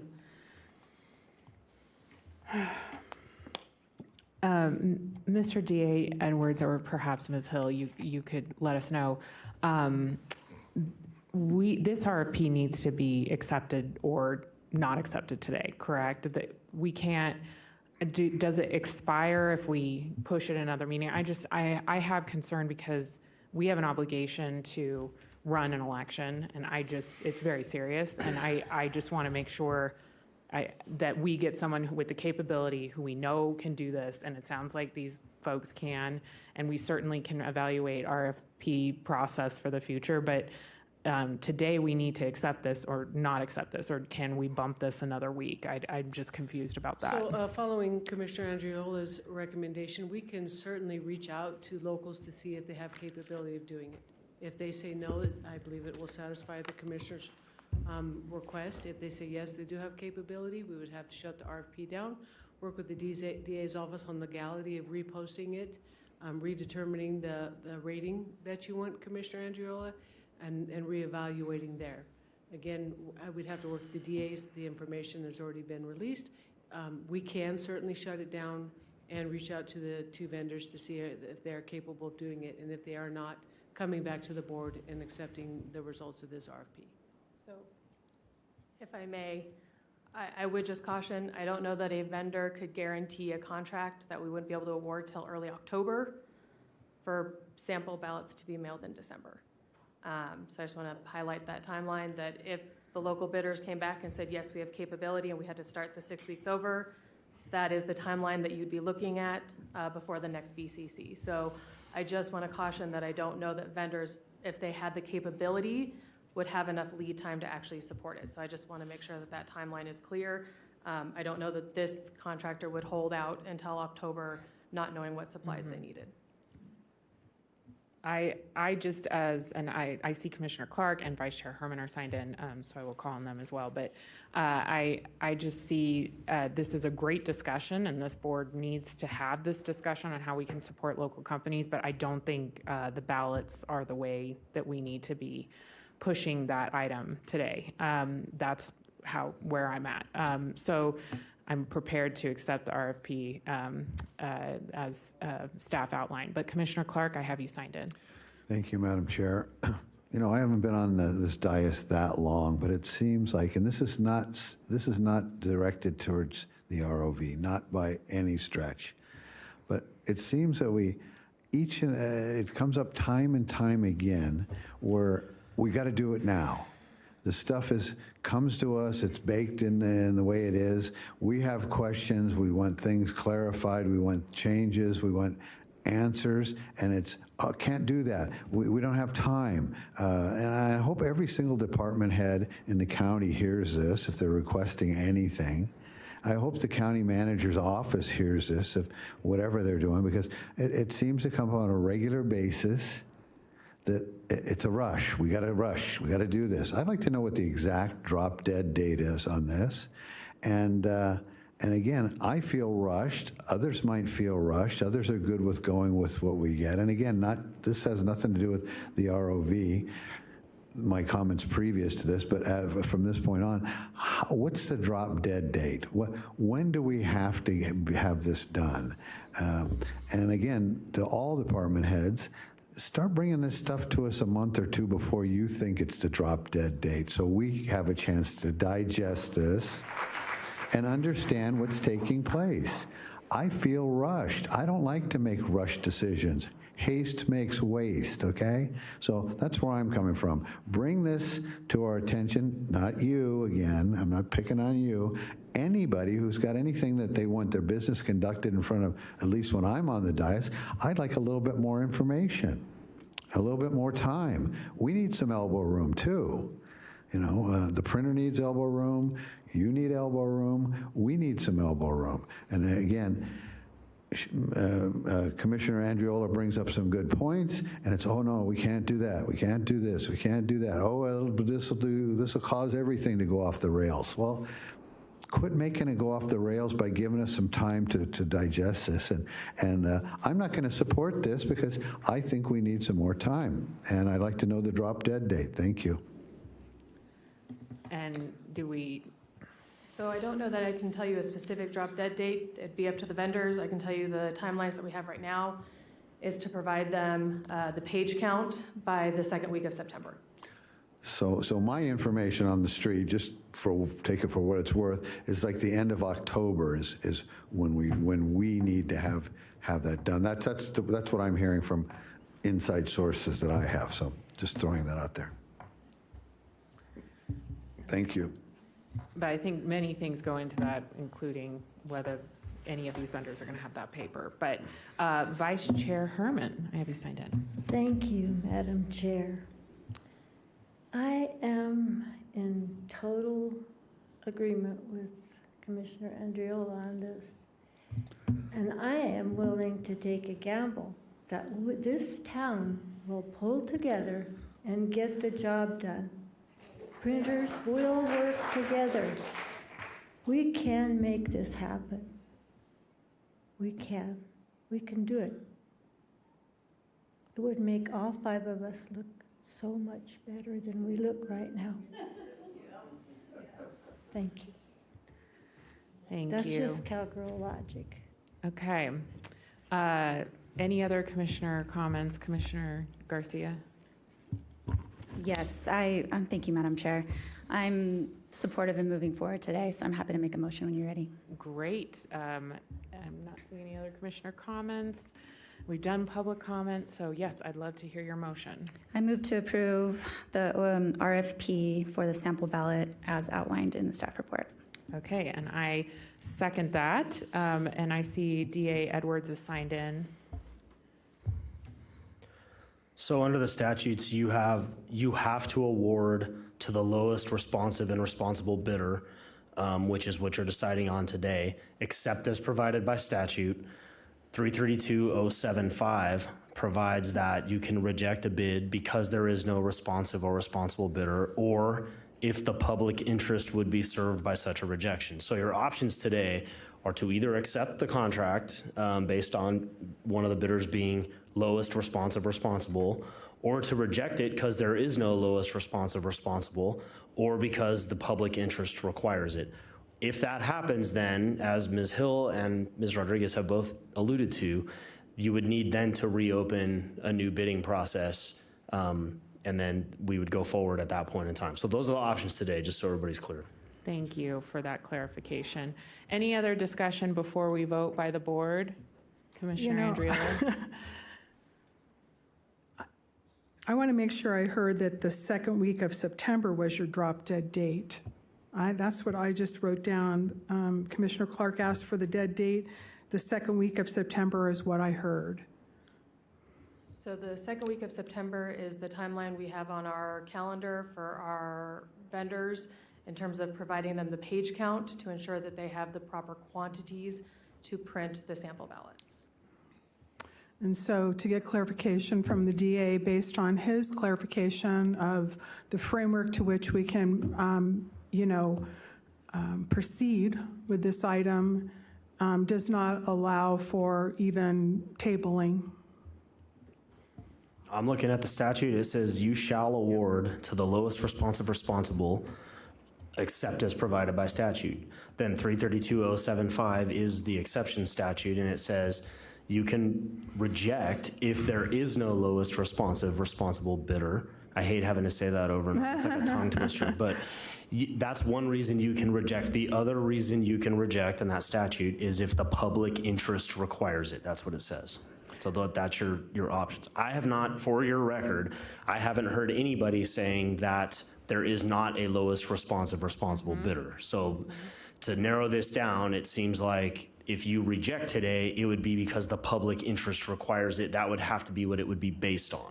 So that's the options. Either approve or reject on that basis. And if you reject, it goes back to the bidding process and it all starts over. Can you define public interest? I think it would be some material interest, some important interest that serves the public good that would be thwarted if you did not honor that interest by proceeding today.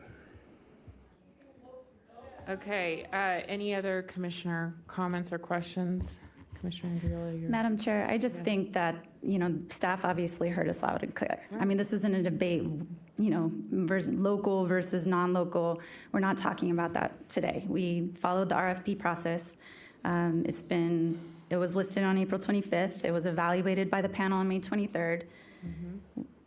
It was scored. We have the lowest bidder. We're here today to approve or not approve. My motion on the table as it stands is to approve the current RFP to the lowest bidder. And that's it. And I would argue that the public interest would not be served if we did not move forward with this today. Commissioner Clark, you have a comment before you vote? Yes, yeah, well, just one last comment. Let me rephrase that and state that again. Bringing this stuff to us when we have no other option, no other way out, I feel boxed in. I'm not going to vote for it because of that and that alone. I'm on the record there. Thank you. Okay, with Commissioner Garcia's motion on the table, I have seconded it. Any questions on the motion? I'm seeing none. All those in favor, please say aye. Aye. Any opposed, please say nay. Nay. And motion fails. So, DA Edwards, do we need to have another motion to reject the RFP? Yes, I believe you do. Okay, so I'm looking for that motion.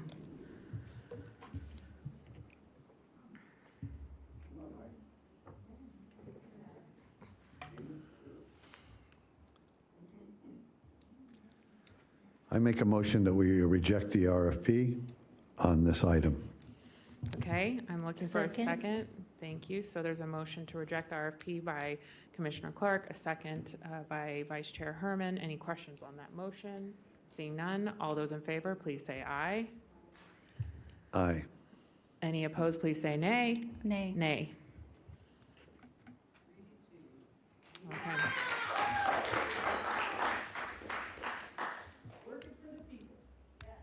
Okay. Okay.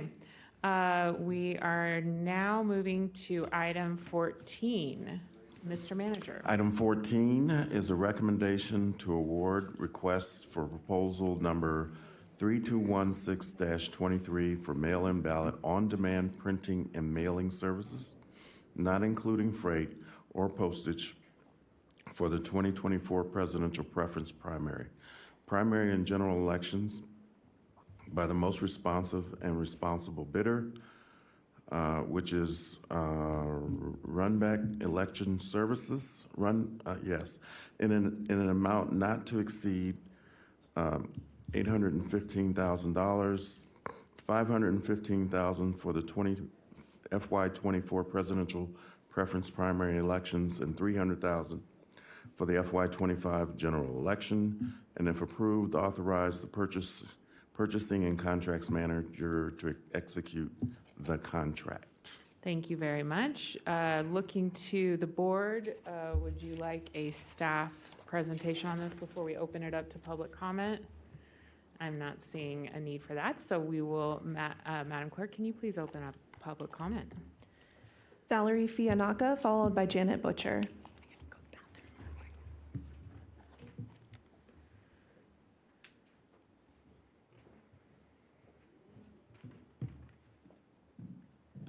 Valerie Fianaka for the record, and please keep it verbatim.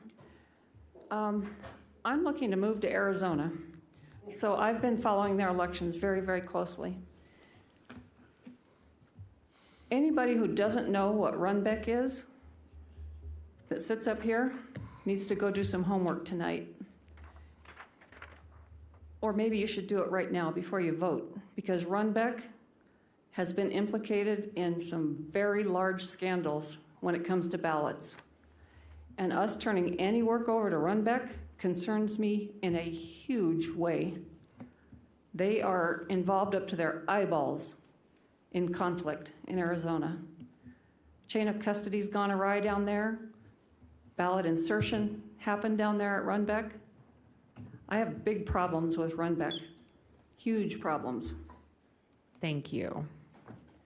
Janet Butcher, followed by Tom Green.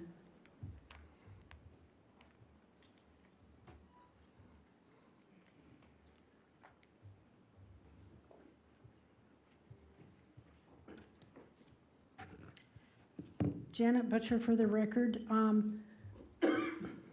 Piggybacking on Valerie's comment, because that was going to be one of my questions about, is this the same company that was used in Arizona? Because we all know, well, most of us who pay attention know what kind of issues and problems that happened in Arizona.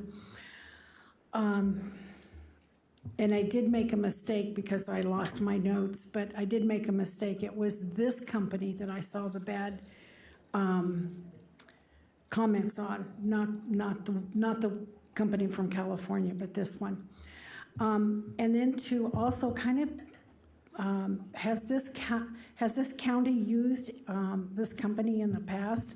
Because based upon what Manager Brown has alluded to, we don't want to just give it to somebody that we've never used before. So that kind of doesn't make sense. Thank you. Tom Green, followed by Angie Fisher. Angie Fisher.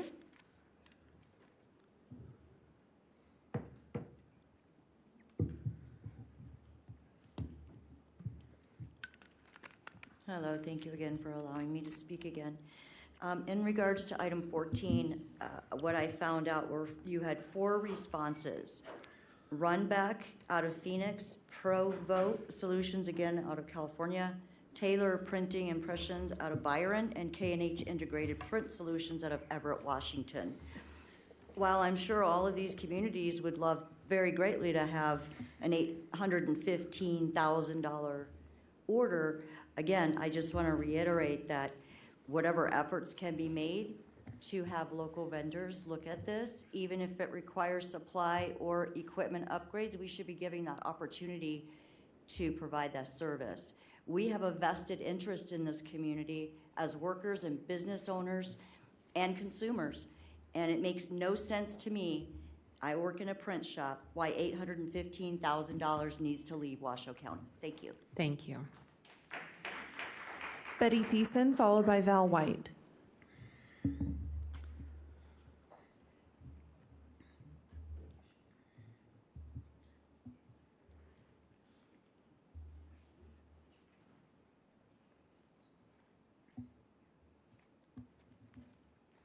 Betty Thiessen for the record. Thank you, Ms. Andriola, for voting on the last one. My comments are the same as for the last item. Go local. Our last election, whoever did it in Washington, screwed up the ballot completely. I know Janice Scalacini wasn't even listed on the ballot that came out, and there were several other mistakes that were caught.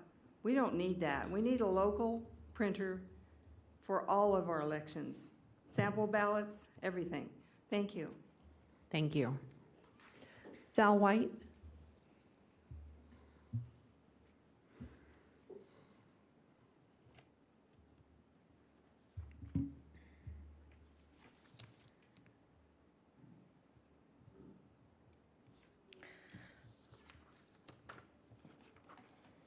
I've already submitted documents the clerk has passed out to you. They each contain several links regarding the disaster that is our electronic voting system called EVS, including the mail-in ballots that are a major component in all our elections, past and present. Please take the time to visit those links. If after watching the videos and reading the articles, you still believe our election system is capable of delivering accurate results, then you might have a cognitive deficiency. The video link is a full 20 minutes of national Democrats, starting with Hillary Clinton, detailing how foolish it is to rely upon a computer system to deliver election results. The only reasons I can think of that some of you may approve the vendor contract that would require the electronic voting system is because you want the ability to manipulate elections. Once those contracts are approved, some of you will try to use the contract as a reason to continue using the present voting system. Next, I'm amazed and disturbed by the district attorney's response to Robert Beadle's lawsuits filed against many of you in this room and in the county. Mail-in ballots are part of those lawsuits and that evidence. None of these suits would have been filed if this body had simply reviewed the nationally recognized experts' testimony who analyzed Washoe's and Nevada's election results. There would be doubt that we have elections, but instead have C-elections. Mail-in ballots are a large part of the disaster that our election department is. Reviewing them would have the results, would have exposed the failure of our elections department, the registrar of voters, and our county manager's unbelievable incompetence and possible crimes. Ma'am, please address your I'm addressing comments my to the free board. speech to anyone up there. Both of these individuals have already demonstrated that they are challenged by telling the truth.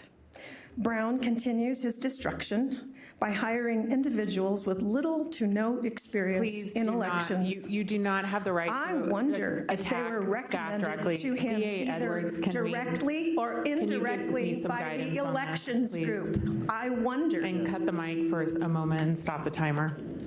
DA Edwards. Yes, Madam Chair, are you, your assertion right now is what, concerning personal attacks? Yes, or- personal attacks of the county manager. Yes, so your agenda provides that you can disallow that. Speaker's viewpoint will not be restricted. However, reasonable restrictions may be imposed on the time, place, and manner of speech. Irrelevant statements, unduly repetitious statements, and personal attacks that would objectively antagonize or incite others are examples of speech that may be reasonably limited. All comments are to be directed to the commission as a whole. Thank you. Those are the parameters in your agenda, so Thank you you. can use your judgment as to how you feel those should be implemented. Thank you so much. So I'm happy to start the timer again if you would please refrain from personal attacks of the county manager.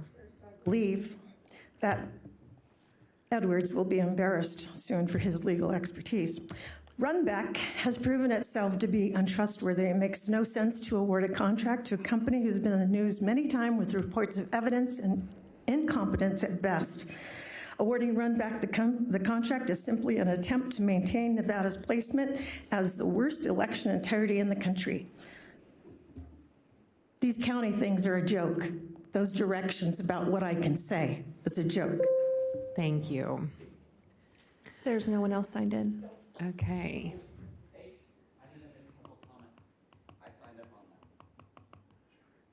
Okay.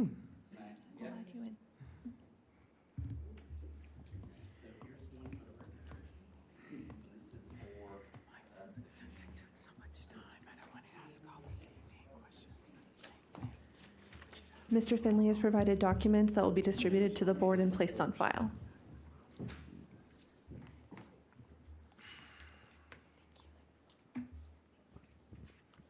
Thank you.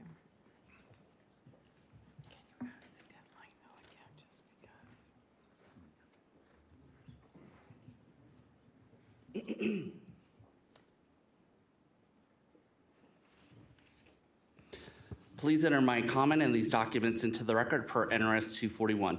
My name is Scott Finley. I am a resident of Washoe County and have a military background in the financial management and comptroller career field of the United States Air Force.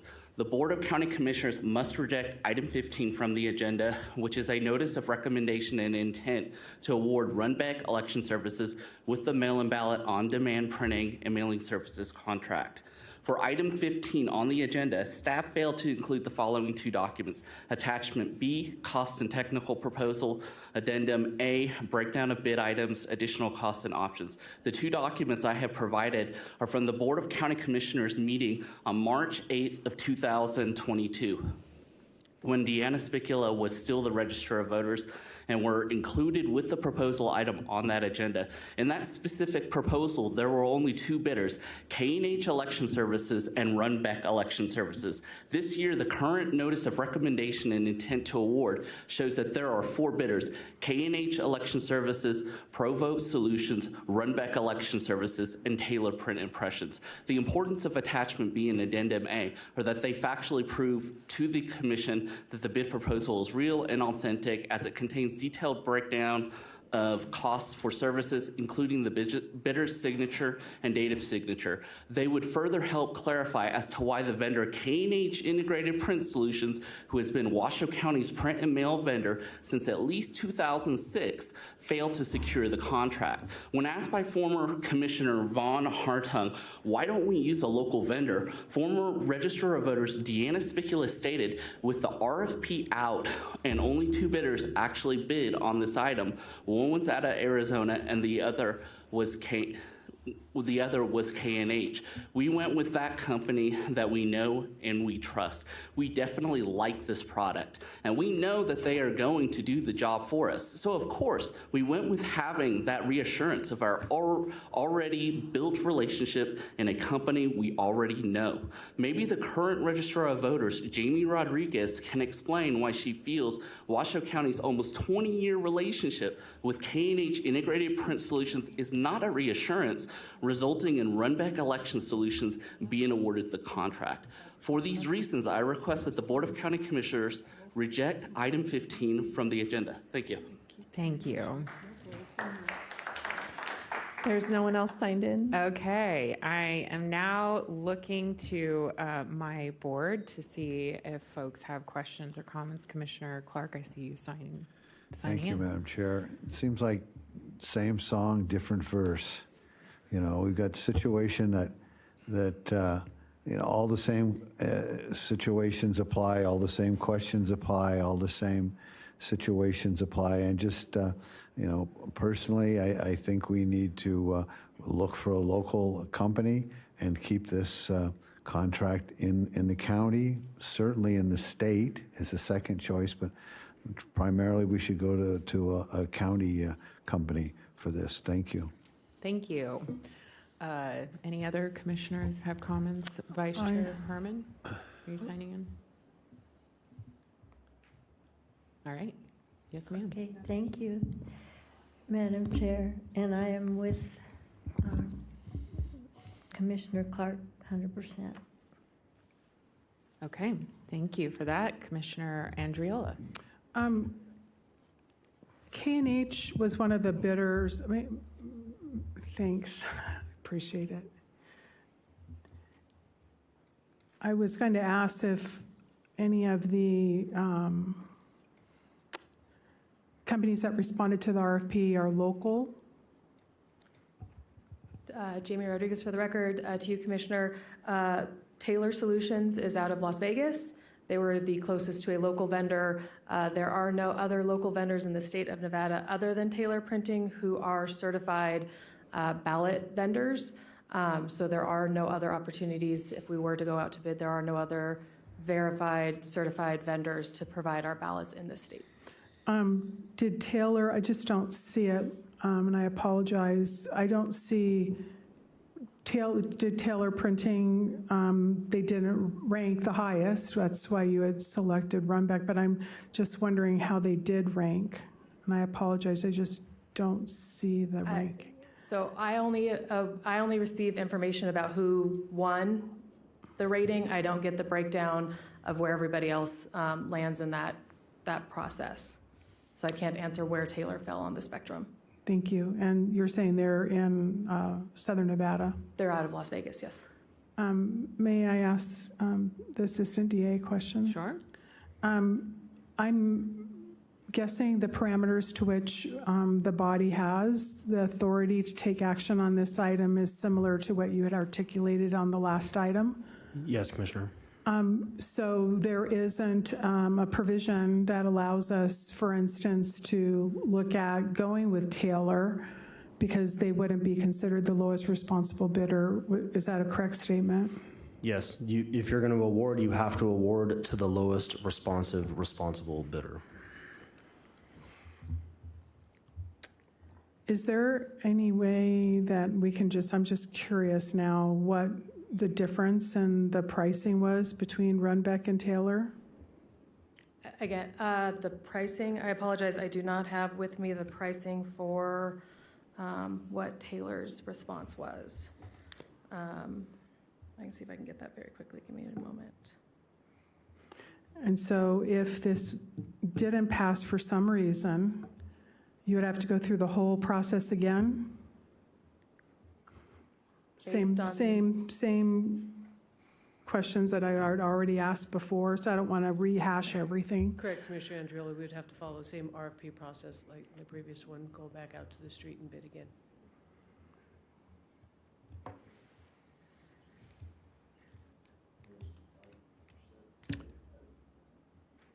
This one's tough for me because there was a local bid, or local in the sense of Nevada-based company, which is why I was just curious what the price difference was. If it comes in at 5%, that's going to be I don't have the rating sheets. interesting. Those are all held on file in the office. I don't have Yeah, no them. worries.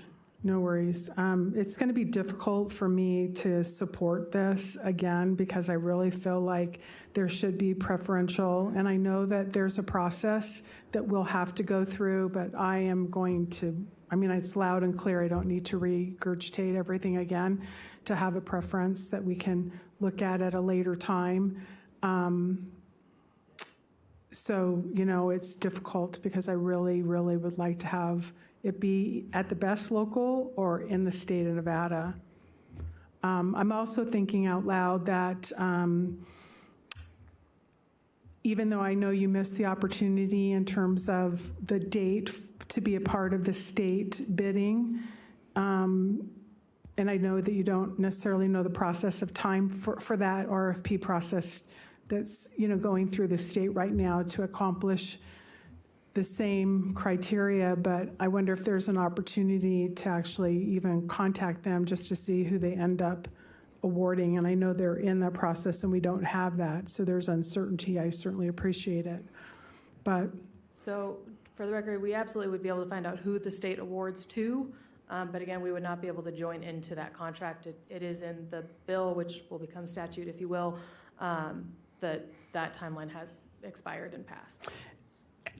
Is there a possibility down the road that we do something to help you so you don't miss that? So if I may, I did get the scores back from the comptroller's office.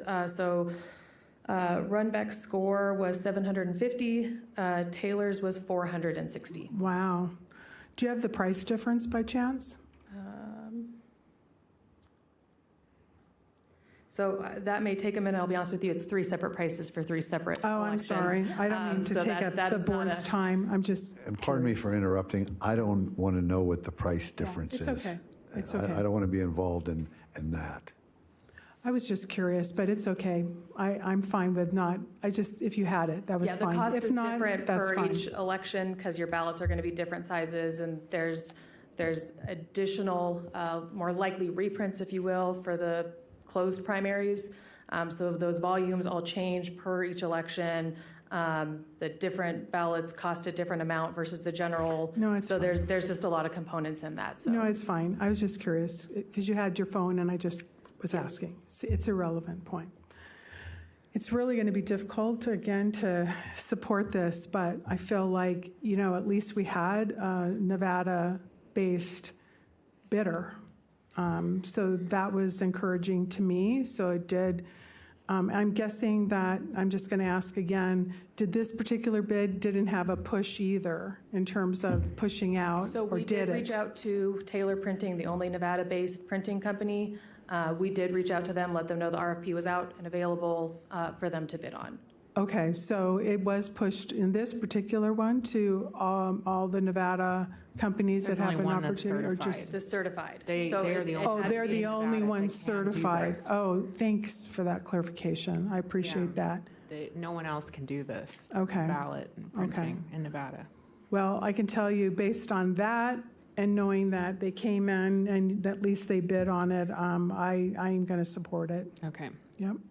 thank you. Any other commissioner comments or questions? Seeing none, I am looking for a motion.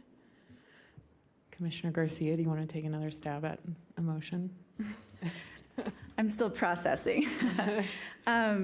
So Commissioner Andriola was against the sample ballot one, but is in support of Runbeck and the mail-in ballot item. Okay, just wanted to make sure. I move to award the RFP for the mail-in ballot as outlined in the staff report for Runbeck Election Services to do the job. Thank you, Commissioner Garcia, and I will second that. Any discussion on the motion by Commissioner Garcia and the second by myself? Seeing none. All those in favor, please say aye. Aye. Any opposed, please say nay. Nay. Okay, and I think that passes 3-2. Okay, thank you very much. Thank you. And we will now move to item 16. Item 15 was tabled earlier this morning. Item 16 is public comment. Comment heard under this item will be limited to 3 minutes per person and may pertain to matters both on and off the commission agenda. The commission will also hear public comment during individual action items with comment limited to 3 minutes per person. Comments are to be made to the commission as a whole. Great. Madam Clerk. Bree Schmidt, followed by Jessica Munger.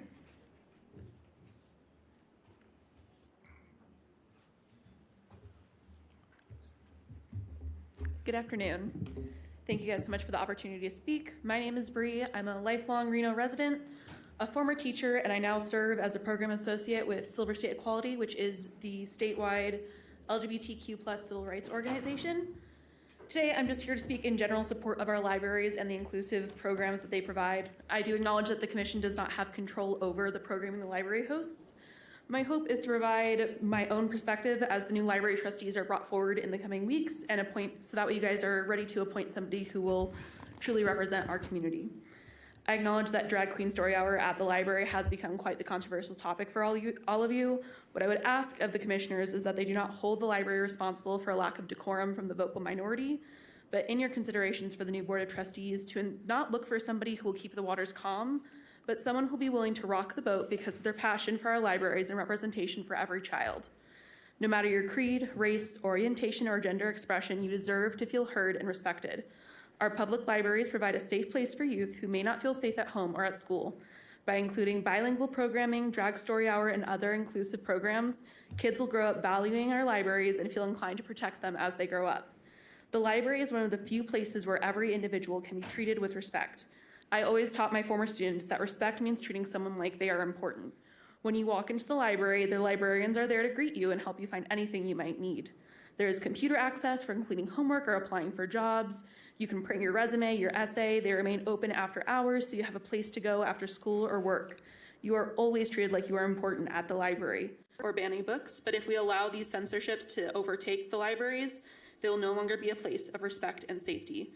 When I was young, growing up in Reno, I used to attend, I would always call it the Yellow Library, but the library in South Valleys every single week, and was always able to find a new book to escape into. And now as an adult, I still go like every month just to go and see what's there, to participate in public programming, and then I regularly use Libby, the app. I have my Kindle here, which I have like the books that I borrowed from the library. And so I really hope that the commission is able to just continue to empower the libraries and provide funding for them and support them as they continue to do the good work that they are here to do. Thank you so much for your time, and I wish you a peaceful rest of your day. Thank you. Next up, we have Jessica Munger, followed by Haley Lindsley. Hi, everybody. Thanks for letting me speak to you today. My name is Jessica Munger. I am a mom raising my young child here in Reno. My family and I love public libraries, as a lot of people here do, and believe that they are incredibly important spaces. I am here in support of Drag Story Hour and against censorship. A lot of people that you may hear from may not understand and appreciate drag, and I won't try to convince them. If you don't understand it, that's too bad because it's a great time. But I'm here to put on public record that censoring free speech and freedom of expression in public libraries is a very slippery slope into fascism. Drag is an art form. It's categorized by exaggerated performance of gender expression that subverts expectation. You've seen it plenty, actually. Mrs. Doubtfire, Victor Victoria, and many other beloved classics in media. Do we rage at Dolly Parton and Lady Gaga for performing in big hair and makeup?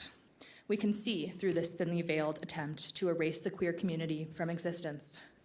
I'll remind everyone that libraries have long been a space where those who believe in free speech and freedom of expression have butted heads with those who don't. Dictating what outfits and makeup and intonation can be worn by people reading aloud in public is a very slippery slope, and I advise you to move away from it. As a parent, I know that it's my job, not anyone else's, to decide the art and performances my child is allowed to see. If parents or random people who aren't parents do not like it, they can simply not attend. Others who are opposed to it and do not have children should simply stay out of it.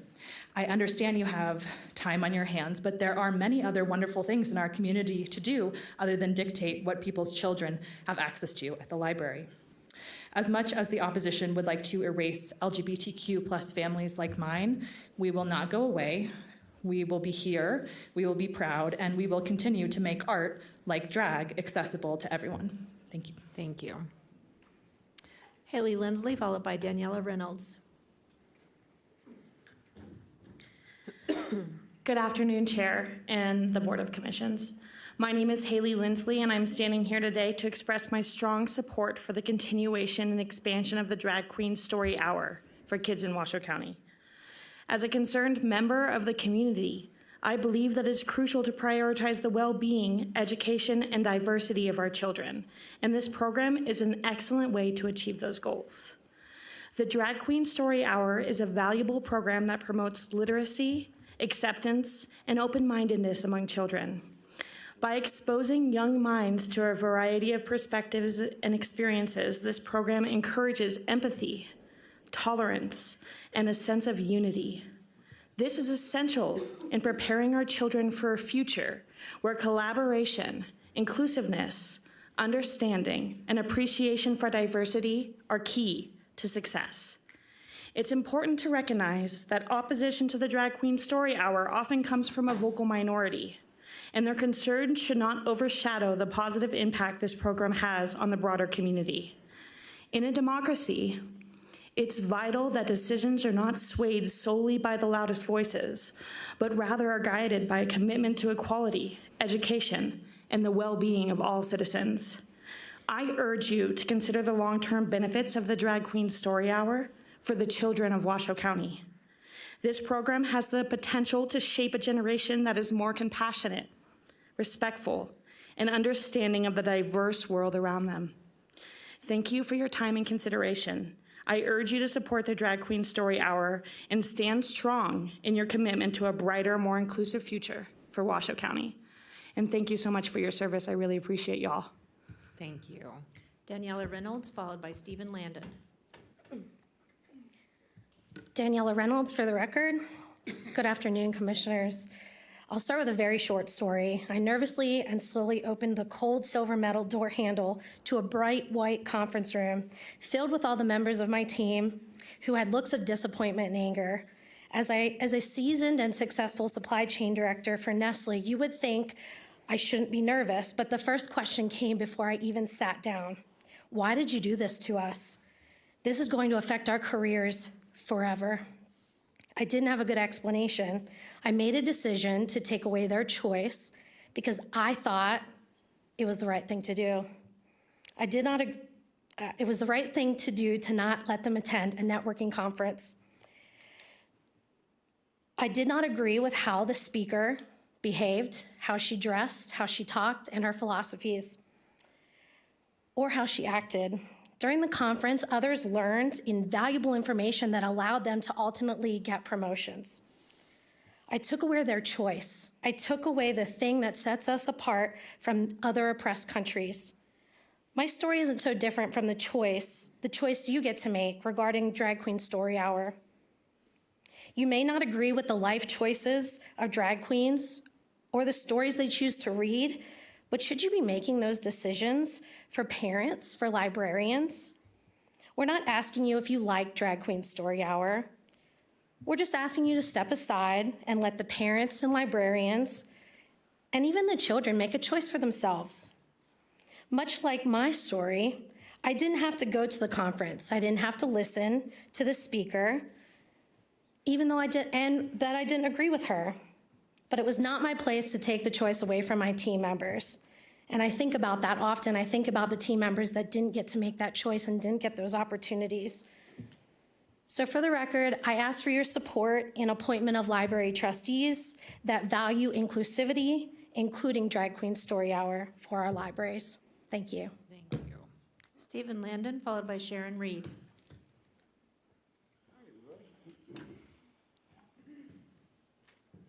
I had a few smiles in this process. Hey, everybody.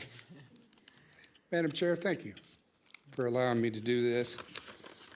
I don't do it very often, but I'll start by saying hello. I'm a naval intelligence veteran who's been in over 30 countries in this world. I'm a proud supporter of this Drag Queen Story Hour that I've been hearing about with library trustees. I consider it a selfless act to share one's time with children. I don't understand the position of removing someone because of their passion for what they believe. They should be focused on what's benefiting the child. I wonder, when was the last time they read a book to a child? What did they read to them?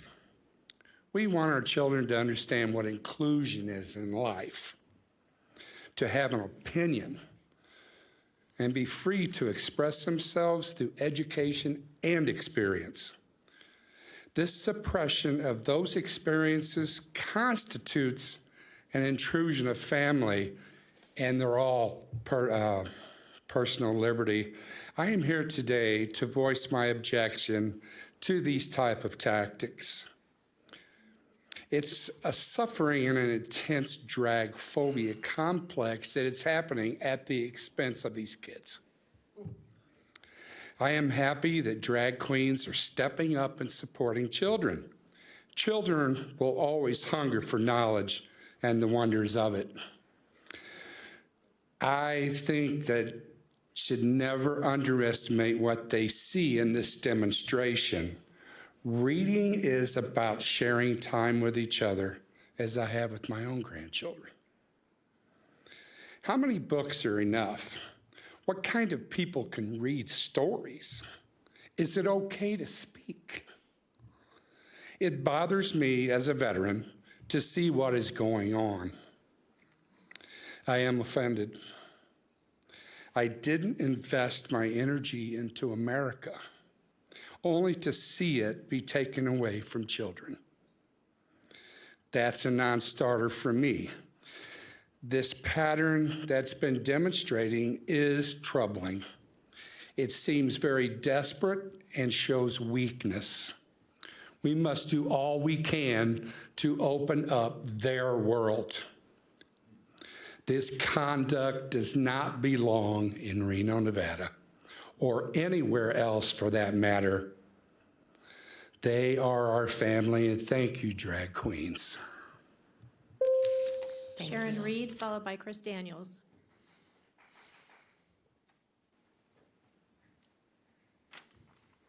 Hi, thank you for allowing me to give my opinion on the Drag Queen Story Hour, which I 100% support. I moved from the Chicago suburbs in 1994 to a small town in Fishers, Indiana, and with my 10-year-old twins, who are now 40. We were excited because they opened a brand new library, and it was within walking distance, riding a bike, and my kids were just so excited. We were going to be there on the first day when they cut the ribbon. And lo and behold, they were the first two in line. So of course, being twins, they argued who was first, but 1 and 2, and they both got the very first library card in Fishers, Indiana. So my only rules for them in going into the library was keep your voice down and no more books than you can carry in both hands. So we came home, they had no restrictions, they could read about anything they wanted, and it gave me the opportunity when they brought the books home to know what they were questioning or what they wanted to read about, whether it was marine biology, slavery, medical conditions. That was my opportunity to sit down with them and know what they were reading. Some children, I don't think, have that opportunity. They don't have parents that are going to sit down and explain, you know, how something works, or if they see somebody that looks different than them, can they question it? So they go to the library and they get to pick books. And I think that's a great opportunity, and I would never want to take away the parenting ability for moms and dads to be able to say, yes, you can read that book. We had 2 children in our neighborhood. One had alopecia and had no hair, and the other person had Tourette's syndrome. We loved them, we welcomed them, but they wanted to read more about them. They looked different. They talked different. That isn't something to hide. It's something to explore and understand, just like a drag queen may look different than them. It's not bad, it's just different. 30 years later, obviously I don't live in Fishers, Indiana, that library, where they got their first library card, is now looking at possibly removing 11,000 books for some reason, and I'm sure it's somebody didn't like something about that or something about that. And I talked to my kids and I said, you remember, you know, your first library card at Fishers, Indiana, they're removing 11,000 books.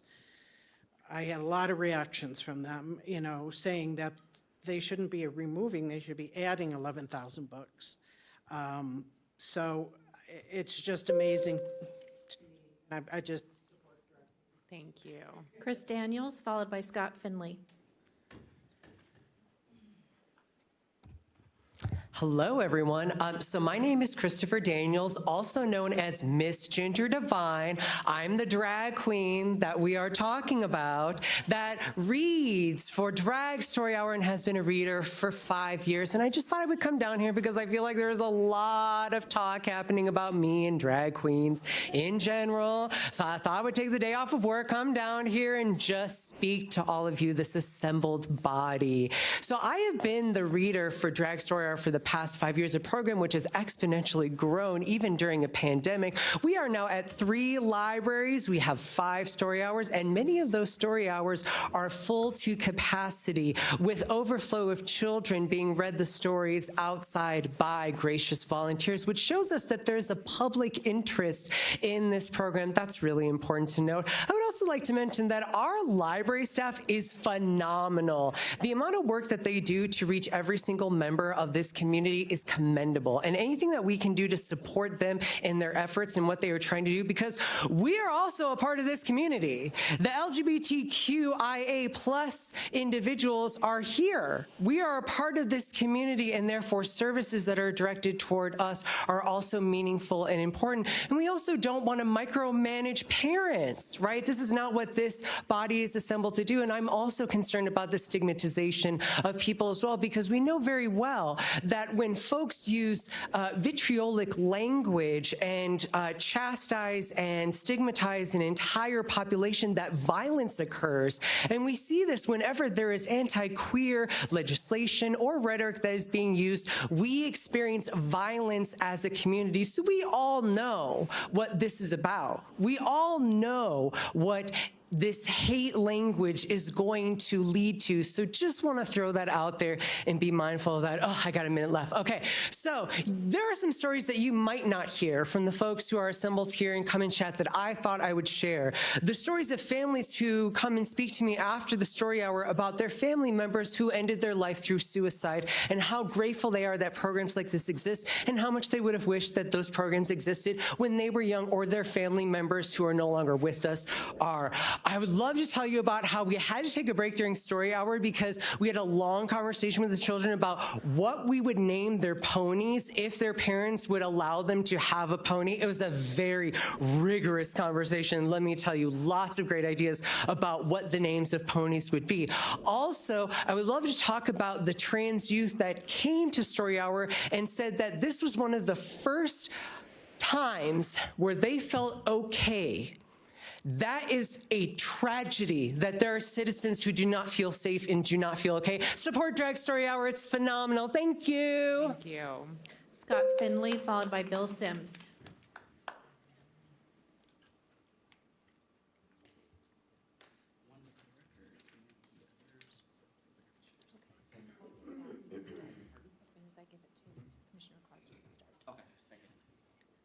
I will be distributing documents for Mr. Finley. Thank you, Madam Clerk.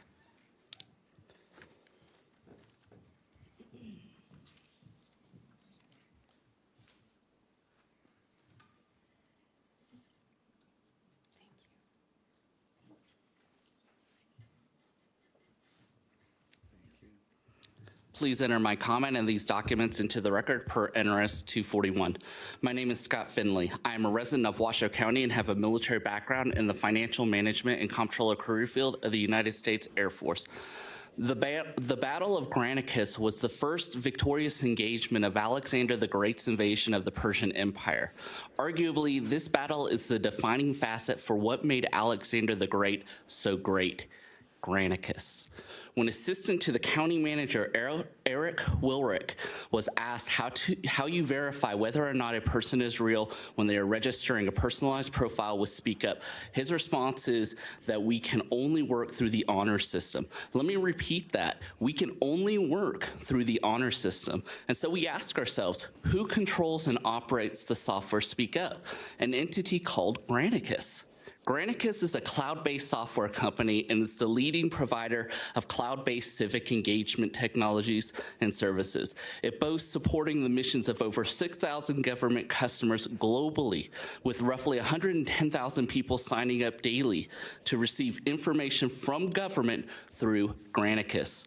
If there is no way to verify whether or not an e-comment seen on Speak Up is from a real person, then we must assume that the e-comment was made by a bot, by artificial intelligence.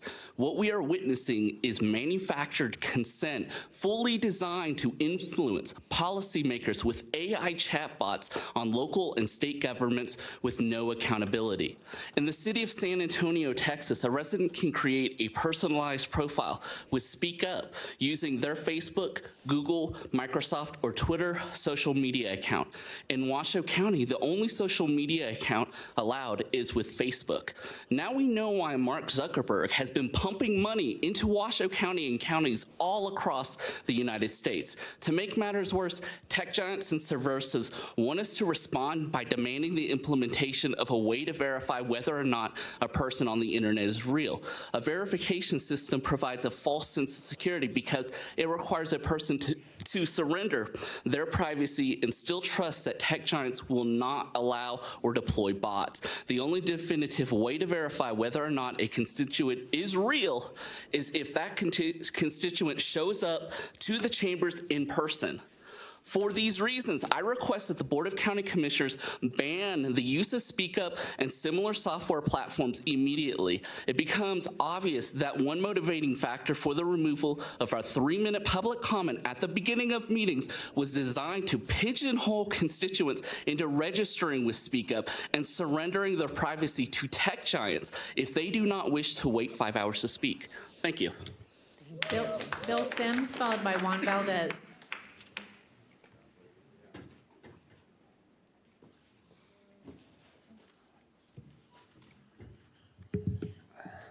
Afternoon, Chair Hill, fellow commissioners.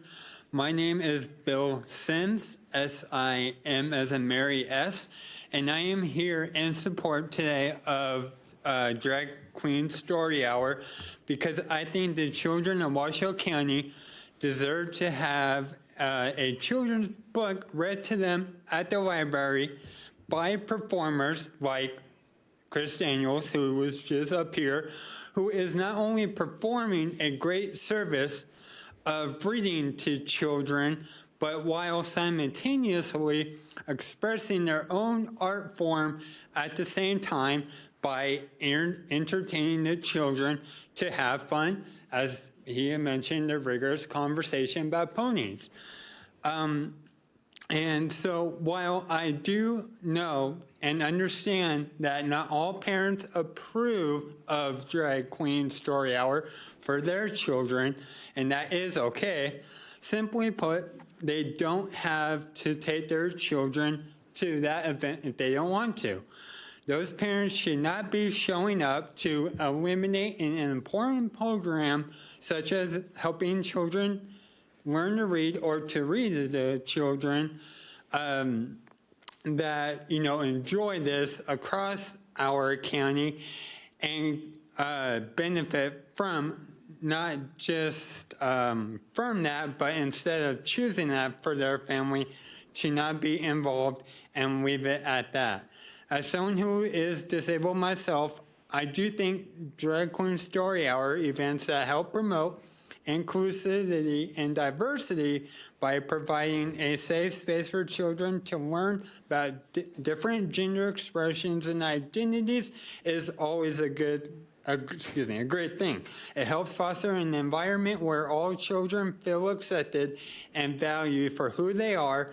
And for someone who is disabled myself, it's kind of something I wish I had found when I was a kid, you know, having CP, always, you know, being angry at having CP. I wish I had something like this where I can go and, you know, have this kind of inclusivity.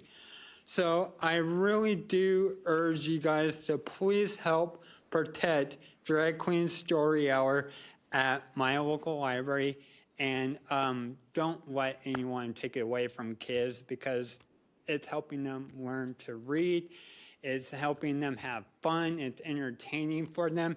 And I challenge anyone who opposes Drag Queen Story Hour to honestly tell me they don't appreciate Mrs. Doubtfire. Thank you. Have a good day. Thank you. Juan Valdez, followed by Beth Blackard.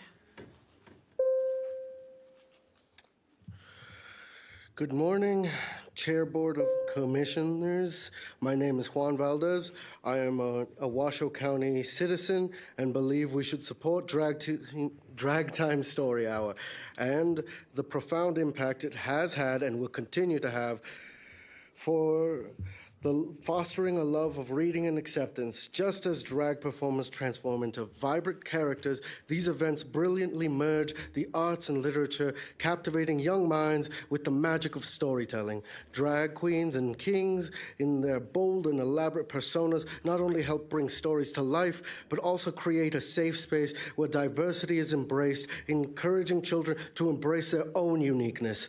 These events show that reading is a gateway to empathy, allowing us to step into the shoes of characters from all walks of life. Let's stand with Drag Time Story Hour, cherishing the love of reading it nurtures and the rainbow of colors it brings to the world of storytelling. Thank you very much for your time. Thank you. Beth Blackard, followed by Catherine Snedeker. Good afternoon, commissioners. Thank you for your time. I realize it's been a long day. My name is Beth Blackard, and I am also speaking in support of Drag Queen Story Hour. I've been a resident of Washoe County since I was a child. I'm a UNR alumni and a current doctoral student. I'm also a part-time college instructor. But today I'm coming to you as a concerned mother of a young child. I'm concerned that a vocal minority might shut down a program that can benefit so many families. Did you know that in Washoe County, only 46% of elementary students test at or above the proficient level for reading? For high school students, it's only 51%. So in other words, half of the children in this county have trouble reading. Those numbers have stayed about the same for at least the last 5 years.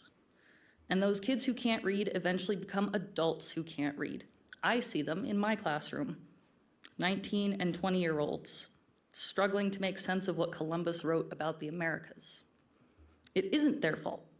It's because books weren't made interesting or relatable, or because they weren't allowed to explore different kinds of ideas before they got to college. Childhood reading and learning is vital because it affects adult reading and learning. But to learn to read, kids have to enjoy it somehow. They need stories that speak to them on a personal level. It needs to be fun. I don't know if you've ever tried to get a toddler to do something that she didn't think was fun. It's a real struggle. Drag Story Hour meets those needs. It's not deviant or dangerous or any of the other things I've heard recently. It's someone in a fancy dress and a wig reading children's stories. One of this summer's events with Ginger Devine had a story about a unicorn named Kevin who had a rough day. It's fun and funny and educational. You know, over 100 people packed into our downtown library to hear Ginger Devine read kids' stories this June. And to see that over 100 people came to hear those stories and that so many kids got to enjoy reading for a day. And then see that a small group of misinformed individuals might shut that down, that upsets me as a parent. Unless those people are about to volunteer to run an early literacy program to help our county's children succeed, I say, let the show go on.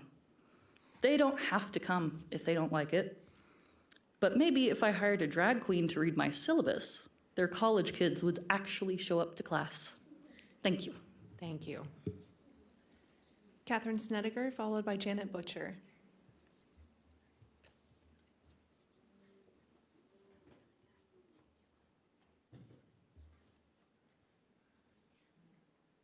For the record, I am Catherine Snedeker, a non-person, non-resident, and enfranchised natural woman. When I was here last time and Alexis Hill interrupted and disrupted my speech, and after I was removed from the meeting, this guy over here, Mr. Edwards, came up with a great thing to cover up for her violating my First Amendment right to free speech. He said, I disrupted and interfered with the process. Is that what you want to say? And Mrs. Hill said, yes, that's what I want, when it was all about free speech. You don't get to disrupt my free speech. Maybe Mr. Edward doesn't know the definition of disrupt. It means while I was talking in my window of the process, she disrupted my speech. I didn't disrupt anybody. That was a flat out lie you told. I watched it on the monitor out there. That's why I'm clearing the record now. You need to remove your comments from that meeting. It's a flat out lie. Flat out lying to cover up for her violation when I said forking. Now I'm going to say bullshit.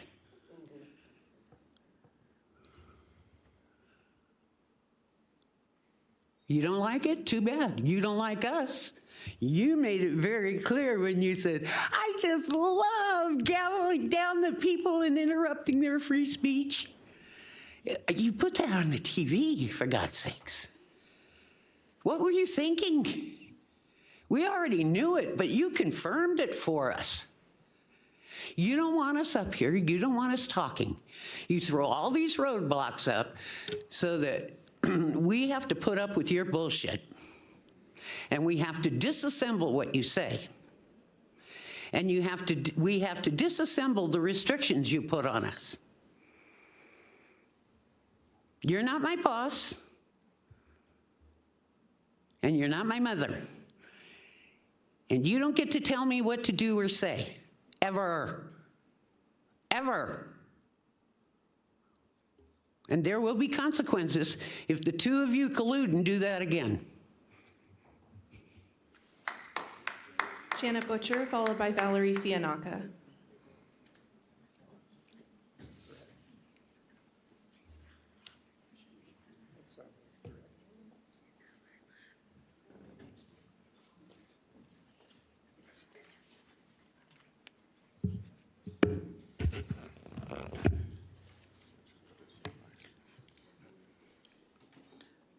Janet Butcher for the record. Please enter my comments into the record as I say them, so verbatim, please. I'm not paid to be exercising my rights to redress the county commission. I looked through my mail, no check. I reviewed my bank statements, no money.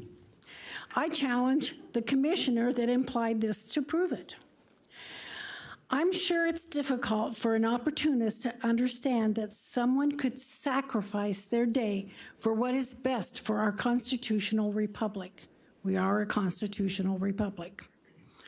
And do the humane and thoughtful thing for not only the constituents in their district, but all of Washoe County. People are upset with the Marxist dictatorship of the commissioner that unilaterally took away the public comment at the beginning of the meeting in true mean girl fashion. Why, one would ask?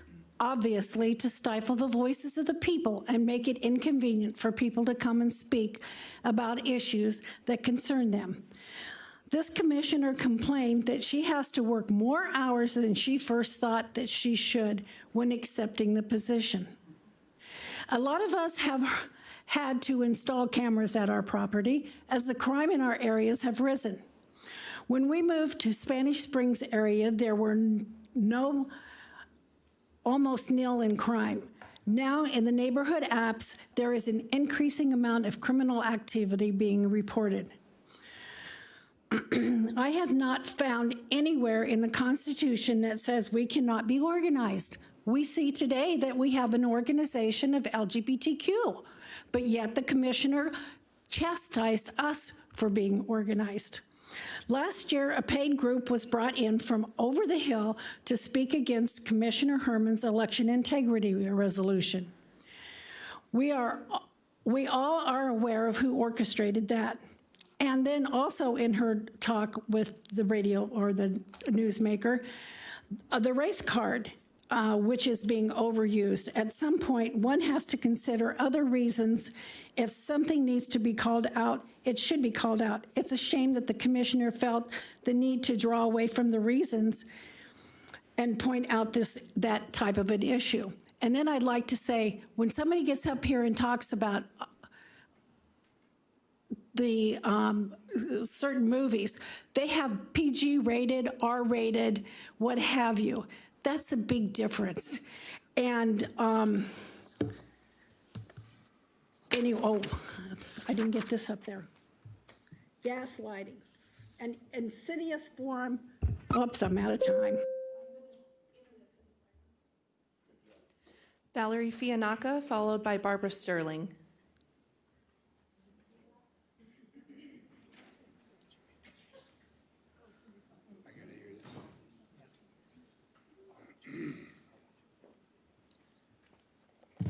Valerie Fianaka for the record, and please enter it verbatim. I'd like to thank Ms. Steers for her awesome presentation. She's a wonderful person, and I'd like to tell her so. I'd like to correct one thing, though. Lawn Boy, which is the book that you had such a problem with, Ms. Andriola, is housed in the young adult section, not the adult section. So it's for teens.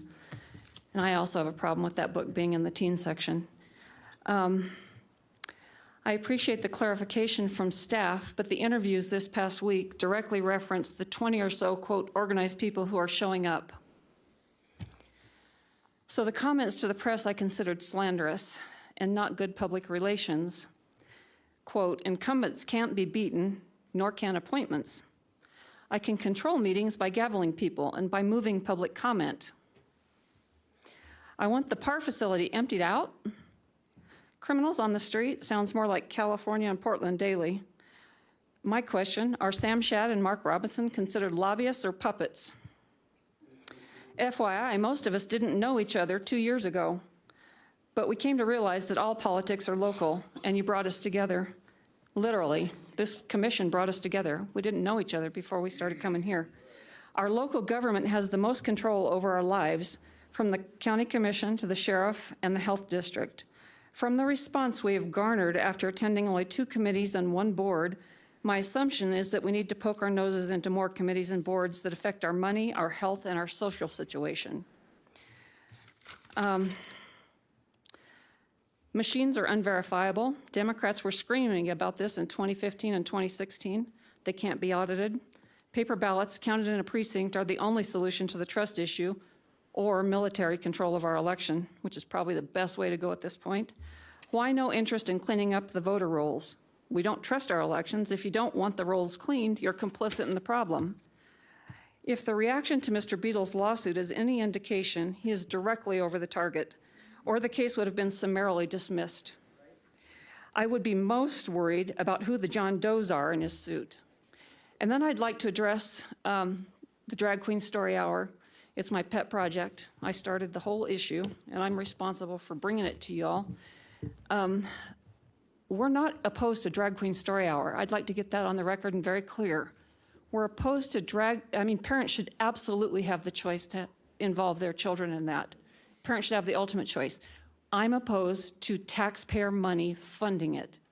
It can go to our center, it can go to Bruca Theater, it can go to all sorts of places that are not publicly funded. We are just opposed to it being in our publicly funded library. Barbara Sterling, followed by Marcy Cooper-Smith.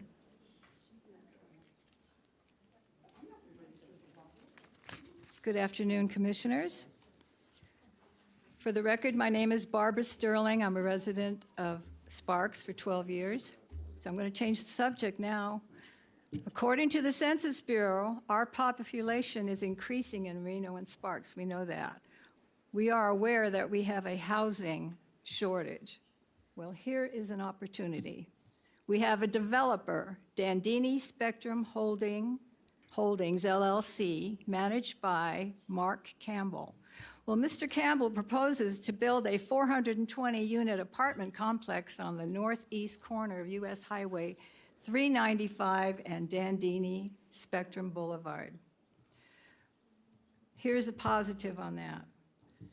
Currently, on the property tax, this is unusable land. It pays minimal property tax. When the development is completed, this property will pay approximately $1,350,000 in the first year or 2, and the amount of property tax will increase as the property stabilizes.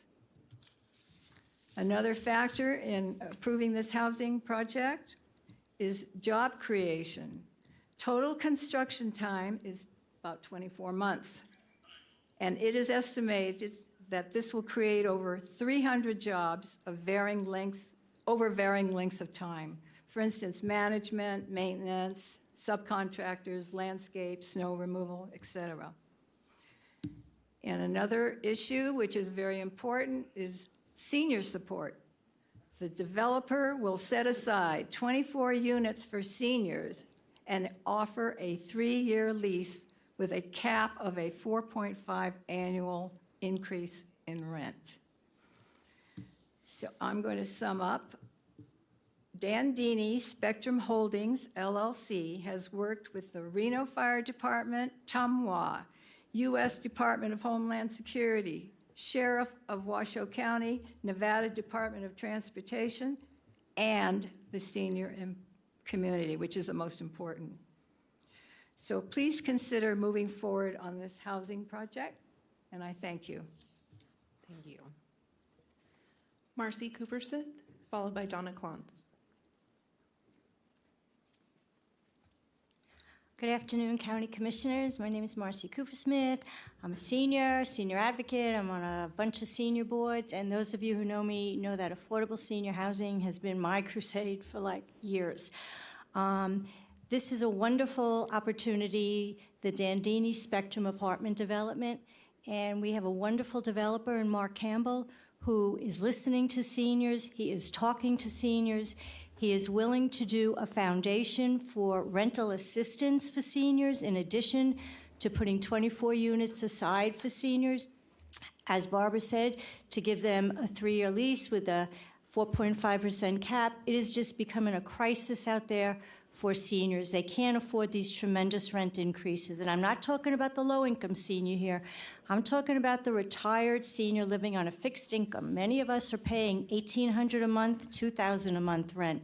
That's ridiculous. I've had tons of neighbors have to move out of Washoe County because they can't find anything affordable with their $100 and $200 a month increases in rent.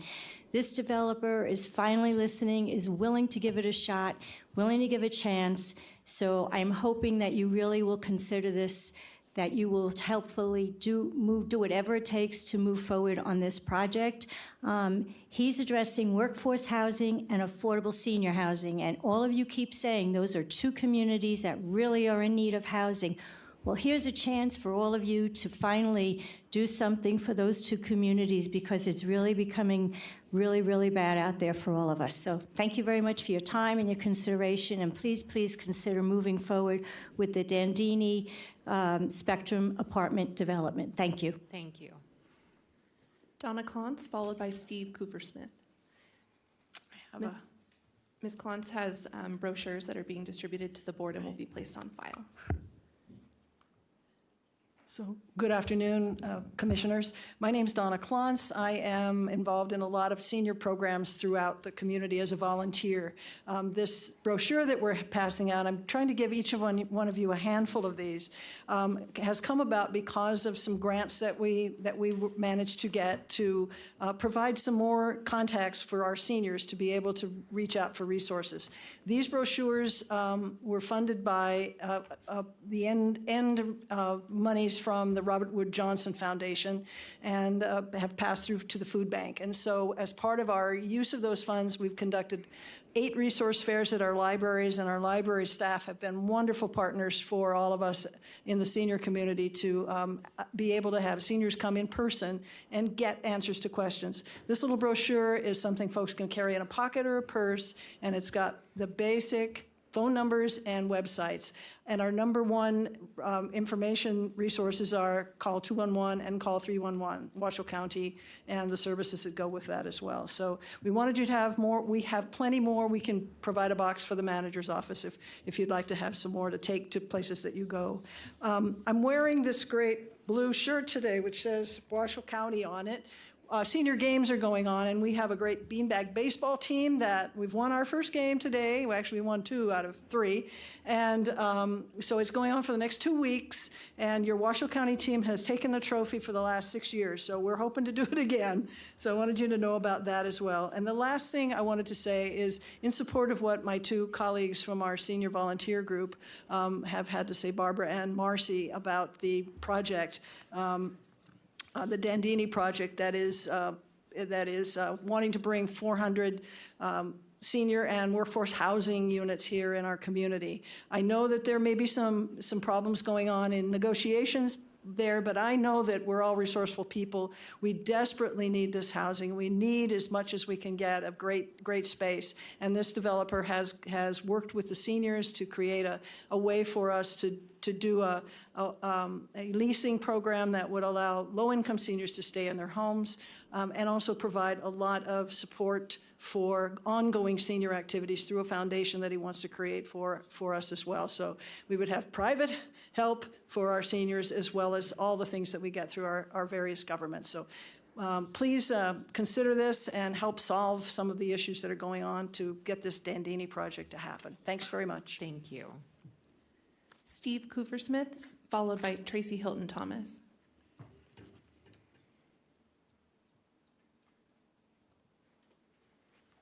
Good afternoon, Commissioners. Thank you for letting me speak. I'm here in support of the Dandini Spectrum apartment development, and I hope you'll do the same. This project will create jobs, bring tax dollars, and most certainly benefit the senior population. I'm in agreement with my 3 predecessors. They worked very hard to make sure that the seniors will benefit in this community. They worked very hard to do so. The developer, Mark Campbell, is willing to work with the senior population. He has spoken with them, and he's actually the only developer to work with the senior renters, and he'd comply with any conditions that were put in front of him. In closing, I challenge all of you to do what's right for your constituents rather than what's politically expedient. The seniors of our county deserve a great money, a lot more than they've gotten so far. Thank you for your time. Thank you.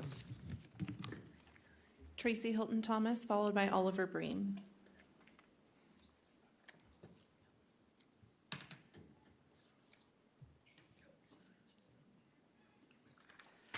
Okay, first of all, so yay on 13. Unfortunately, we bombed on 14. You got hooked up on that word certified printer. Did any of you bother to ask certified by who? It's not by the state or any law. It's by Dominion. So now Dominion is controlling our machines and our paper ballots. Yay, what a win. Washoe County Stadium Authority, to which 2 of you are appointed and the rest are alternates, does not appear to be in compliance with Washoe County's Code 5.52, which stipulates this board is to meet at least twice a year. However, Washoe County's website hasn't shown any meetings since 2019. Has it been dissolved? If so, why do you all have it listed under your boards? If not, why has the county ceased providing information on it? Is there anyone conducting an audit of these committees to ensure that they are in compliance? I asked this body to think long and hard about the propaganda broadcasted on Friday's TV program with a local media personality. There were a few topics that I was glad to hear about, such as the transportation, subsidized housing, and daycare facilities. Unfortunately, the rest was complete lies aimed at dividing our communities. The only racist comments aimed at this manager are the ones in the guest's darkest imagination. Claims of bullying from the primary party that has mastered that art, not just towards public commenters, but our commissioners, is laughable and delusional. It is through these meetings that many of us have actually gotten to know each other, through shared assault from the dais, long before you all were here. So you are actually the one that created the group you regularly disparage. We are not coordinated, as we have the ability to have our own opinion, contrary to the left agenda. Your misguidance as to the intent of constituents in this chamber reflects how tone-deaf you truly are. It is in fact the lobbyists you rally into these chambers and the trolls making e-comments online that are the ones that are here to disrupt your business. They have no vested interest in this community. We do. Speaking of e-comments, please modify it to not require the PDF files to be downloaded. None of us need all that garbage on our devices. Oliver Bream, followed by Victoria Blanford.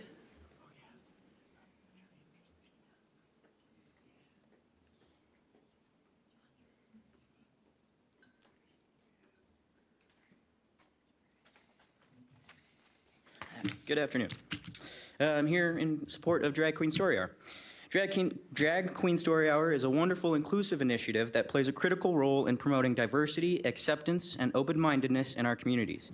By bringing together drag queens and children through storytelling, this event is not only encourages a love for reading, but also teaches children valuable lessons about embracing differences and treating everyone with kindness and respect.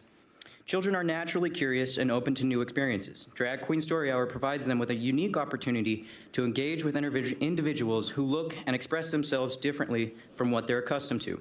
This exposure helps break down stereotypes and prejudices from an early age, fostering an environment where everyone is celebrated for who they are. Furthermore, the program emphasizes the importance of self-expression and creativity.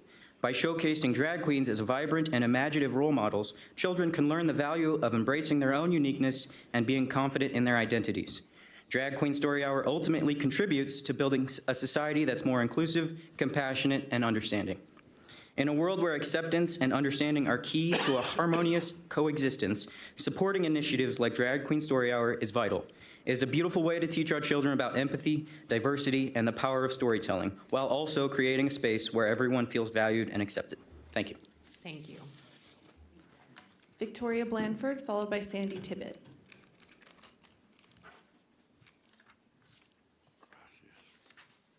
I would say good morning, but I think that would be incorrect. Good afternoon.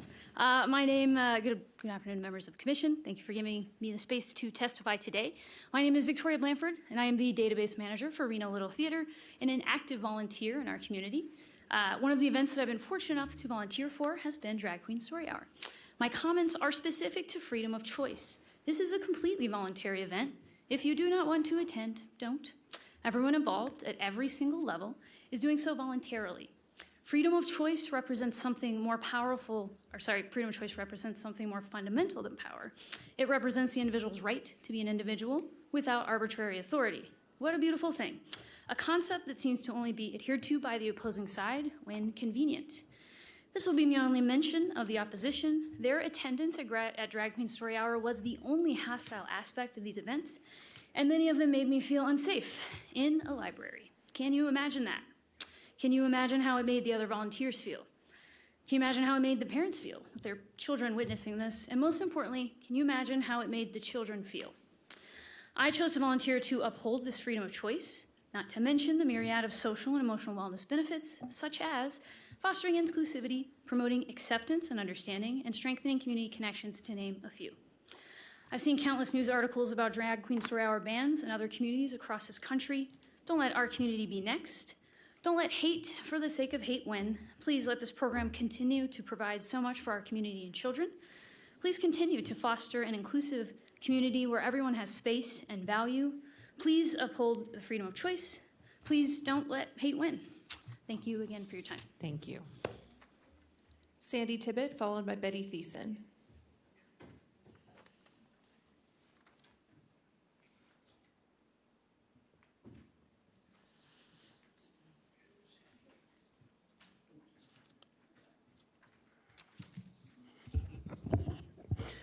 Sandy Tibbet for the record. Detached, ignorant, clueless, disgusting, rude, hypocrite, hollow, phony, offensive, repulsive, corrupt. These are just a few of the adjectives that ran through my head after watching the clown show masquerading as a news interview. A stage interview that was a failed attempt to cast a negative narrative against a group of Washoe County residents who come to these business meetings to voice their concerns, point out the obvious flaws in our county, and to offer solid solutions to these flaws. These are valid concerns, or as Hill likes to call them, frustrations that continuously fall on deaf ears. There are glaring flaws in our community, and no one in our local government cares to address any of them. The citizens constantly bring solid solutions to this board, solutions that are repeatedly ignored. And Sam Shad wants to know why there is a lack of dignity at these meetings. Seriously? Isn't it obvious? Dignity is a state of quality of being worthy of honor and respect. Being a bully with a gavel does not earn honor or respect. Praising your own sole decision to remove opening comments and silence the voices of your community, the same community you claim to love, does not earn you honor or respect. Gaslighting the people of this community with your racist propaganda does not earn you honor or respect. Nobody in this community has ever referred to, mentioned, highlighted, pointed out, or spoken about the color of Eric Brown's skin. Corruption does not discriminate against race. Corruption comes in all colors, as evidenced by the color of your white skin, Commissioner Hill. Clearly, you are using the local news media to try and further your criminal political career, which was a grave mistake. You are not the victim as you are trying to portray to the community. The 5 to 9 hour meetings you so disdain is a result of your own actions. You did that and you proudly own it, just like any good narcissist would. Anybody with critical thinking skills can see through your charade. You are in fear, and you should be. It is not civil unrest that's coming for you. It is a freight train carrying a huge load of evidence, and it's not slowing down. You are an expendable puppet. And you will be thrown onto the tracks to take the fall by the same people who installed you in that seat. Who is going to raise your daughter while you're in prison? Hopefully, she will remain a girl until you get out. And the disruptors, stay for the entirety of these meetings because we care about our county and our country. And for transparency, we lobby for God and nobody else. Madam Clerk. Betty Thiessen, followed by Roger Edwards. Oh, and I wrote this on my own. It's not scripted, Hill.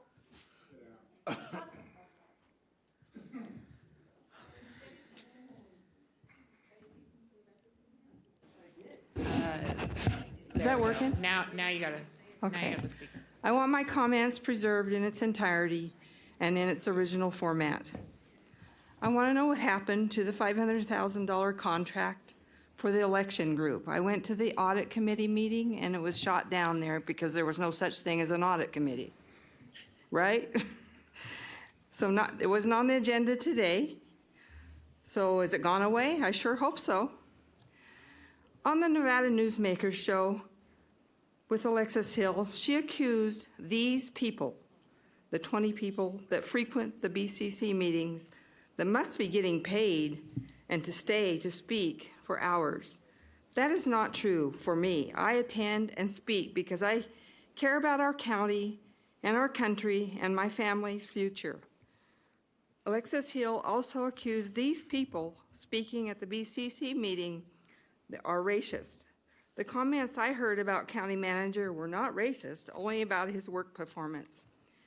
An example of being racist, I would say changing Jean Herman's resolution, whatever it was today, changing the wording so it had to be deleted from the agenda because it's not what she wrote, that's racist.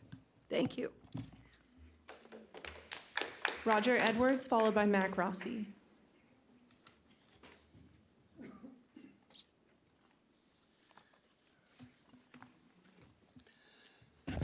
Good afternoon again. Roger Edwards for the record. Please enter my comments into the permanent record.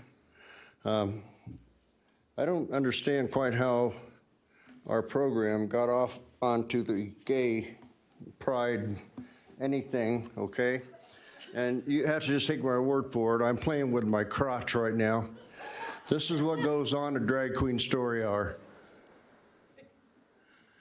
I don't just want Drag Queen Story Hour out of the libraries. I want it out of my community entirely. It's perversion. It's manipulating young minds into believing that alternate lifestyles of any kind are all right.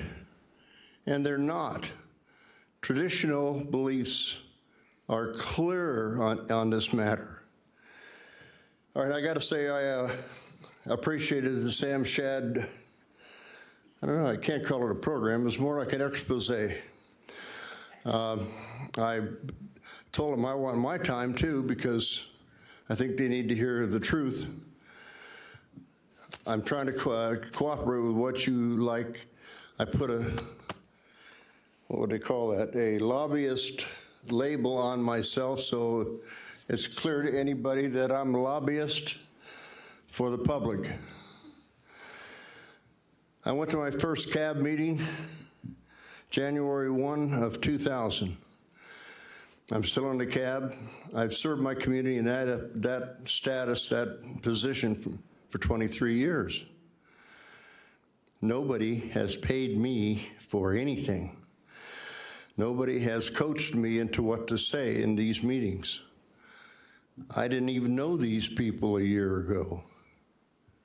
It's not that we have some kind of common coach sending us down here. What we have is a common knowledge of what our community needs and doesn't need. You guys are all elected officials. I mean, we count on you guys to take our message to the community and to vote those concerns in. And I'll be willing to guarantee that the Sherman Hills people didn't vote for her to be on Sam Shad's show. Well, you know, I'm a veteran. I paid my dues, and I still pay my dues. And I believe that the voice of the public is everything. It's not inconvenient. It's not irritating. It's not, all of those things are suggested because they're important. Thank you. Mac Rossi, followed by Ilya Arbitman. For the record, Mac Rossi, a resident of Reno. I'm speaking in favor of the nanny Spectrum project, and I'd like to address one of the situations. You've already heard a lot of the benefits of this project, and I'd like to address one that's kind of unusual. This property is half in Reno, 200 units, and half in county. The city of Reno has already approved 200 of the units. Food for thought. Thank you. Thank you. Ilya Arbitman, followed by James M. Bentham. Hey, Ilya Arbitman for the record. I'm a Reno resident. I'm also the chair of the Ward 3 Neighborhood Advisory Board. I also teach chess locally at elementary schools. I also work at the Holland Project, where I do a lot of youth programming. In short, I love my community, and I also love the library, and I support everything the library does. I spent some of the best years of my life lost in various libraries in different places. I mean, a library is just a wonderful place where you can go and kind of experience like a microcosm of the world, right? It's kind of like an art gallery or, you know, like a museum of all of the ideas and thoughts and things that are floating out there at any given time. And it allows you the opportunity to engage with those things in peace, kind of on your own, at your own pace. Very often, you know, you go to the library and you find a book and I've had this experience, right? And you absolutely think that the ideas in it are hateful or abhorrent, right? You wish it didn't exist, but it does, and it's there on the shelf.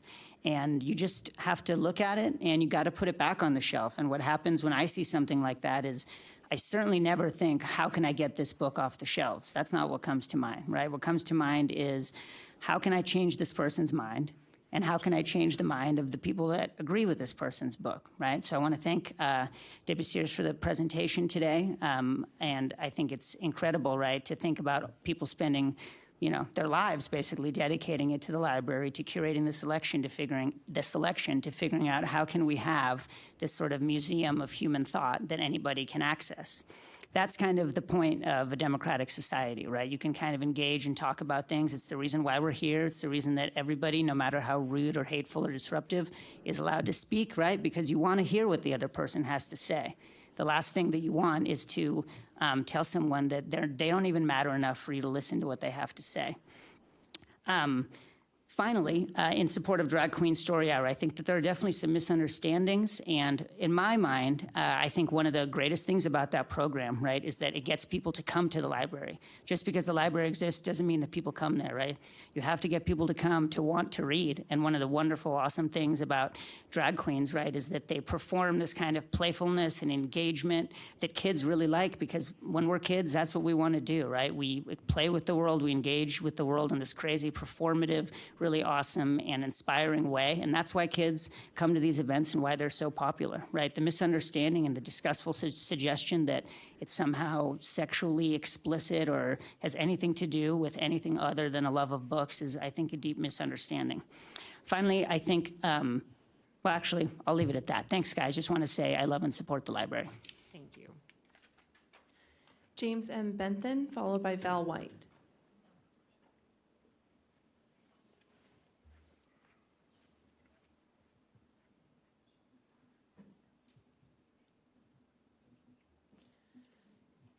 Mr. Bentham has provided documents that will be distributed to the board and placed on file.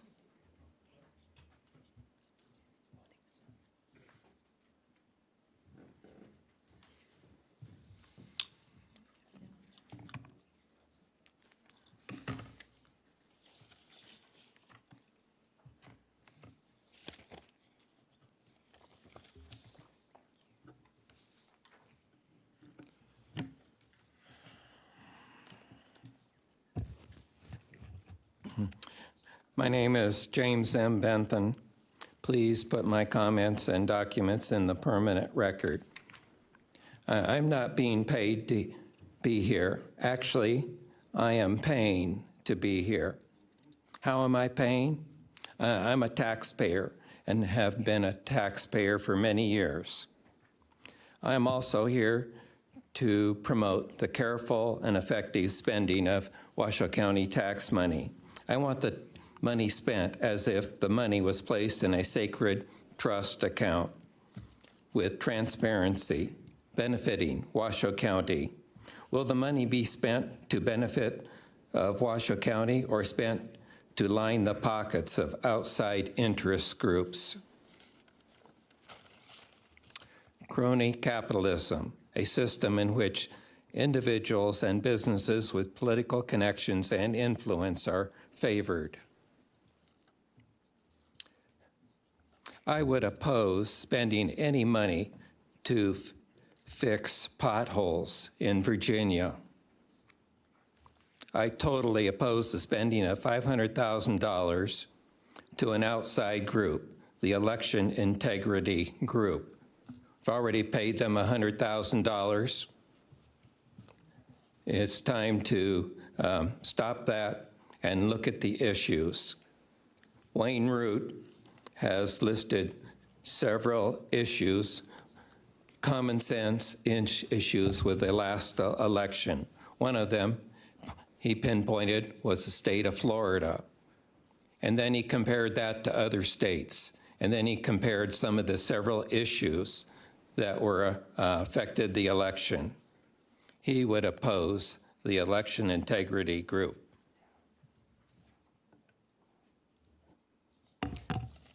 Valerie White and Mary Gallegos have also put out a document, Our Elections, Act Now, Demand Change. In this document, Valerie highlights election issues and the solutions. We do not need to hire an outside group to review what has already been documented. Here we have Wayne Allen Root, Valerie White, Mary Gallegos, as examples of people that you could hire with this money that would be homegrown, knowledgeable, and make the needed changes that we need. Also, I'm sure that even Robert Beatles would work for less than $500,000. Val White, followed by Alan Munson.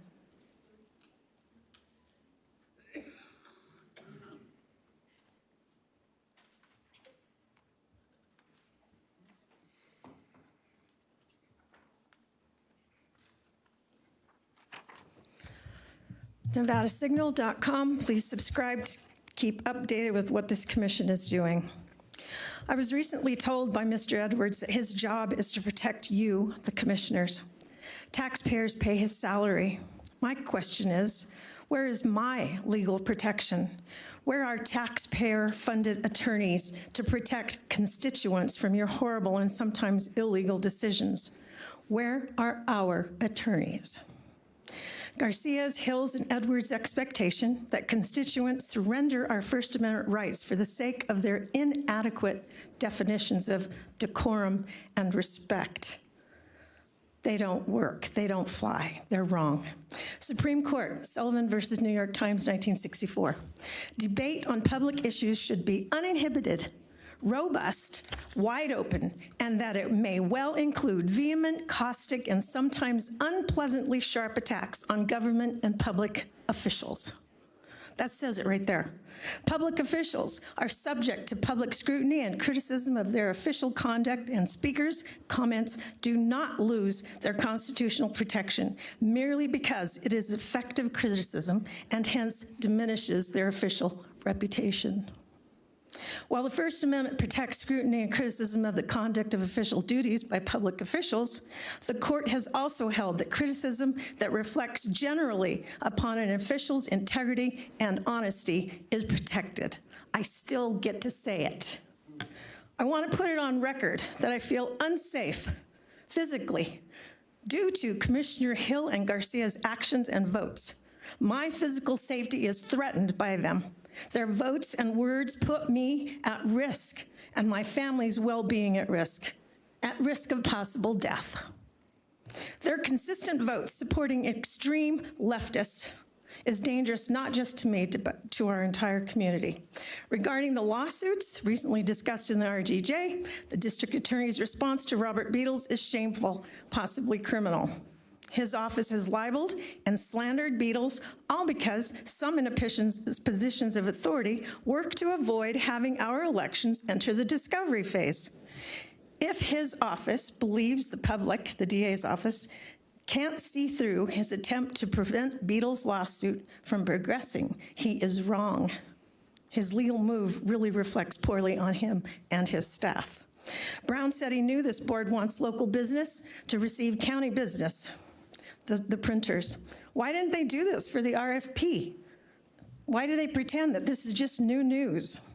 Last, terminate Manager Brown and Register of Voters Jamie Rodriguez. And finally, subscribe to the NevadaSignal.com. Alan Munson, followed by Susan Van Ness.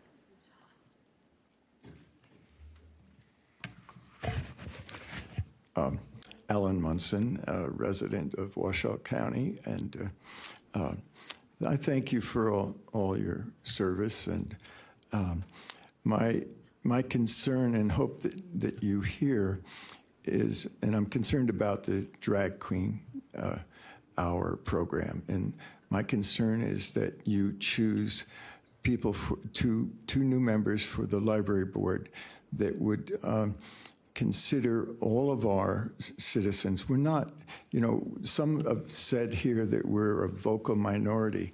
I would not agree with that, that we're a vocal minority. And we're also not hateful. I feel bad for people who are misguided. And regarding the Drag Queen Hour, it has a sexual connotation, and there's been other places where people who've been putting on the drag queen, were found out to be gay, and it's a type of grooming, and it's not okay, in my opinion. And but I also think that they have absolutely every right to do and their program in a private place, not with tax dollars. They have that right. They have, we all have a right to make a mistake. And I don't wish to stop them, and I don't hate them. You know what I do? I feel sorry for them because they're misguided. But, in the other concern is that Kirk Cameron has a Bible program. I don't know if you've heard about it, but I would hope that the chairman of the library board would allow a Bible program to be also presented to kids. And, underlying all of this for me is I don't think that young children who are, in third grade and under or fourth grade, they should not be exposed to heterosexuality, homosexuality, any type of sexuality. I brought up two children, and I knew some of you will be too. I don't think, or I encourage you not to expose your children to sexuality too early in their life until they're able to understand it. And that's really what is in my heart saying to you, that we don't want that type of exposure to our children in Washoe County. Thank you for hearing me out, and I hope that you hear what I said. Thank you. Thank you. Susan Van Ness.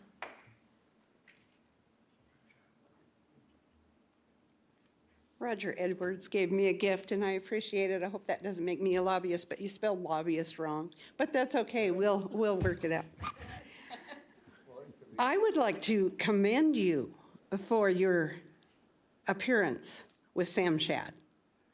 At first, it bothered me, but then I sent it off to somebody, and legal, somebody in the nation, They said, this is great. She gave you guys a great gift. So thank you. I encourage you to do more. This is great. We need more. Now, I want to go to number 2. This is all I can put up here. Downtown Marina Library. Let's get away from the drag queen stories. Guess what's going on down there? And I have video, but I think you'll stop me from playing it. Mr. District, no, I can't. In the mornings, lining up at the door, apparently homeless go in there. All of them log into the computer and play porn on screens. Children are going in and out of the library. Now, if I played you the video, I think you'd stop me because it is porn, so I can't play it, can I? This is homeless going into the South Center Library, sitting there for hours playing porn, and children are looking through the windows like this. What are we going to do about this? Should we be, they're also going in there, they have weapons on. There's no metal detector, and you guys are afraid of us. Children have faces up to the windows watching the porn, and this goes on for hours, and no one does anything about it. So let's shift it from the drag queens, and let's talk about what we're going to do about the homeless going in. And back to that again, thank you for the, I'm happy you did that. Thank you. And I encourage more. Thank you. There's no one else signed in. Okay. Thank you very much, Madam Clerk. We now will move on to item 17. Mr. Manager. Item 17 is Commissioners and County Managers' announcements, reports, and updates to include boards and commissions updates, requests for information or topics for future agendas. Okay, I'm looking to the board to see if folks have any announcements. Commissioner Clark. Thank you, Madam Chair. First of all, I just want to salute everybody who came to the chambers today. A few have stayed to the bitter end, but those who made comments and left, thank you. It's important for us as elected officials to hear everybody's opinion, inclusivity. You know, I believe in hearing everybody's opinion. We can learn something from everyone. So we might not agree on different items, but it's always important to hear from people. Next, I'd like to salute my fellow commissioners for their endurance. We rode this chair hard today. We're still here. Anyhow, thank you. And I've got 4 items that I'd like to see on future agendas, and I'll be quick with those. I'd like to see a presentation from Ann Silver from the Chamber of Commerce. She's got some valuable information that we should hear about the state of employment and job opportunities and different things that could and would and should and will affect our workforces here. Lots of opportunities, lots of job opportunities, lots of apprenticeship programs, jobs that starting at $60,000, $70,000 a year, which is, certainly not flipping burgers. So it's worth hearing what she has to say. I would like to see a vote on the agenda on on our pay, our retro pay for our valued county employees. Without our county employees, we are nothing. And I mean that. If everybody decided to go somewhere else today, this county would be in a world of hurt, just a real mess. I'm concerned about morale. I want people to feel valued. It's a lot of money, they say, and that's why we can't talk about it. But in the scheme of things, when we have $1 billion budget and we're spending millions and millions and millions on the homeless shelter, this is a drop in the bucket to make our folks feel valued and build morale. So I'd like to see a vote on that. Again, it may not happen that it goes their way, but at least the county employees will know who up here on the dais is on their side. Next, I'd like to have a vote again. It may not go the way I want it to go, but I'd like the folks in the community, I'd like to see a vote on public comment coming back to the first of the meeting. I want to see a vote, and I want to see where the commissioners stand. You're ducking the issue, you're hiding out if you don't want to have a vote on it. If you're proud of your decision to do that, then let's have a vote on it. Let the people see where everybody stands. And lastly, we've got 2 vacancies on the library board. We need to get those positions filled. So the folks that came in and talked about library issues can go to the library board and share their feelings with the library board. 2 vacancies. Let's get that on the agenda. Let's get those positions filled. Thank you. Thank you, Commissioner Clark. Any other commissioners have announcements? I'm not seeing, oh yes, Commissioner Andriola. I just wanted to thank the staff in RTC for helping a constituent in terms of we coordinated just transportation for his life-saving treatment for dialysis. And I really want to commend the staff and, again, RTC for navigating that in a very expeditious way. So I do appreciate that. Thank you.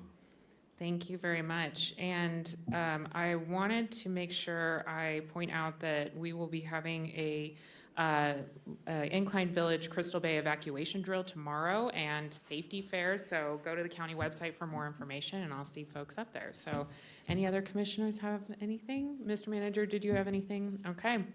Well, with that, thank you for a great meeting. We are adjourned.